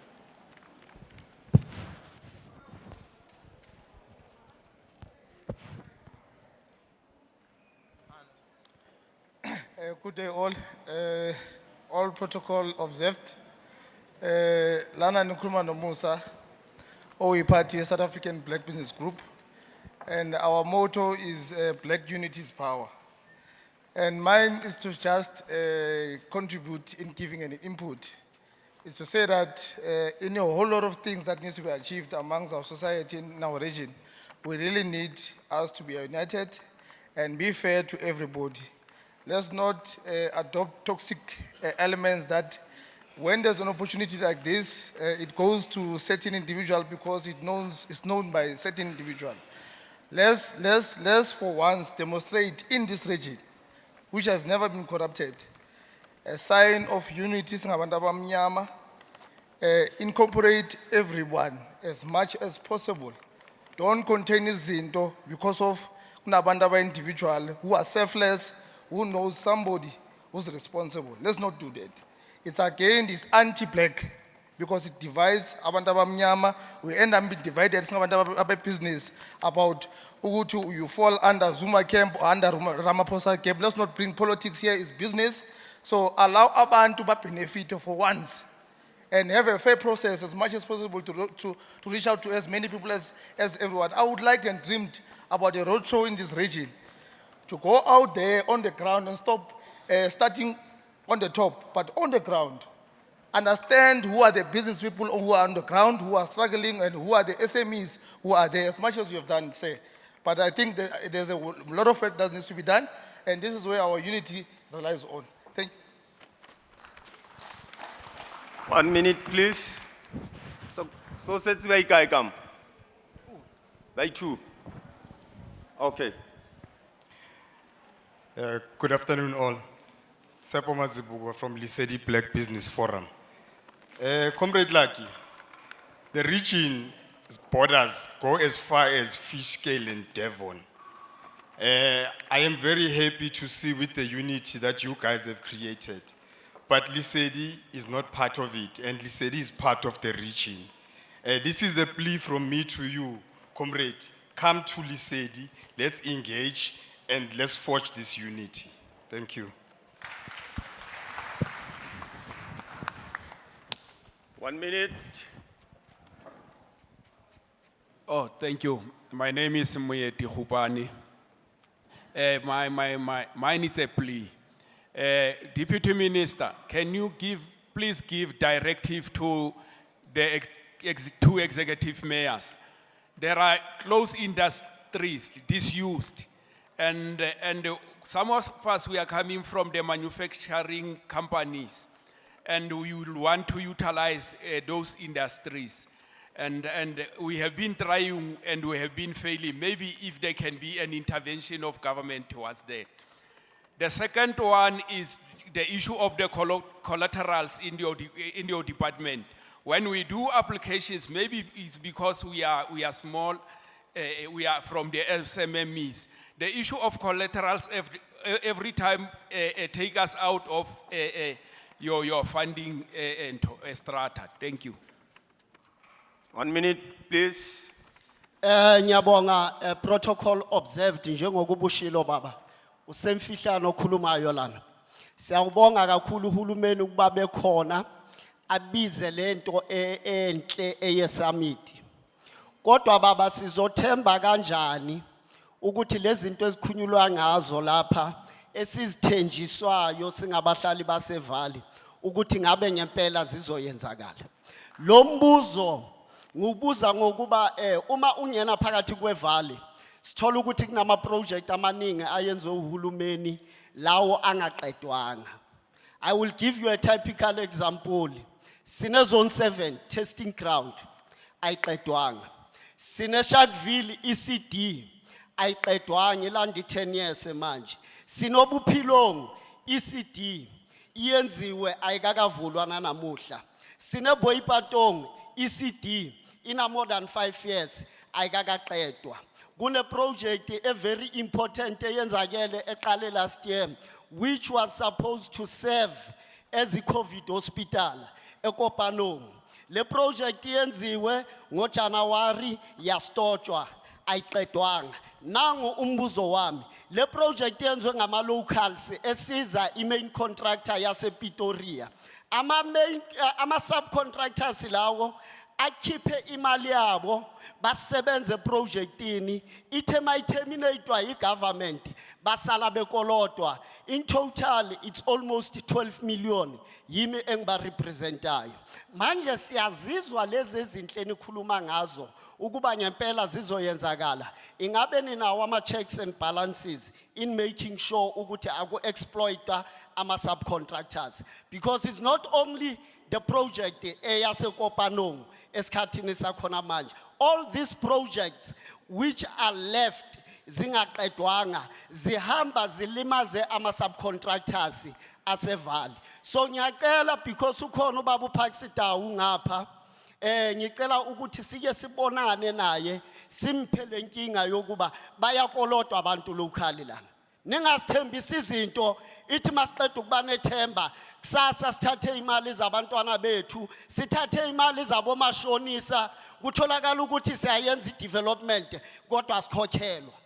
Ngiyabonga ngalawo mazwi. Aziye ngapha. Oh, the last one, ne? Yes. And then this side. Good afternoon, protocol observed. I'm Karine Jafta from Deep South Chamber of Commerce and Industry in Ennerdale Township.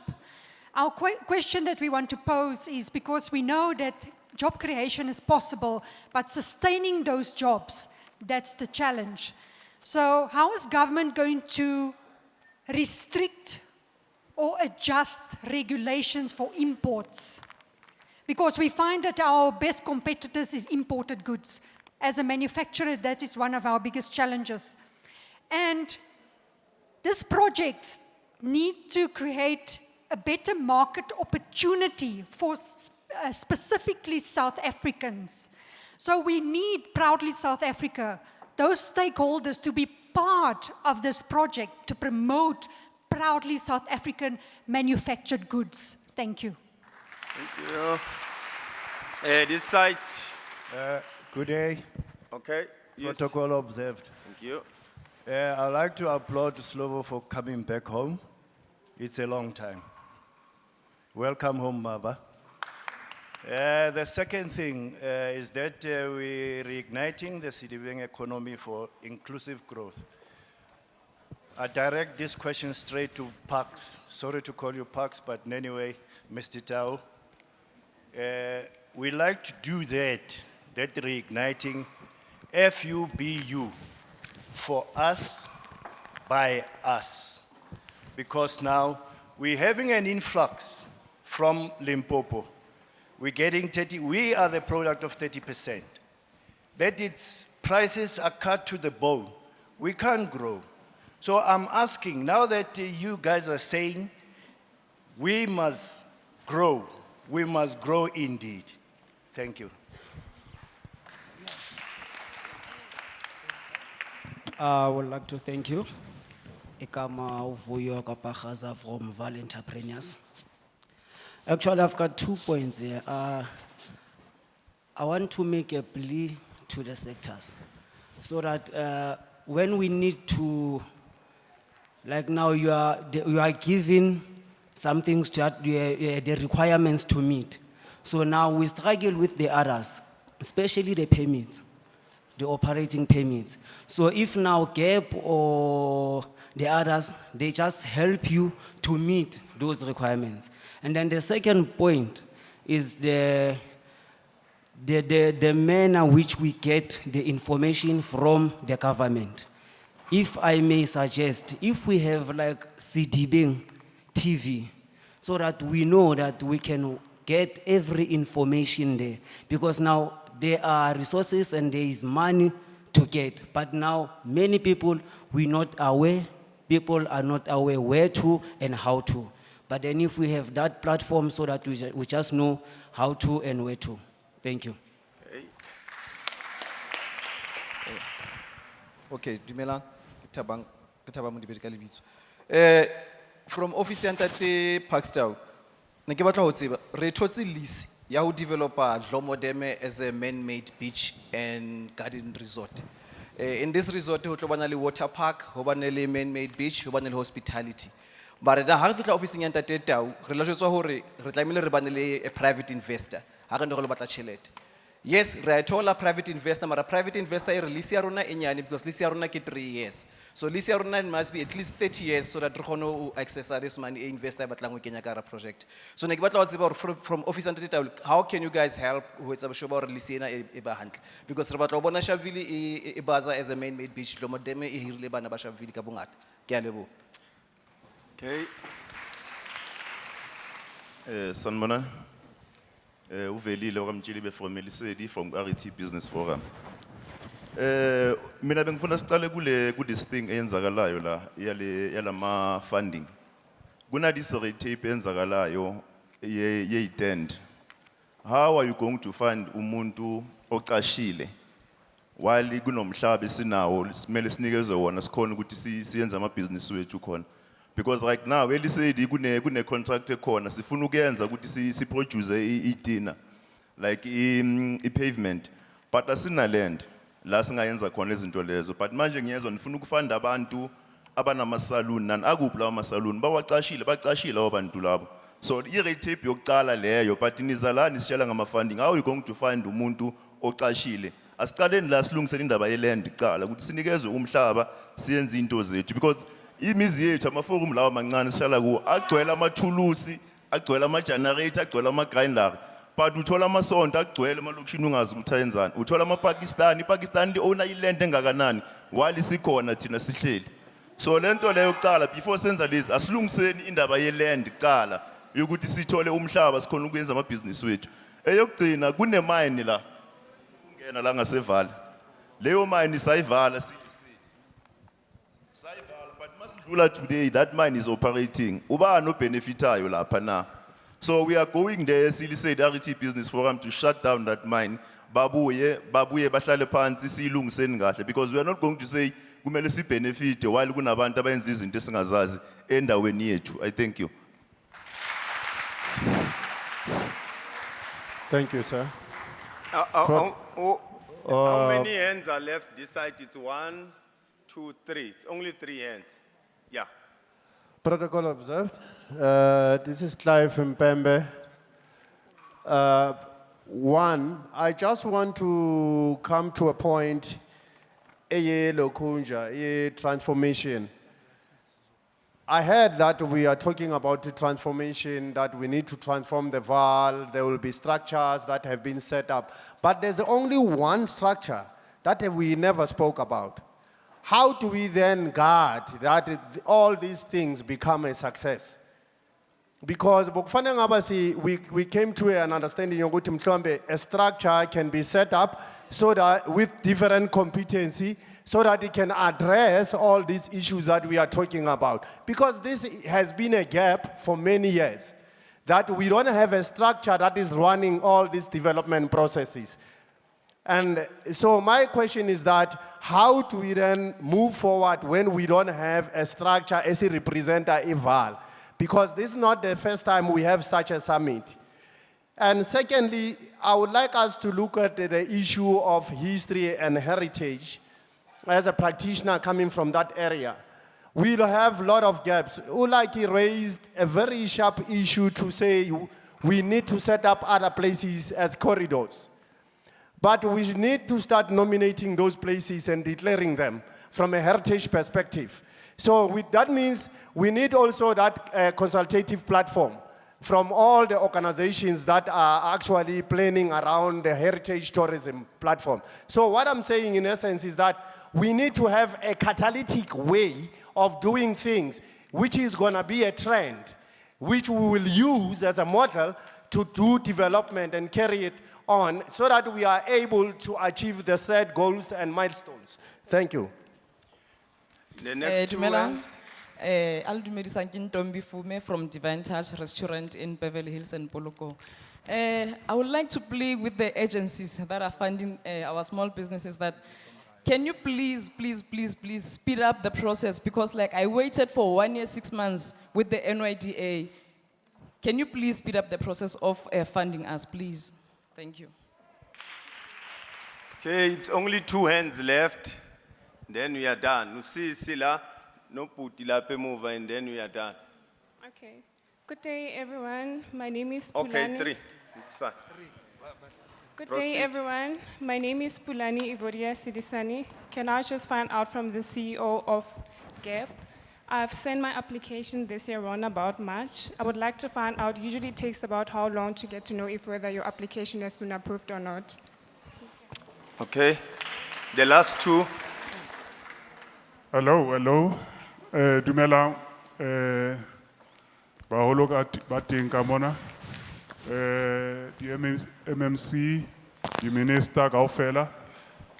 Ke na le di concern ke utlwile bile ke kgotsofetse ka hore naitwa a Sedibeng ka economy. Ntho ke leng concern ka yona ke batla ho romela molaetsa ona haholoholo ho ntate Fikile Majola. Ntate Fikile Majola ke hola le yena. Ke batla le nkutlwisise. Ntho e ke batlang ho bua ka yona ntate Majola. Ntate Majola. Ke kopa le mmameleng. Order. Ntate Majola, okay, mhlomong ke sentse ka hore ke hola le yena. Order. Ntate Majola ke phetse le yena. But the question ke hore Ntate Majola area ya hlang ho yona e na le bothata bo serious. Ne ke nahana hore mhlomong ha ke re ke roma yena, maybe the minister tse ding di haufi le yena. Re na le bothata e ka re area e lahluweng ka zone 7 ka ma. One ke re na le bothata ba stadium ha se sa leyo because ne se sa service stadium seo. 2 hona le bridge bo sa felang. 3 hona le tsela e sa felang. Ke area e Ntate Majola a tswang ho yona. Hona le parka e ntshuwa jwang e tshollela thotobolo mo ha e service. So ke nahana hore mohlomong Ntate Majola because re thotse chance ya hore re fitise molaetsa ona because tsa business re di utlwile. So nna ne ke re mohlomong ha re ka fumana e le hore Mtlwele nga bua le Ntate Majola. ha ke tlo dula fatshe ka baka la hore le tsa lerato. A ikwale abuti kwale he. Ke kwala ka hore ke kopa hore re fuwe service ka baka la hore le rona re le di company ke company e le hore ga e sa le register 2005. Di mesebetsi ya tla ka mo eo e ntseng di bridge tseo tse sa felang le eo e ntseng ditsela tse sa felang. Ha re a kgona ho sebetsa ka mo mara re comply. That's why re enter parilwanela di 30% tse o buang ka tsona. All right, Abu, thank you. The last one. Protocol. Libito ke Sweetness Khateba Abuang. I have a business here in the Vaal as well, and I'm accredited with the services SETA. We do training. The sad part is when lockdown happened, all of us were closed. And then now there are representatives, Mona, promising us the relief funds. We applied SIFA, never gave us nothing till today. GEP, we went, nothing till today. And we comply. Hare apply fela, this thing yauri, paper. We comply. I do my SARS every time, every year, year end yaka, financial year end yaka, I do it on time. CPRO, I pay CPRO every year. But I am not being helped as an entrepreneur. And worse, a woman and black, but it's not benefiting me anywhere. My business opened in 2016. We were just only a salon. Now we are accredited with CETA. No government helped me to be accredited. I did it on my own, developing the business. But when I knock on doors, I get shoved out. They are gatekeepers. Work with us. We are tired of promises. How many summits have we attended?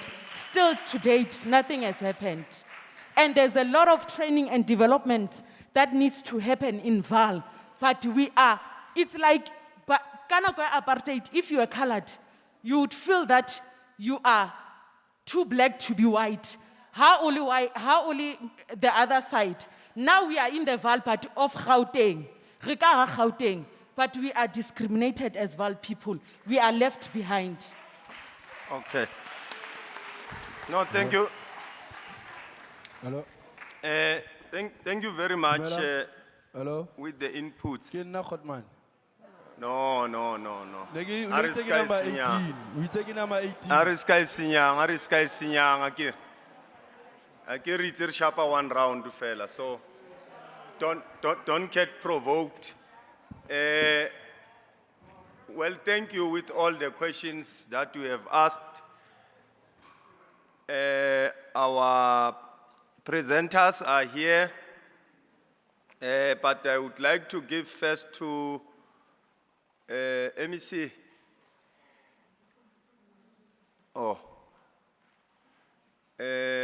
Minister, do you want to just respond to some of the questions asked to you? Or should we give Mr. Lionel October a platform to talk, and as and when the MEC is going to close the meeting, then he will respond to other questions that are asked. So that after MEC, then we close our summit. Mr. Lionel October, Arim Chapelem Matsoho. Kia leboga. Program Director, I wanted to just, in terms of closing up and pulling everything together, I think we've really heard a lot of the frustration, especially of the funding and the SMME funding and the slow processes with regards to funding. And the question about when the opportunities come, it's not issued fairly and properly to everybody in the local community. So I think I wanted to just conclude from the people who spoke from the IDC, DFI, CIFA, and then the SEZ. I wanted to just conclude by saying, what is the next steps? What is the way forward? Now, as we know, the journey of 1,000 miles starts with the first step. Now, luckily, we have started this first step, and I think the ground has now been laid. So as we indicated now, the first thing we're going to have to do is we have to get organized. Now, we said a special economic zone is a three-way partnership, and it's a co-investment. So this partnership, which is now both the SEZ and what MEC Tau spoke about, is the Vaal Development Agency. Because the SEZ is just for the factories in a particular area and investments, but we're talking about the development of the whole Vaal. So this partnership has three partners. So as Premier laid out, so the first partner is the business, the investors, the big investors that we're bringing here. The second partner is government. All the three spheres working together, local, provincial, and national, and the DFIs. So, and the third one is the community, is you, the business, and the community, people who are going to be working in the industries, and also the SMMEs and the business people, so the partnership. So now what we've done is, so that's why I want to, you have to, the business, and then as Ntate Laki said, we need to form this consortium. So the success of the Tshwane SEZ, we had a formally structured, constituted with the officers, with full-time people. We created the community forum, which included the Mamelodi Business Forum, the Easterus Business Forum. So we must organize ourselves into a proper office as the community. Then each we had community liaison officers for every ward. So Esteras, Mamelodi, we had the Shoshanguve, everybody, we had all areas together. So we're going to have to structure the proper community forum or the consortium, as you call it, the Vaal one, so that the business is properly organized. And then what we do is, and we will send people down to come and help who have done it now in Tshwane, and the Gauteng Propeller has done it, Gauteng provinces. We need a registration. So all companies were properly registered, because for the first stage of the SEZ, which is starting in the beginning of next year, the first phase for the first year is going to be construction. It's going to be the clearing of the land, clearing of the site, the laying, construction, and then the building of the factories. So we can, as we said, so we hope the province and especially the municipalities, they finalize. We wanted the land parcels for each area, for each municipality, for Emfuleni, for Midvaal, and for Lesedi. So hopefully they will finalize it all. The other, Lesedi has finalized their land, Midvaal has finalized their land. We're just waiting for Emfuleni and for Sedibeng to finalize their land. So that will be the first step. Then, as I said, we'll set up the registration office where we're going to record the SMMEs that is going to be given the work packages when we start with the construction. Then we will also, the person asked about how they're going to work in the hydrogen economy. We're also going to register people who are interested in working in these, in the industries. Because as we said, we're going to immediately have to start a training program and the training academy. So as we start, so construction is going to be the first phase. Second phase is going to be the creation of the training center for young people. And as Ntate Lucky said, the sort of youth academy. But we can start it small, but immediately by creating the training center, because when mitochondria opens, when Sasol opens their factories and they start producing, they need people to be employed. So people must be trained in this new fuel cell, hydrogen, renewable energy, and stuff. So we're also going to ask you and the political leaders here, Dia Majola, MEC Tau, we need the three, the universities and the University of Technologies to work together to be able to work with us on that training and so on. So those are just the first steps. So I want to be, there are lots of things to do, and Tate Lucky laid out a whole list, and all of them are brilliant projects. But we have to start with the first step. And as I said, the first step is to organize yourself now into the community business or business forum or consortium immediately. We need to appoint people. And then, as I said, finally, the question of is, I think it's going to be a suggestion, but it looks clear that we will be wanting to, as the SEZ, and Kola Setol is here, we will want to set up full-time offices here in town, so that we can have full-time staff which will be manning the SEZ. So we will be asking people to work in that office.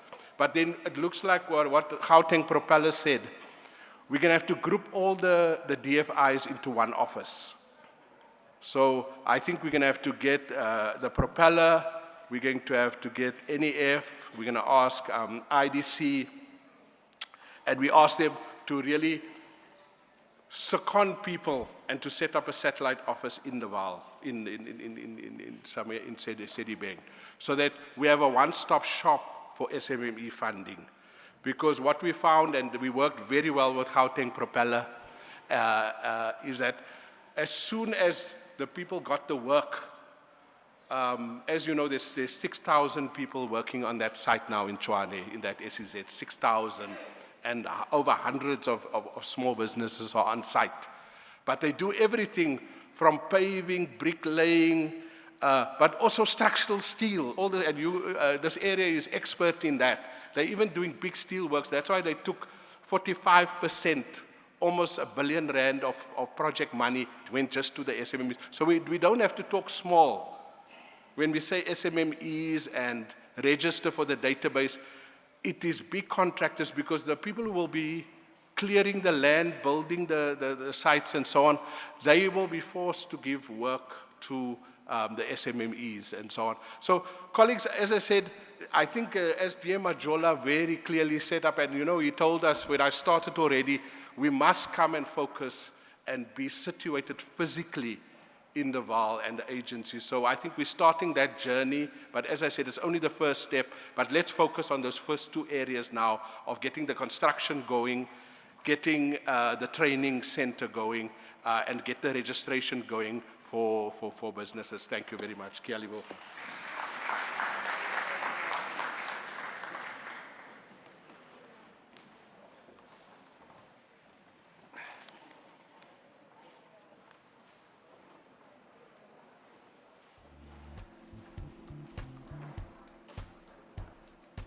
Let's give a round of applause again to the DG. As MEC Pakstau is ascending the stage, let's also give him a round of applause. He is going to attend to the questions that were asked because mainly they involved his department. So, MEC Tau.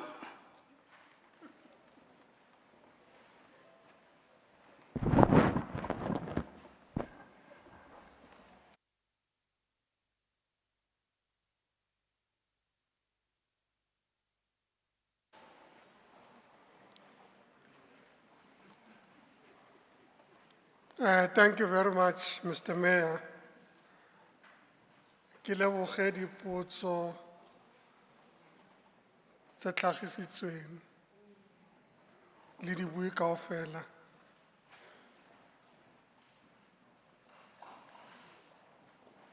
Part of my task was to do closing remarks with a mandate to summarize. Now I'm very cognizant of the reality that I'm standing between us all and a well-deserved break, considering that we did not even have a tea break. So maybe ke simole ka gore tse ding tse tlhagisitsweng are specific issues tse lebaneng le di TFI tse rileng.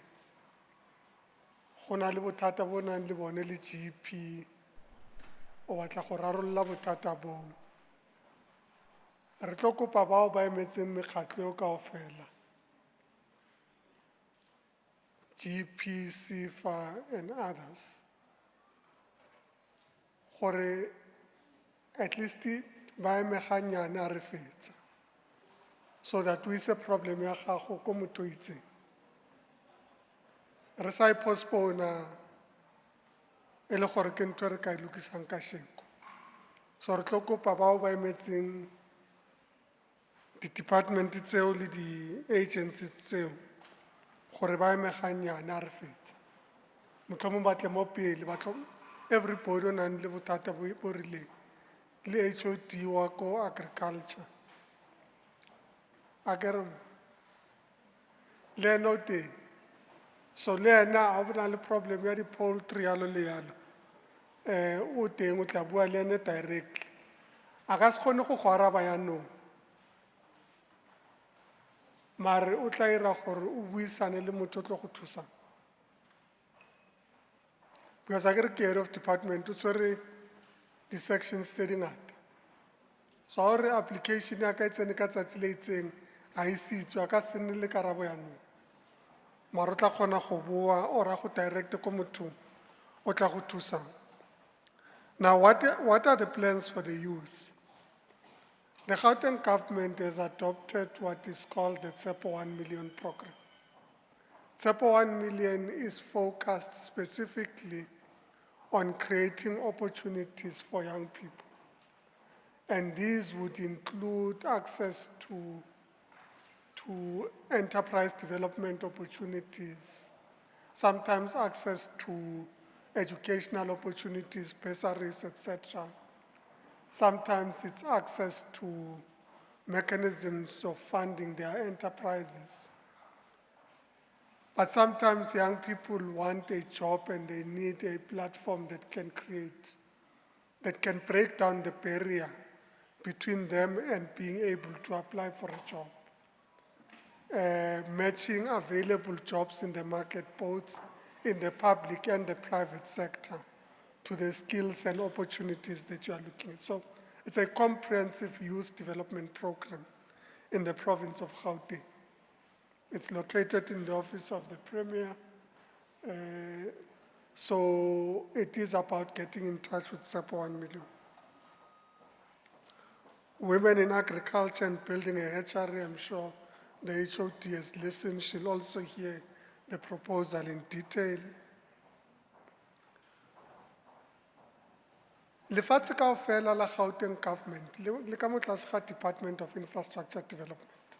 All property in the provincial government is managed by the Department of Infrastructure Development. So, rona re ile ko Department of Infrastructure Development ra re mo go bone, we need land for economic development purposes.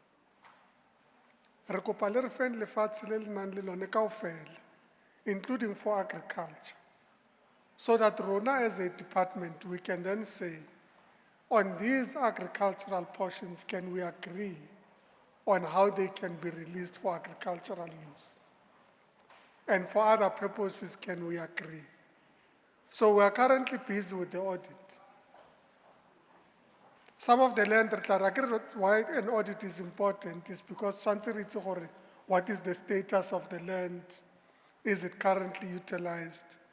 Mo go re tla tshepisa batho lefatshe kgante setse go agilwe location. A ke re location le simolola sometimes ka mekhukhu. Re fitlha re ipe re tlhome mekhukhu a rona. And then government e re batla release lefatshe, and we find that lefatshe leo is occupied. So we're doing an audit between ourselves and the department, and on the basis of that audit, we would be able to agree on what land, including, in fact, some of the schools where we're saying, it's possible for re ka ira le call center ko sekolong, a ke ra sa bereka.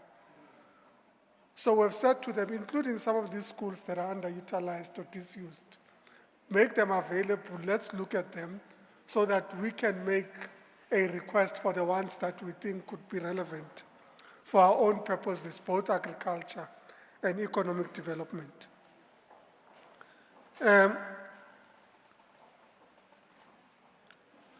On purchase order financing, I think the issue is about timelines. It's something that there's the specific issue that you want to raise, GP will be available.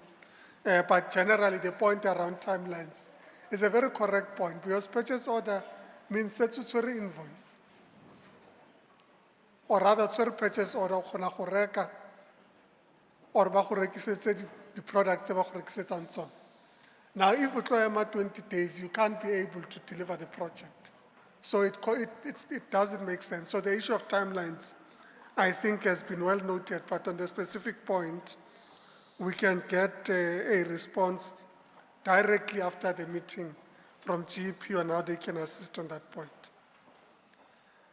I think the issue of migration and the impact of migrants has been raised. But there's this particular point that has been emphasized, which is the point that sometimes you find that people conduct their trade in a manner that is not legal. So, as produce a cold drink, you can't produce goods that are not yours in another company's name, and not meeting the required standards in terms of production, food security, and so on. Now, I've noted this particular matter, HOD. One of the units that we have in our department is called Consumer Affairs. And I think, HOD, because HOD, I think one of the most immediate things we must do is to deal with these complaints about shops that trade in counterfeit products. So that we have a specific program, we go into every region of the province, we identify them, and we take the appropriate action. So it's a project that we'll take up and address. On green hydrogen, I think the request was specific. I think it might be something that you deal with immediately after this with one of the colleagues, because they would be able to indicate, because mitochondria, as said, they are recruiting people. And you are saying, but you want to be close to where the recruitment is. So let's see if we can close the gap, which is a specific issue that you've raised. Service providers, let's refer to GEP specifically to deal with. I think the point was made not to forget security and energy, it's noted. We've dealt with counterfeit goods. We welcome the unity, including the need to ensure that Lesedi is included.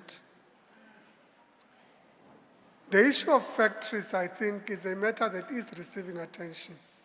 So we have said that part of what would kickstart economic development is firstly looking at disused factories, including the industrial parks, and ensuring that we can address this.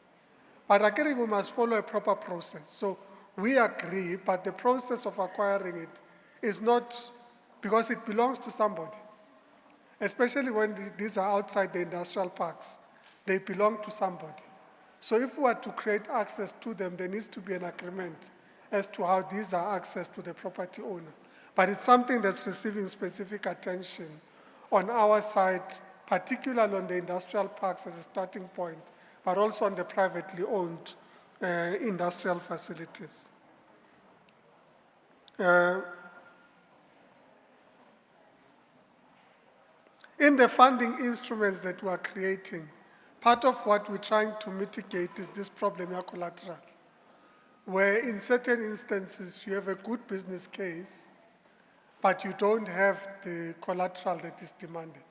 So we're trying to find solutions with the private sector on how we mitigate this problem, including using cash flows as a means of determining whether you are eligible for a facility and not only wait for collateral. So we're looking at those sort of solutions so that we're able to close gaps where these have been identified. The provincial government has agreed to do an audit of all incomplete projects so that we can complete them. But part of them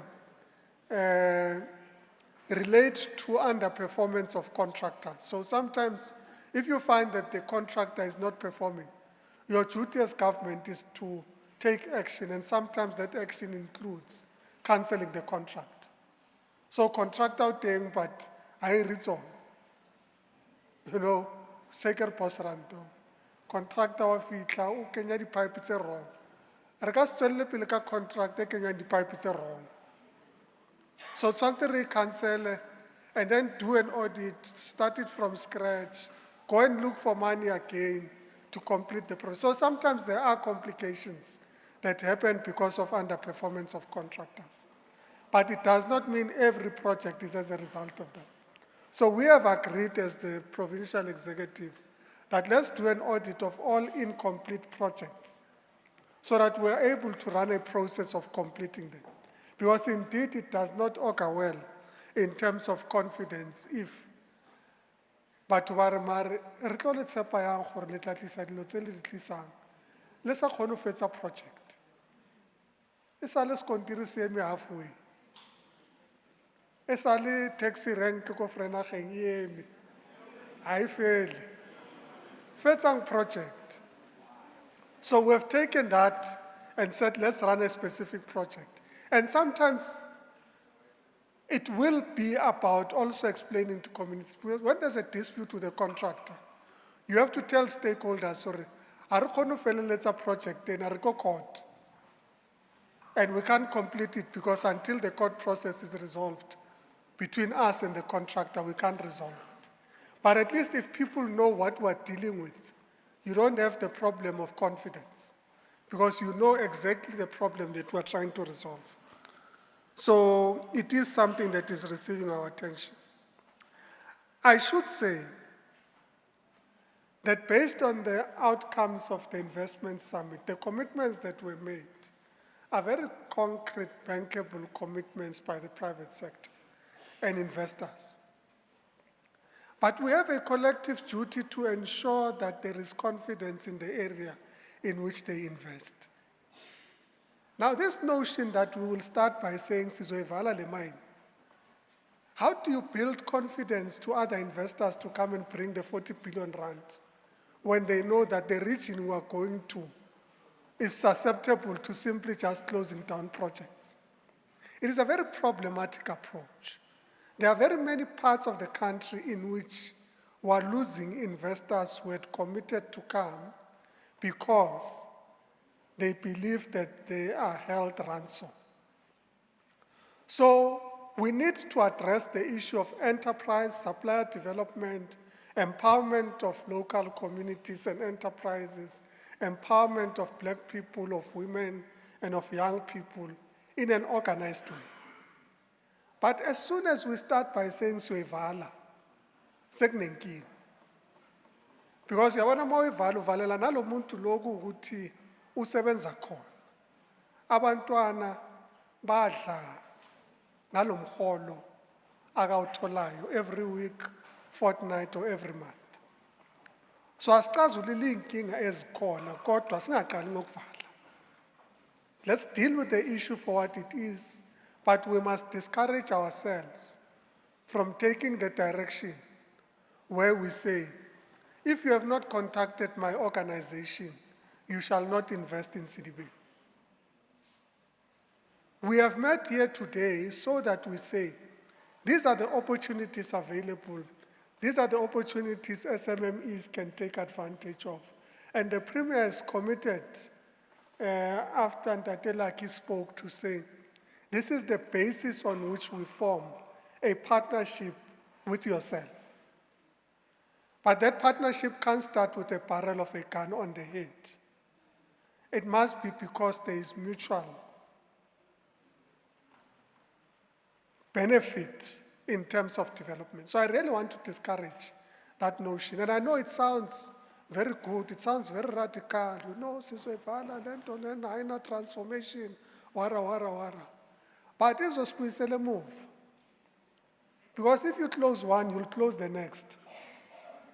So it means that even when mitochondria is supposed to start in February, unless they've met with a particular organization, they shall not start.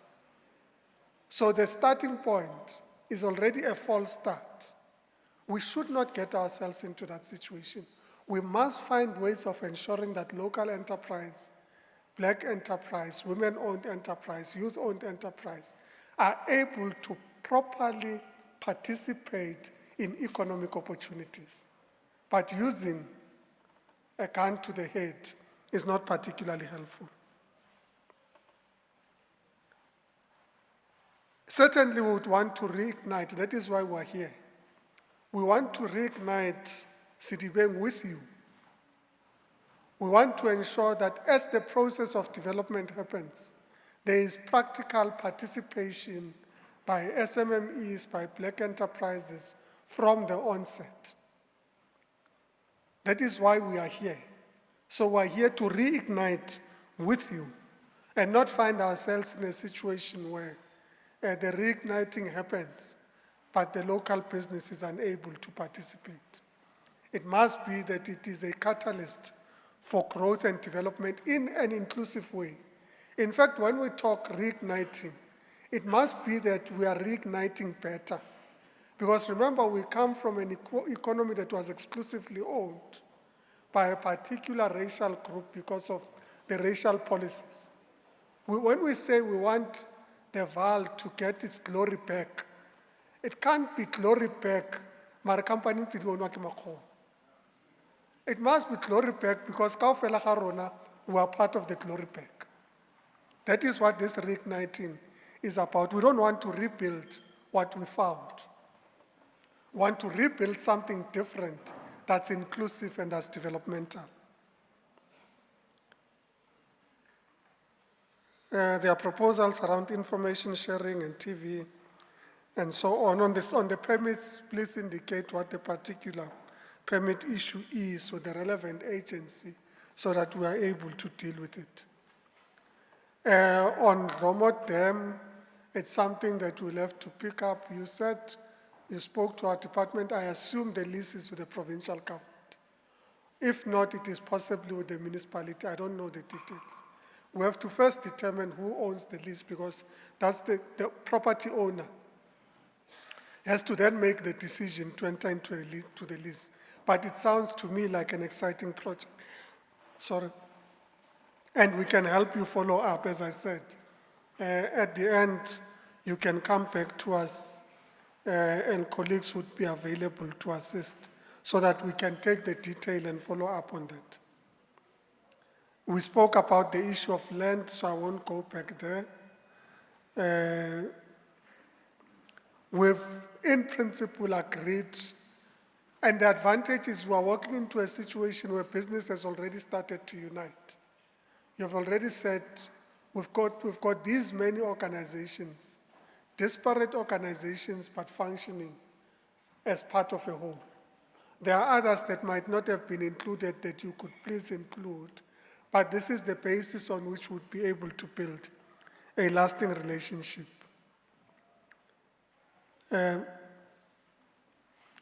I think the issue around speeding up processes of funding is well taken and agreed. GP and timelines, March is too long not to have a decision, but we can deal with a specific issue as we finish here. DM and Zone 7.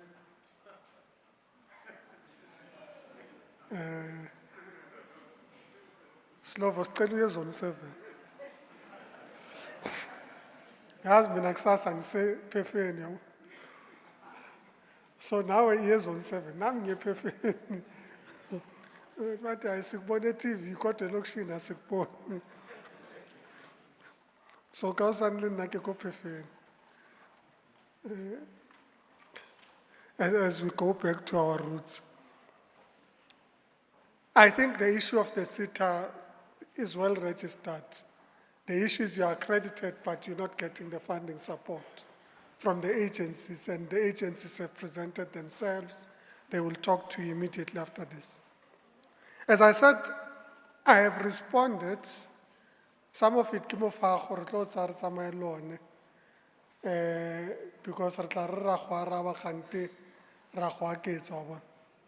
I want so that information. So my last set of statements, and I'm not going to be long, is to say the evidence we have brought to you today is that there's been a lot of work that we've been doing. We've initiated the process of the master plan. It is currently being developed. We've started the program of establishing the special economic zone. The team is already in place. We are now working on the accreditation of the special economic zone. We have identified projects that would kickstart as soon as possible. We have engaged with various investors that have demonstrated an appetite to invest, and some of them have said, these are the things that we need you to do. And of course, we've had this forum and a whole range of other things. So when we talk here today, we're not talking about ideas that we're still conceptualizing. So it's not about Sedibeng or the Vaal Triangle is marginalized, is a stepson or daughter of Gauteng. It is because we have been doing this work that we have shared with you today. And we have now said that what is important going forward is that we partner with you so that you are active participants in the process of reigniting the Sedibeng District and the Sedibeng region, broadly speaking.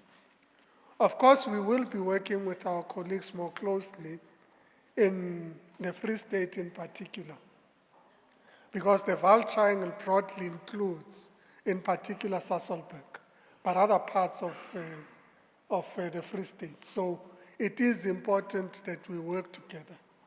We signed an agreement, for example, with Sasol the company, around green hydrogen, and that partnership is anchored in this region. So what we were talking about today is not pie in the sky. It's not just conferences of ideas. It is because we're presenting to you the pipeline of opportunities that we hope you can fully take advantage of and optimize. Thank you very much.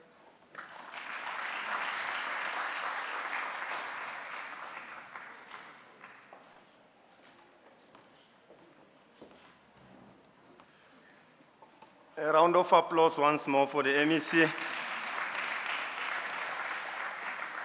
With the responses and the closing remarks. Let me also reiterate that all the departments, the official who have presented here, GEP, and they should remain so that le khone a kere ba na leng di application tse specific tse ileng hore ha ba o araba jwang this and that, you can come to them and ba tla le etsetsa di inquiries hore how far are your application and all other information that you need. They are still here, they are yours. With regard to issue of catering, please remain seated where you are. Batla tlisetsa dijo mo le dutseng teng. So le ska la tloa ba ntse ba di tlisa gradually, so just remain seated and be patient. So we have come to the end of our program. So re a leboha. Thank you very much. The program or the conference is officially adjourned.